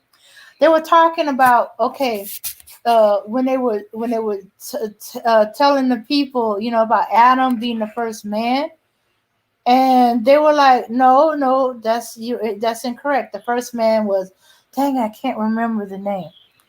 And it was like, wait. The Bible says Adam said, and they said no, Adam was the first white man. And I was like, what? That kind of blew my mind. And I was talking with it said, I was talking with somebody that said and said, you know, older friend who's in college and was talking about that. Yeah, so but it is fiction. I don't know how true that is. If there's a book out there that says, nope, Adam was the first white man, and the first man, period, had some other name. But yeah, and yeah, they had a whole different take. They had like a whole different thing to it. Like um, Adam wasn't driven out of the garden. Hey, dang. Mm-hmm.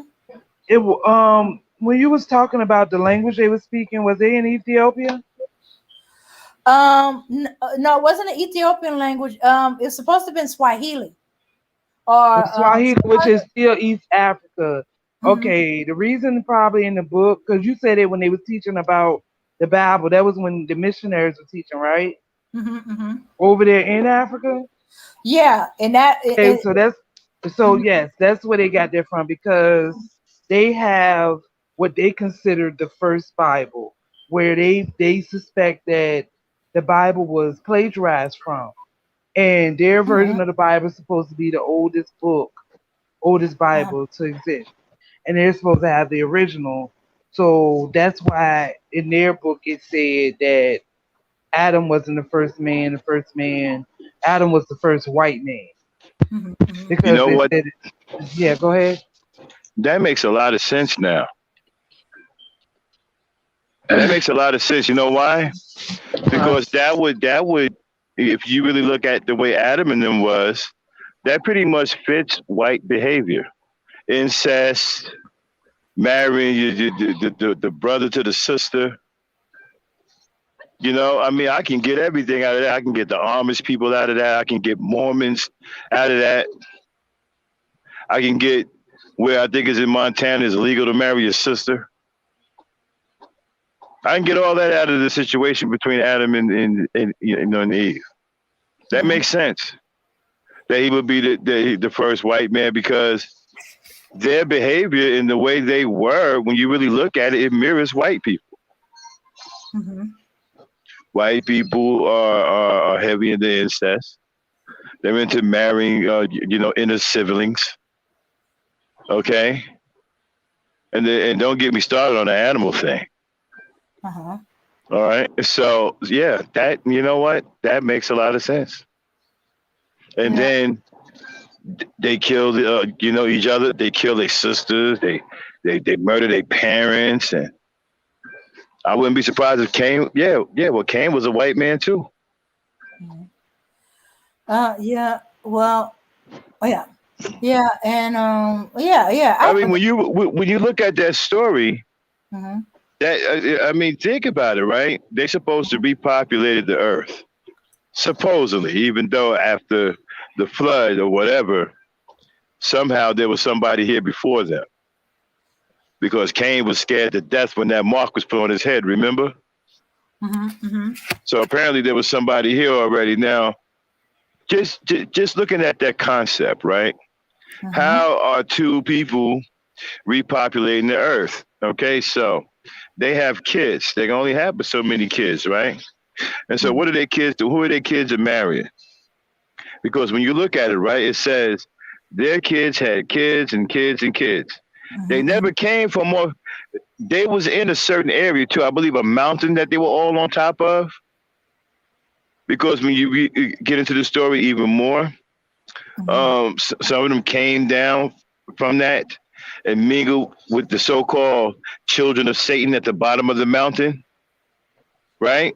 So my thing is, they sitting up there on that mountain, producing kids with who?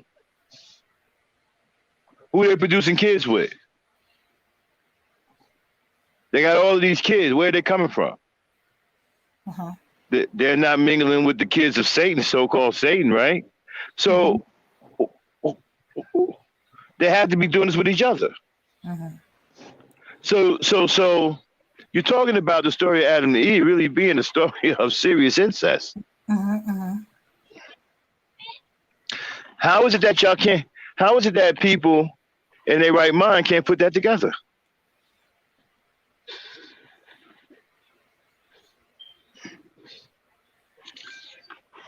I mean, you think about it, right? Mhm. When you look at that story for the first time, Mhm. this gave me pause even as a young man when I read that story, right? Because I was confused Mhm. about something. Growing up in a household where you was told that these are your sisters, you don't fall in love with them, they're not your girlfriend, these are your sisters, right? Mhm. Okay.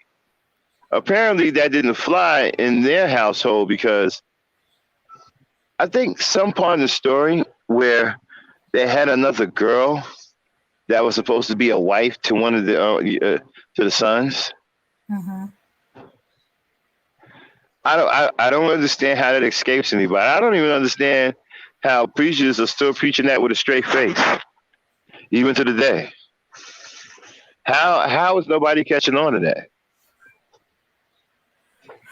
I mean, you never stop to think like, wait a minute, how are they producing all of these people? Mhm. With who? And if you look at it, right, they had generations and generations. There Mhm. was people with names that came out of these generations. Mhm. So who are they producing these children with? If not with each other, who? Mhm. This is a legitimate question. Now we get into the Bible again, y'all. We don't really, we didn't really want to go there, but who are they producing these kids with? Mhm. And where are they getting these wives and husbands? Mhm. Especially if they wasn't allowed to wander down from the mountain and mingle with the kids at the bottom of the mountain, who somehow miraculously got there. And nobody can explain how they got there. Oh, wait a minute. Wait. What mountain? What kids? Well, when you listen to the story of Adam and Eve, right? Mhm. Because the whole story is not in the Bible, but it's in the book of Enoch and it's in other, you can find it in other books, right? They Okay. tell how they tell how they were on they were in a mountain. Mhm. They was on some mountain, Mhm. okay? And they came down and at the bottom of that mountain was supposed to be the children of Satan, who were into all manners of things, thievery, robbery, this and that, you name it. Into Mhm. all manners of things. And they wasn't allowed to mingle with those kids. So if that's the case, then who are they making all these kids with up on that mountain? How could they had generations of kids? Mhm. How Oh. how huh? Oh. Okay. Yeah, they had generations of kids. So who were they doing this with? Mm. No one ever thought to ask that question.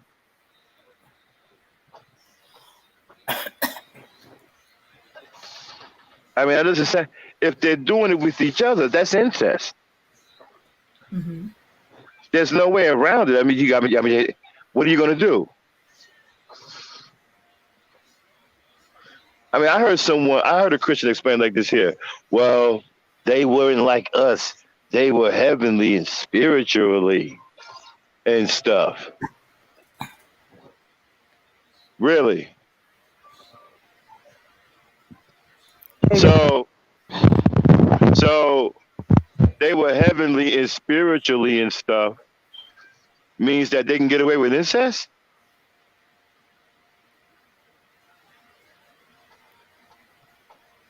I mean, I don't understand why Christians never questioned this. I mean, it never gave you pause. Like, how did they make all these generations of kids on that mountain when they weren't allowed to mingle with anyone else.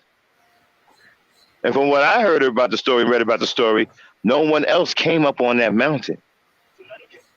So they was in that mountain for the hundreds of years, isolated from everyone else, and somehow made generations of kids who never came down from that mountain.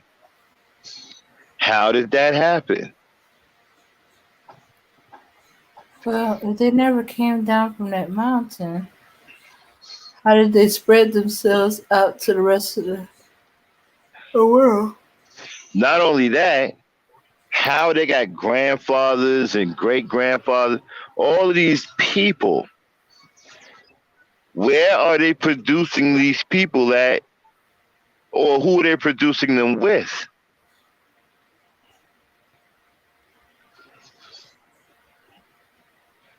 I don't understand how you can look at that story and not question it. Like, hey, wait a minute, where did so and so get this wife from? Oh, it's his sister. It's his sister. And I believe somewhere in that scripture it said that they had a wife for one of the sons, because they had another son after Abel was slain, right? Yeah. They had another son, and then they had a wife for him. So Adam and Eve made a wife for their new son.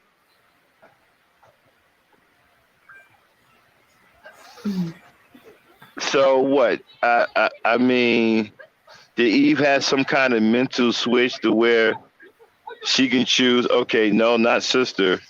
I want to give birth to a wife, not a sister. So instead of giving birth to his sister, she gave birth to a wife who wasn't his sister. That came from his mother. So you're saying that Eve gave birth to a wife that wasn't her son's sister? How did she do that?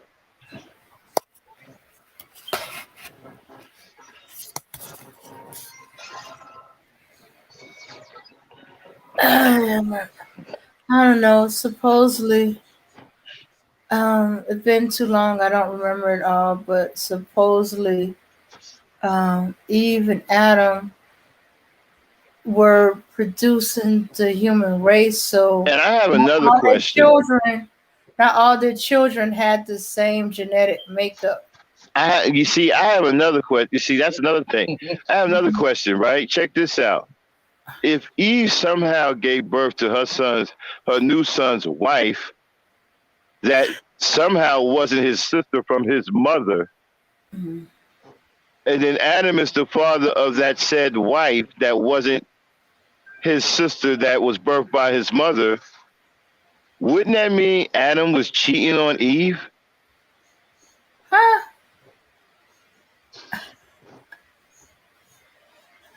I don't know how he was cheating though. I mean, Wait a how minute. else is he going to produce? Wait a minute. Okay, well then, who's the father of that new baby then? Because the baby is not blood; she's not kin, right? I don't know. That's just a theory. I I never read anything biblical about it. Yeah, I Um. mean, I look. Uh, That story is wild, man. I got a question. mhm. Uh-huh. So, this is for Dan. So, Uh, Ethiopian Bible is the oldest Bible. Even your Christian scholars agree. They carbon dated the pages. It's the oldest Hmm. Bible, complete Bible in the world. It's big too. It's 81. It's 81 books in the mhm. Bible Hmm. in Ethiopia. You know where the King James version only has 66. Mhm. So, would you read that Bible, Dane? Because it does include the Book of Enoch. Mhm. Hmm. Would you read that Bible, being that you're a Christian and this is your faith, and there you now know that there is a complete version of what your book is supposed to say. Would you read it? Mm,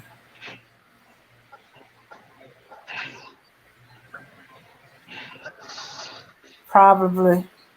Um, So that means you would, because I know the last time we was talking about this, you didn't want to read the Book of Enoch, but the Book of Enoch is in this book. That's no, so. I was saying wouldn't read it right now. Just like I didn't say when I was gonna read it. I just said I wouldn't read it right now. Okay, you wouldn't read it right now, but what I'm saying to you, Dame, is that a complete Bible. The Uh-huh. Ethiopians have a complete Bible, and you're supposed to be a Christian.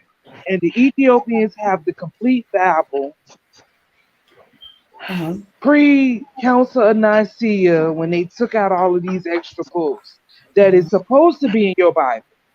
So Hmm. you're telling me that you would not, right now, you would not take, if you're, I'm not questioning your faith, but I'm just being subjective about this question. Being that you're supposed to be so engrossed in your faith, this is Hmm. your God. Why would you not want to read His Word incomplete, Hmm. the way it was supposed to be, quote unquote, given to you, if you know that there is a complete Bible? Hmm. No matter what you've heard about the other books, but this is the Bible before it was corrupted. If you're such a hardcore Christian, why not? Why not go now, get on Amazon, find a book, order it, and read it now? What? Okay. What? Okay. Um, until fairly recently, like about almost 6 months before I met Max and stuff like that, and um I hadn't even heard of the Book of Enoch, and I vaguely remember we did I did hear about the Ethiopian Bible, but they were talking about at the time another book that's supposedly in the Catholic book too, Maccabee and somebody Hmm. else, because Maccabee. we came across some study material, and they kept referring to Maccabee, and I said, wait a minute, I know I'm still haven't read all the minor prophets, but I don't remember a Maccabee, and I was asking about it. It said, oh, okay, the Maccabee is found in the Catholic Bible, and another uh, pastor who teaches, he said, is also in the Ethiopian Bible. All books, And because it's that's three the books. first It's time three I books heard of Maccabee. Maccabee. But Hmm. this is what I'm saying to you, Dane. Hmm. This Hmm. book is the complete version before all of the, to subjugate you, to shape what they wanted Christianity to be. This is the book they took and copied and pasted and everything. So if you're such a diehard Christian, why not partake in this book right now? Well, there's really Because, no such thing as Christianity. That's a No, but I'm man-made just saying concept. though, Yeah. but I'm just saying though, Max, if you're supposed, any Christian, I'm talking not just Dane, but Dane is up here and we're on this panel. Any Christian, why not go out and get this book right now and read it, since y'all are such diehard Christians and your God is an awesome God and He's the only God, and for you to find out that, oh, this is where, and then for ones that they call themselves constant Christians, for you to know that the Council of Nicaea happened and they took out the books that they didn't want y'all to read because it would not shape the narrative that they wanted to shape. Why, when you find out, oh shit, here go the complete Bible as the way my God intended it to be, why not go out and get it right now and read it okay, from front to back? It don't because matter if you never heard of these. This is what this is what the Bible was intended to be. This is the oldest book, the oldest Christian book on earth. This is the oldest Christian on earth. This is what your religion was supposed to be in its purest form. Why not go out now and get that book? Being that you consider yourself conscious and you're a Christian, so you're a conscious Christian, so you know that the Bible was tainted and altered, but now you know that it still exists a complete version of your faith.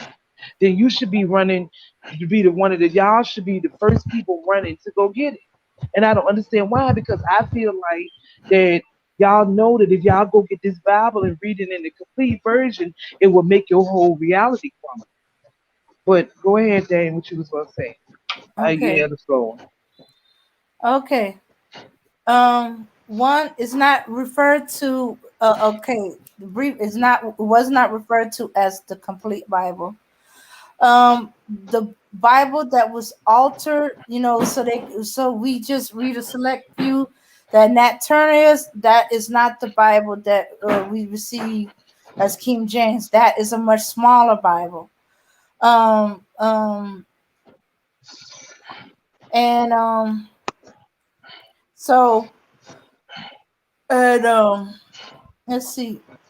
Because I am not as studied as I should be with my Bible that I use before I go into the other one. I need to be studying Come on. the present one I have. Hmm. Come on, Dame.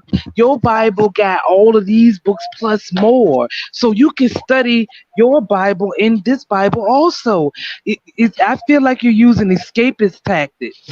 This is escapist tactics because I am sitting here telling you that this book is a complete version of what it was before it was tainted with.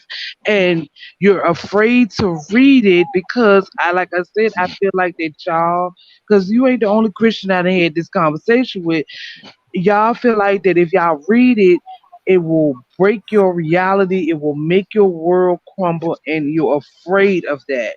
That's all I'm saying right there. Because if this book is complete, it has all the books that your Bible was supposed to have, but was taken out because you know that a narrative they was trying to shape your mind in a narrative. And I'm not talking about that bullshit they gave the slaves.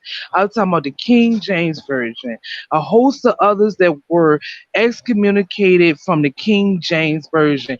You should be trying to get this book. If you're so engrossed in your faith, you should be trying to get this book to understand why it was taken out, to get a full picture and everything come to full circle so that you can understand your faith better. It doesn't matter that, oh, I haven't studied the one I got already. Well, all the books in your one plus more is in this Bible.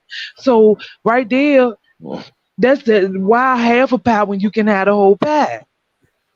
Why? Why the half a pie when you can have the whole pie? You can still study everything that was supposed to be in your Bible, and you can also study more.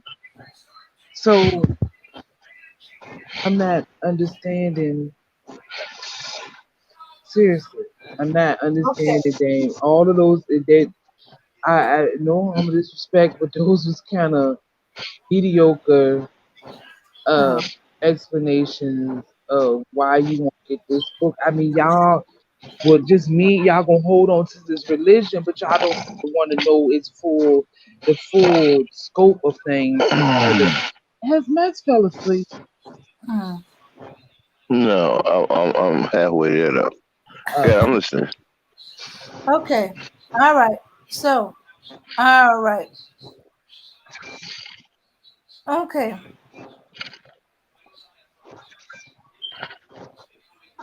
What are you afraid of, Dane? Um. Okay. I'm aware that just like okay, there's a lot of Bibles. Some of them are false. You know, I don't want to make a mistake. You know, so I wasn't going to get into it until I'm ready. Not to mention, I only just heard of the Ethiopian Bible not too long ago. Hey, I ain't even got into the Maccabees and Apocrypha yet. Of it.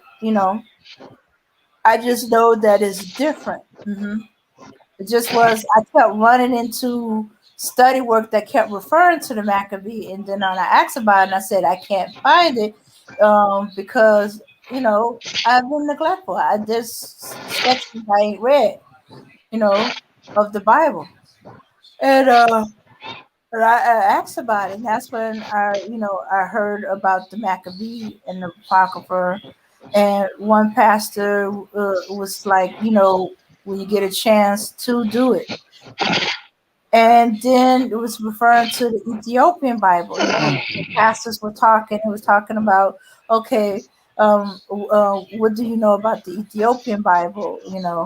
And have you had a chance to look at it? And because this other pastor is more studied and he teaches um, than my pastor. So and they were talking with each other.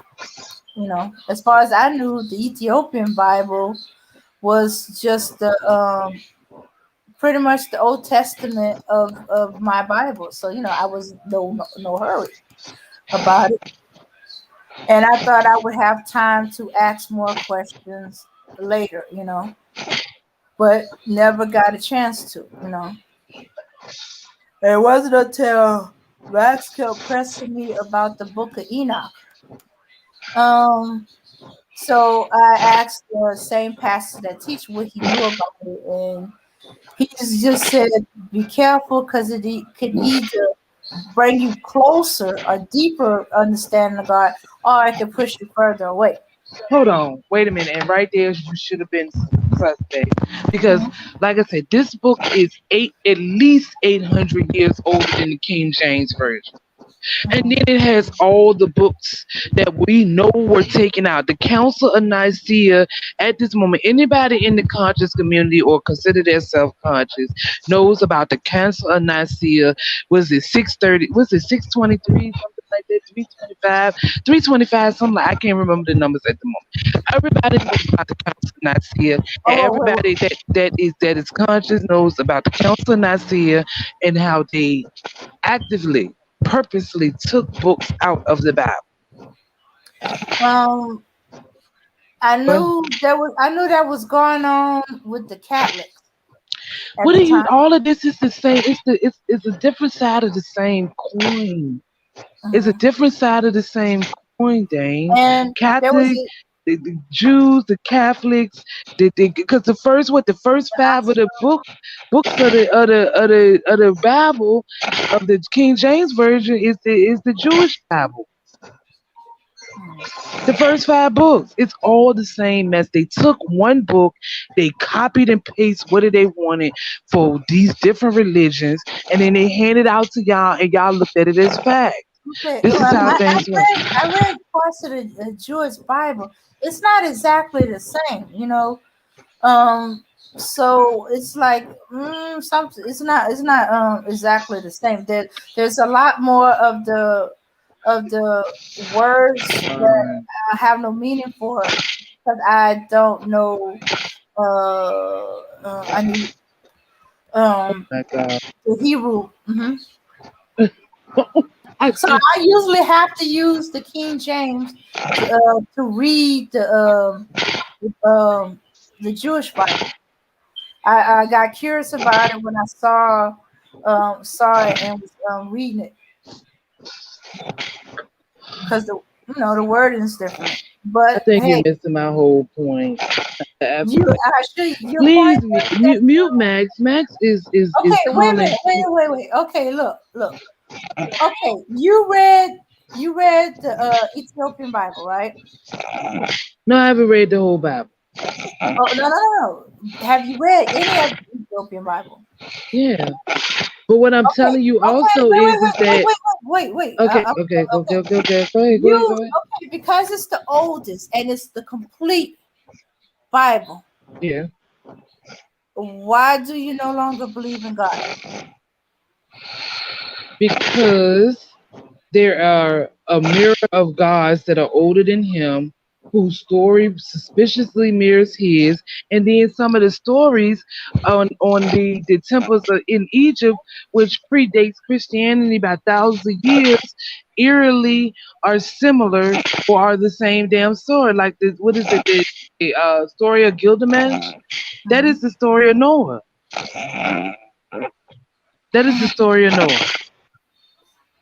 And being that Well, Ethiopia, I'm not saying that the Ethiopian Bible is absolute and true or any of that nature. What I'm saying is that in your circle, could you please mute Max? He is okay. snoring hard. I guess I've gotten so used to it. Okay. Uh-huh. Anyway, I'm not saying that it's all true because who are we not to know that they took their Bible and they copied them stories also. And then from their this is what I think happened. Those stories were stories of our ancestors in Cush and Egypt. They put those stories on the wall.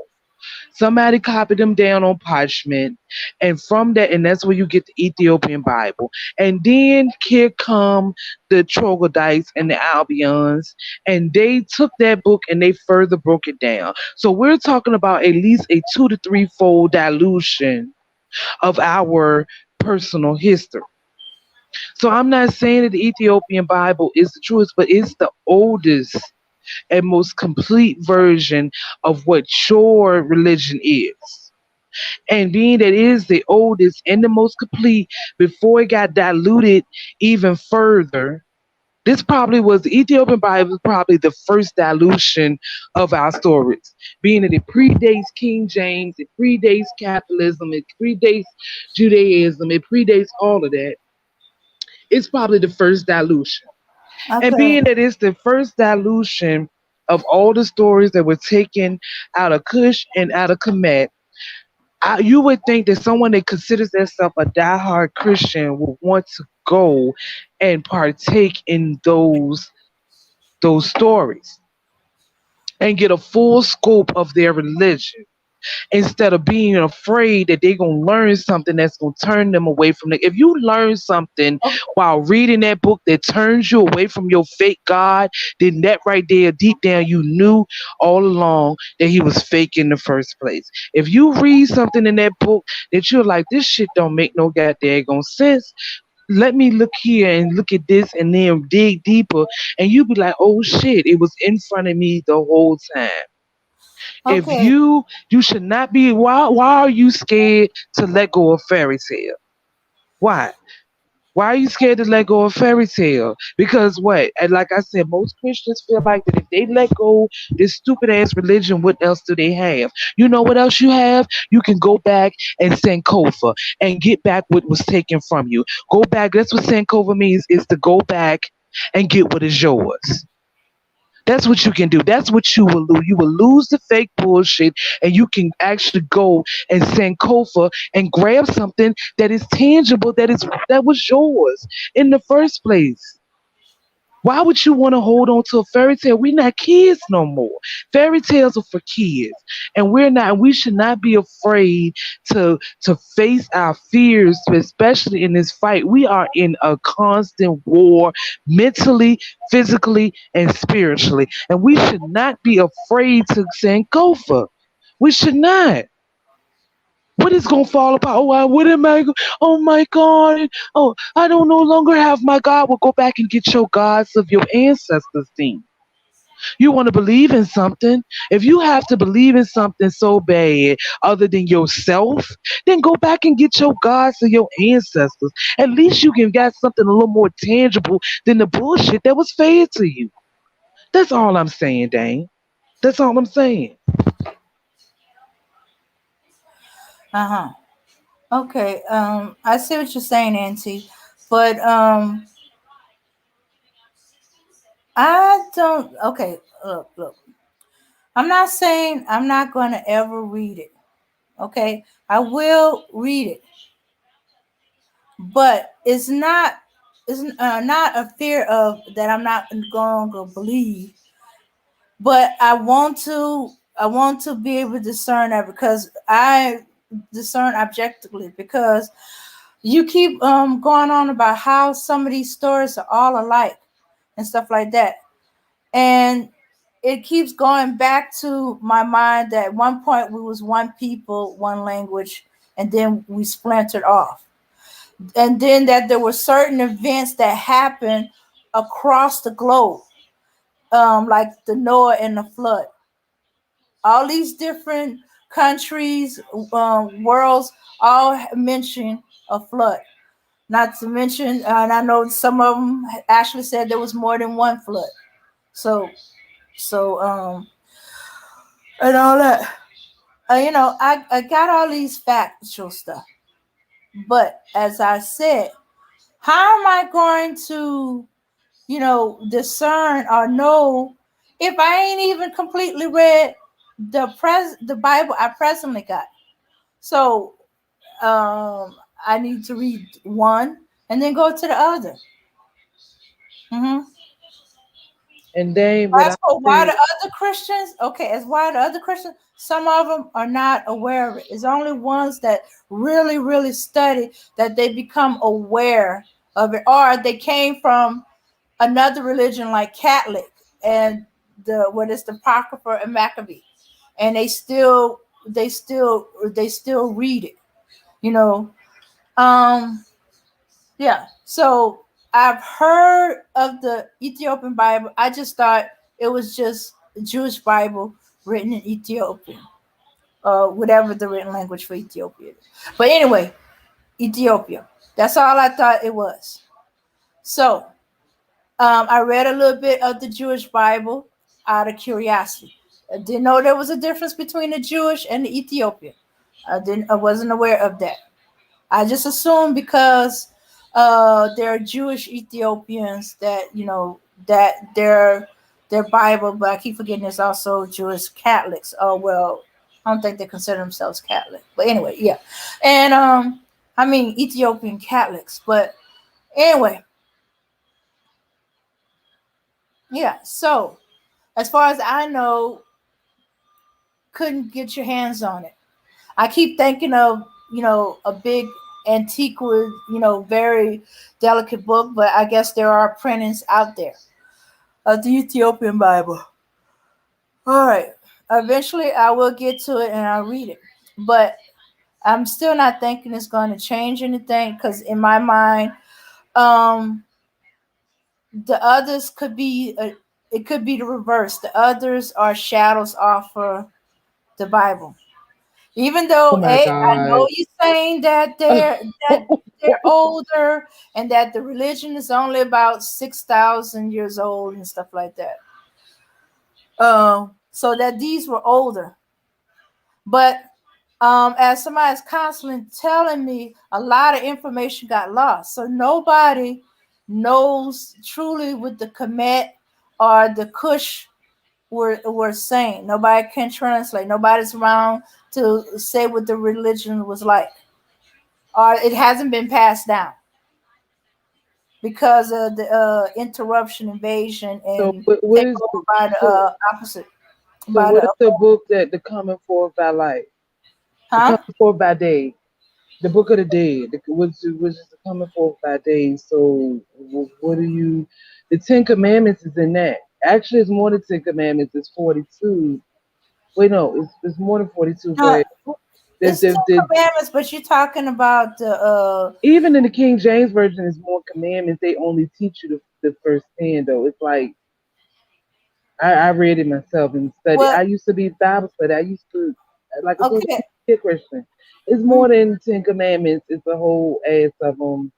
I can't remember all of them, but they drill just 10 in you or whatever. But Yeah, the there's commandments the way are you're in. supposed to live, how to do, way you're supposed to do this and that, and and all kind of stuff. There's even things on how to treat the slaves and about all kind of stuff. That's why I thought that was another reason that they didn't want slaves reading the Bible, because a way the Bible it says slaves were definitely not treated like were not treated like that. And if they were able to hold their slave masters to hey, you believe in the Bible, where the Bible said you're not supposed to be treating me this way, you're not supposed to be doing this to me, you're not supposed to be doing this to the women um that you enslave and all that other stuff. I just they really. One thing we gotta give these Albions is they are master manipulators because we have Mhm. people The white race is supposed to be maybe that about 10,000 years old. that actually see the bullshit, but are willing to nitpick through the bullshit of the little pebbles of shit they still want to keep and think that's okay. And unfortunately, Dane, you are a prime example of that. You are picking through shit for kernels of corn, covered in shit. You're picking through shit. All of this is bullshit, and you're willing to pick through. You know the bullshit, and I know you know the bullshit. We all had these talks. We've been talking months about the bullshit, and you see it, and you still will not let this shit go.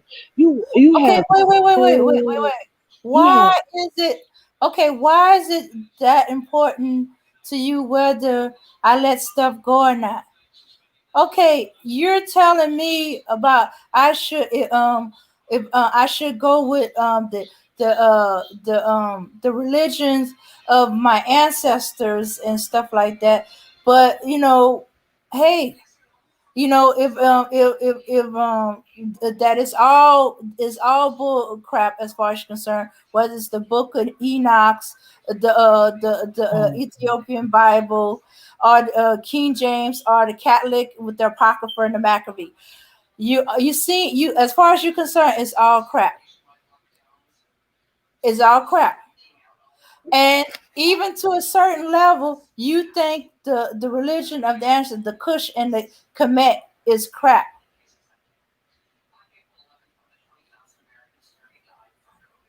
I So think that anything that has a hold on the mind to the point that one will not do what needs to be done to further your people, you will not um you will not let go of the chains that are on your mind. You will not think outside the box.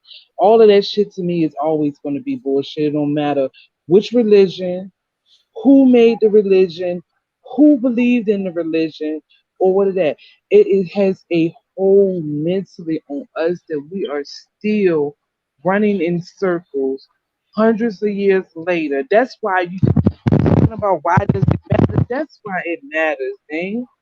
That's why it matters because okay, it still has a hold on the minds of our people to the point that we will still not do what they. It's either it's extreme left or right. Either these maniacs are heartless and dead on the inside, or we some timid, meek creatures that will let anything happen to us and do and just be like, oh, well, Jesus, trouble don't last always. Revenge is the Lord's. No, revenge is yours. That's what revenge is. Revenge is yours in this day and time. You allow someone to talk you into waiting until you're dead to receive your reward, while every day you watch them have their reward while they're still living. How does that make that freaking make sense?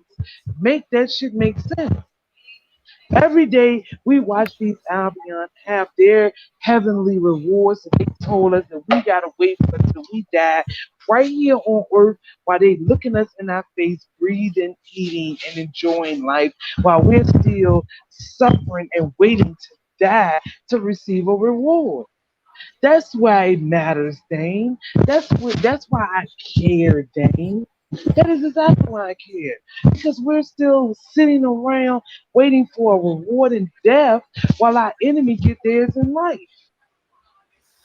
okay, Make that shit make sense. okay. It's not about the religion. It's about the Oh my people. god. There are Oh. some. Wait. There are some people that do not believe any of this. They don't believe in the Bible. They don't believe in the religion, but they still not doing. You know, they still waiting. They waiting for either for the other person. They waiting or they are not doing because they're afraid, or they want to keep what little they got, or they don't think it's possible. There's a whole bunch of gates to the mind. And it's not just religious. You know, so it's not religions that has the whole to the gate, or the not doing. and stuff Religion like that knows the outweigh key, and it it. has always held the key because you know why I said it? Because our people, for the most part, believe in transmutation, which means that when you die, you will come back. Whereas religion has you believing that when you die, that's the end. You either go to heaven, you go to hell. So you better be a good little boy and girl while you're here on earth so you can make it to heaven. Our people believe it didn't matter what you did, transmutation, that you will be back. You might not remember who you are or who you was in that past life, but you will be back. And that's why they did not mind dying for what they believed in. And that is the problem. Religion got us afraid to die for what we believe in because we first all believed that if we die, that if we didn't live the such and such life that we was told we should live, we're going to hell to damnation for all of eternity. That's why it starts with religion. Religion is the gatekeeper because they broke our spirit, they broke our traditions with that bullshit. So yes, it is. It all starts with religion. Then it goes on to they use violence in order to get us into this religion. So it all goes back into it's a circle. It plays out over and over and over. Fear and violence and religion. Fear, violence, religion. Fear, violence, religion. Fear, violence, religion. It all plays in circles. It goes in circles. So yes, religion is. Religion is even people that are not even that religious still exhibits undertones of these religions that were fed to us for all these years. So yes, religion is a gatekeeper. And I feel like that until we drop that shit and get back to the way we were before these animals happened upon us, we're never going to do what it needs to be done in order to get to where we're supposed to be. Okay. But Bella, if you actually believe that, okay, when we die, we come back into this world, which is, to a certain degree, I sometimes think so too. But you don't get to choose what form. You don't even remember, or you might have some vague, kind of feeling about it. If that's true, we could have been in any form. It could be the pink people. We could be the Indian people. So we could actually say that these people could be our brothers and stuff like that. Because it don't matter if they good or bad, they're gonna come back. It reminds me of something I was reading with Alice Gotta Walker. have a They'll come back. soul in order to come back. And these Albions, they are spirits. They're not so they don't have souls. They are spirit. They're earthly walking spirits. They don't have souls. So right there, what you talking about? Oh, he could have been that pink paper. No, no, sweetheart. They are spirits. They're not souls. They are not tethered to the neither of the afterlife in the universe. They are entities and spirits. They're soulless, parasitic creatures that walk this planet with the sole purpose of plaguing life on it. So no, no, no, no, no, no, Mhm. no, no. So yeah.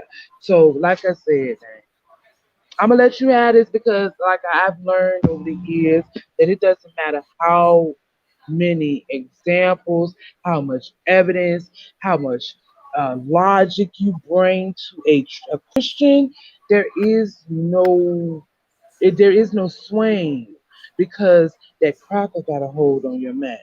Excuse me, I'm sorry, I forgot what you said. That Albion has a hold on your mind.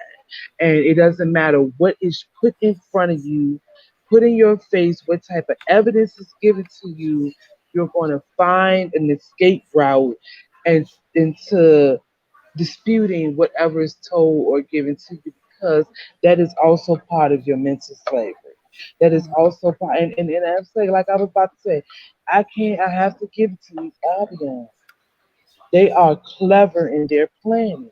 And that 1,000 year plan that they put out for us, it is going to absolutely work because there's going to always be some people like you that no matter what you say, do to whatever you tell them, whatever you show them, whatever evidence, whatever anything, you're never going to believe it. Just like I'm gonna ask you this: that video that after last week's broadcast, that video talking about the allegory in the Bible. Did you ever go back and look at that video?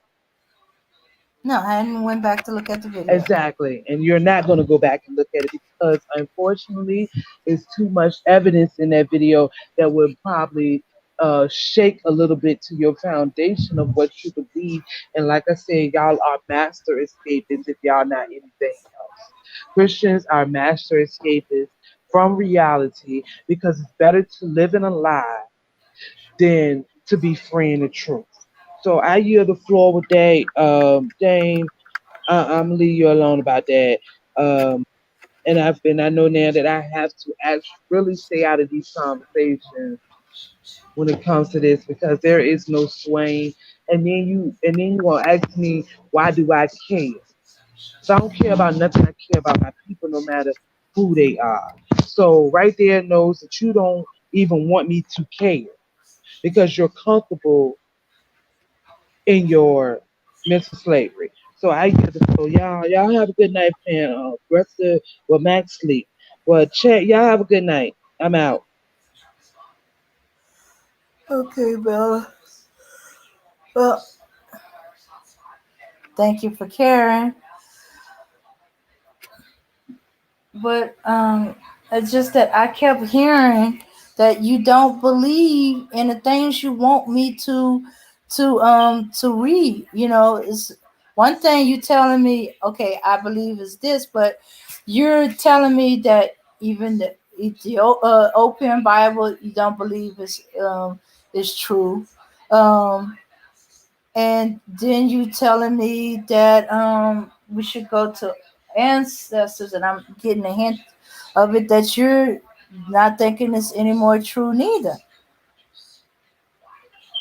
Uh, but it's hard to one group is trying to deal with it from faith, and the other group is trying to deal from it from logic.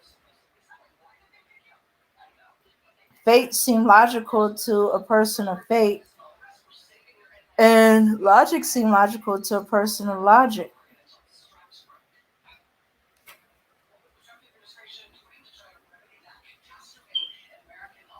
Difference between us and them, we have natural ability to sin. We have to stop being the Christian love your enemies mess.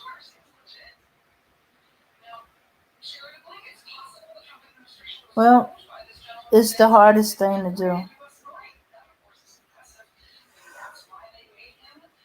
because I ain't even there yet.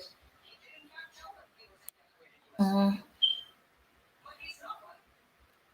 And a lot of times I thinking, no, you're too quick to forgive. They didn't ask for forgiveness, and if you forgive, I don't think you have to forgive right away. But hey, they doing what their conscience is. I thought a million times it was a mistake, or I've seen them force a child to say they forgive when they didn't. If you don't forgive, don't say you do. You're not ready. That takes a lot of prayer, fasting, and a lot of work with the Lord to forgive somebody. hmm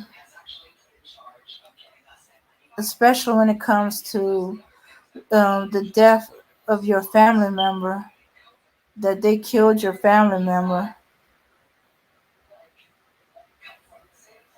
and no justice has been given.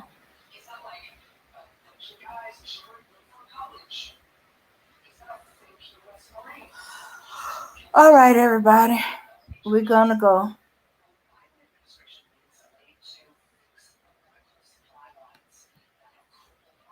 I have a good night.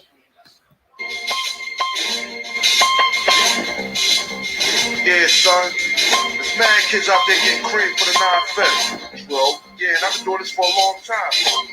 Shoot the game, going for mine. Alright. And this is the year when mad cats get peeled. I'ma spark this line, kick the rear. Bang him out. With all this chaos in the realms of the street, your local street dog got to make ends meet. The average Joe's far too slow for the ghetto pro. You better know, when I hit the streets, I like to glow, I like to glisten.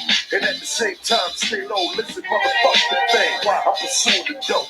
My stilo is symbolic to a kilo. Cash is popping, cookies cooking, beats copping. Ain't that some shit? A player that used to live in riches, now a stick kid. Caught up in a ditch. In 94, Giuliani kicked down the door. In 95, niggas flipped to stay alive. Peeling caps while I laugh. In the stats, and throw in the half. Remy in the glass, spark the boom, then I blast. They wanna confine me, sneak up from behind me. Bust a cap in my back and put me where they can't find me. They hate to see a young player pay. I don't wanna see that. They rather see him spray. But I'm like Diddy, a Terminator, squeeze the lead off. Using verbs and nouns like rounds to blow your head off. Hitting up spots, heating up blocks. Investing in stocks like Colombian blow crops. I'm out to get cream and ain't no doubt in my mind. Fuck this broke shit, I'm hit, I get down for mine. I get down for mine, I get down for this. And you want to put your hands in the air. I get down for mine, I get down for this. I'm breaking up the shit, ain't moving over there. I get down for mine, I get down for this. And you want to put your hands in the air. I get down for mine, I get down for this. I'm breaking up the shit, I hear you wanna be a player. I ain't some place you bet. Let's play a game of real nigga roulette. With this a DOA as I spray the melee. Content and punctuation is compared to AK. You in a day. Overdose for pure funk. I'm fucking off like Tommy Gibb. The karma's a boot smoke. Decapitated rappers in my trunk. I'm sick. Pumping skunk. Bouncing with my click. Popping nigga jump. I'm getting back while these clowns be zigzagging. Once you talk about plenty keys, come on, you're nickel bagging. I'm blasting off wings. Making doubters believe what you see. I was packing heaters when jokers was banging cheerleaders. Ain't nothing changed, it's still the same in the rap game. I'm known for banging rookies out the frame. Y'all done forgot who was the pimp from the start.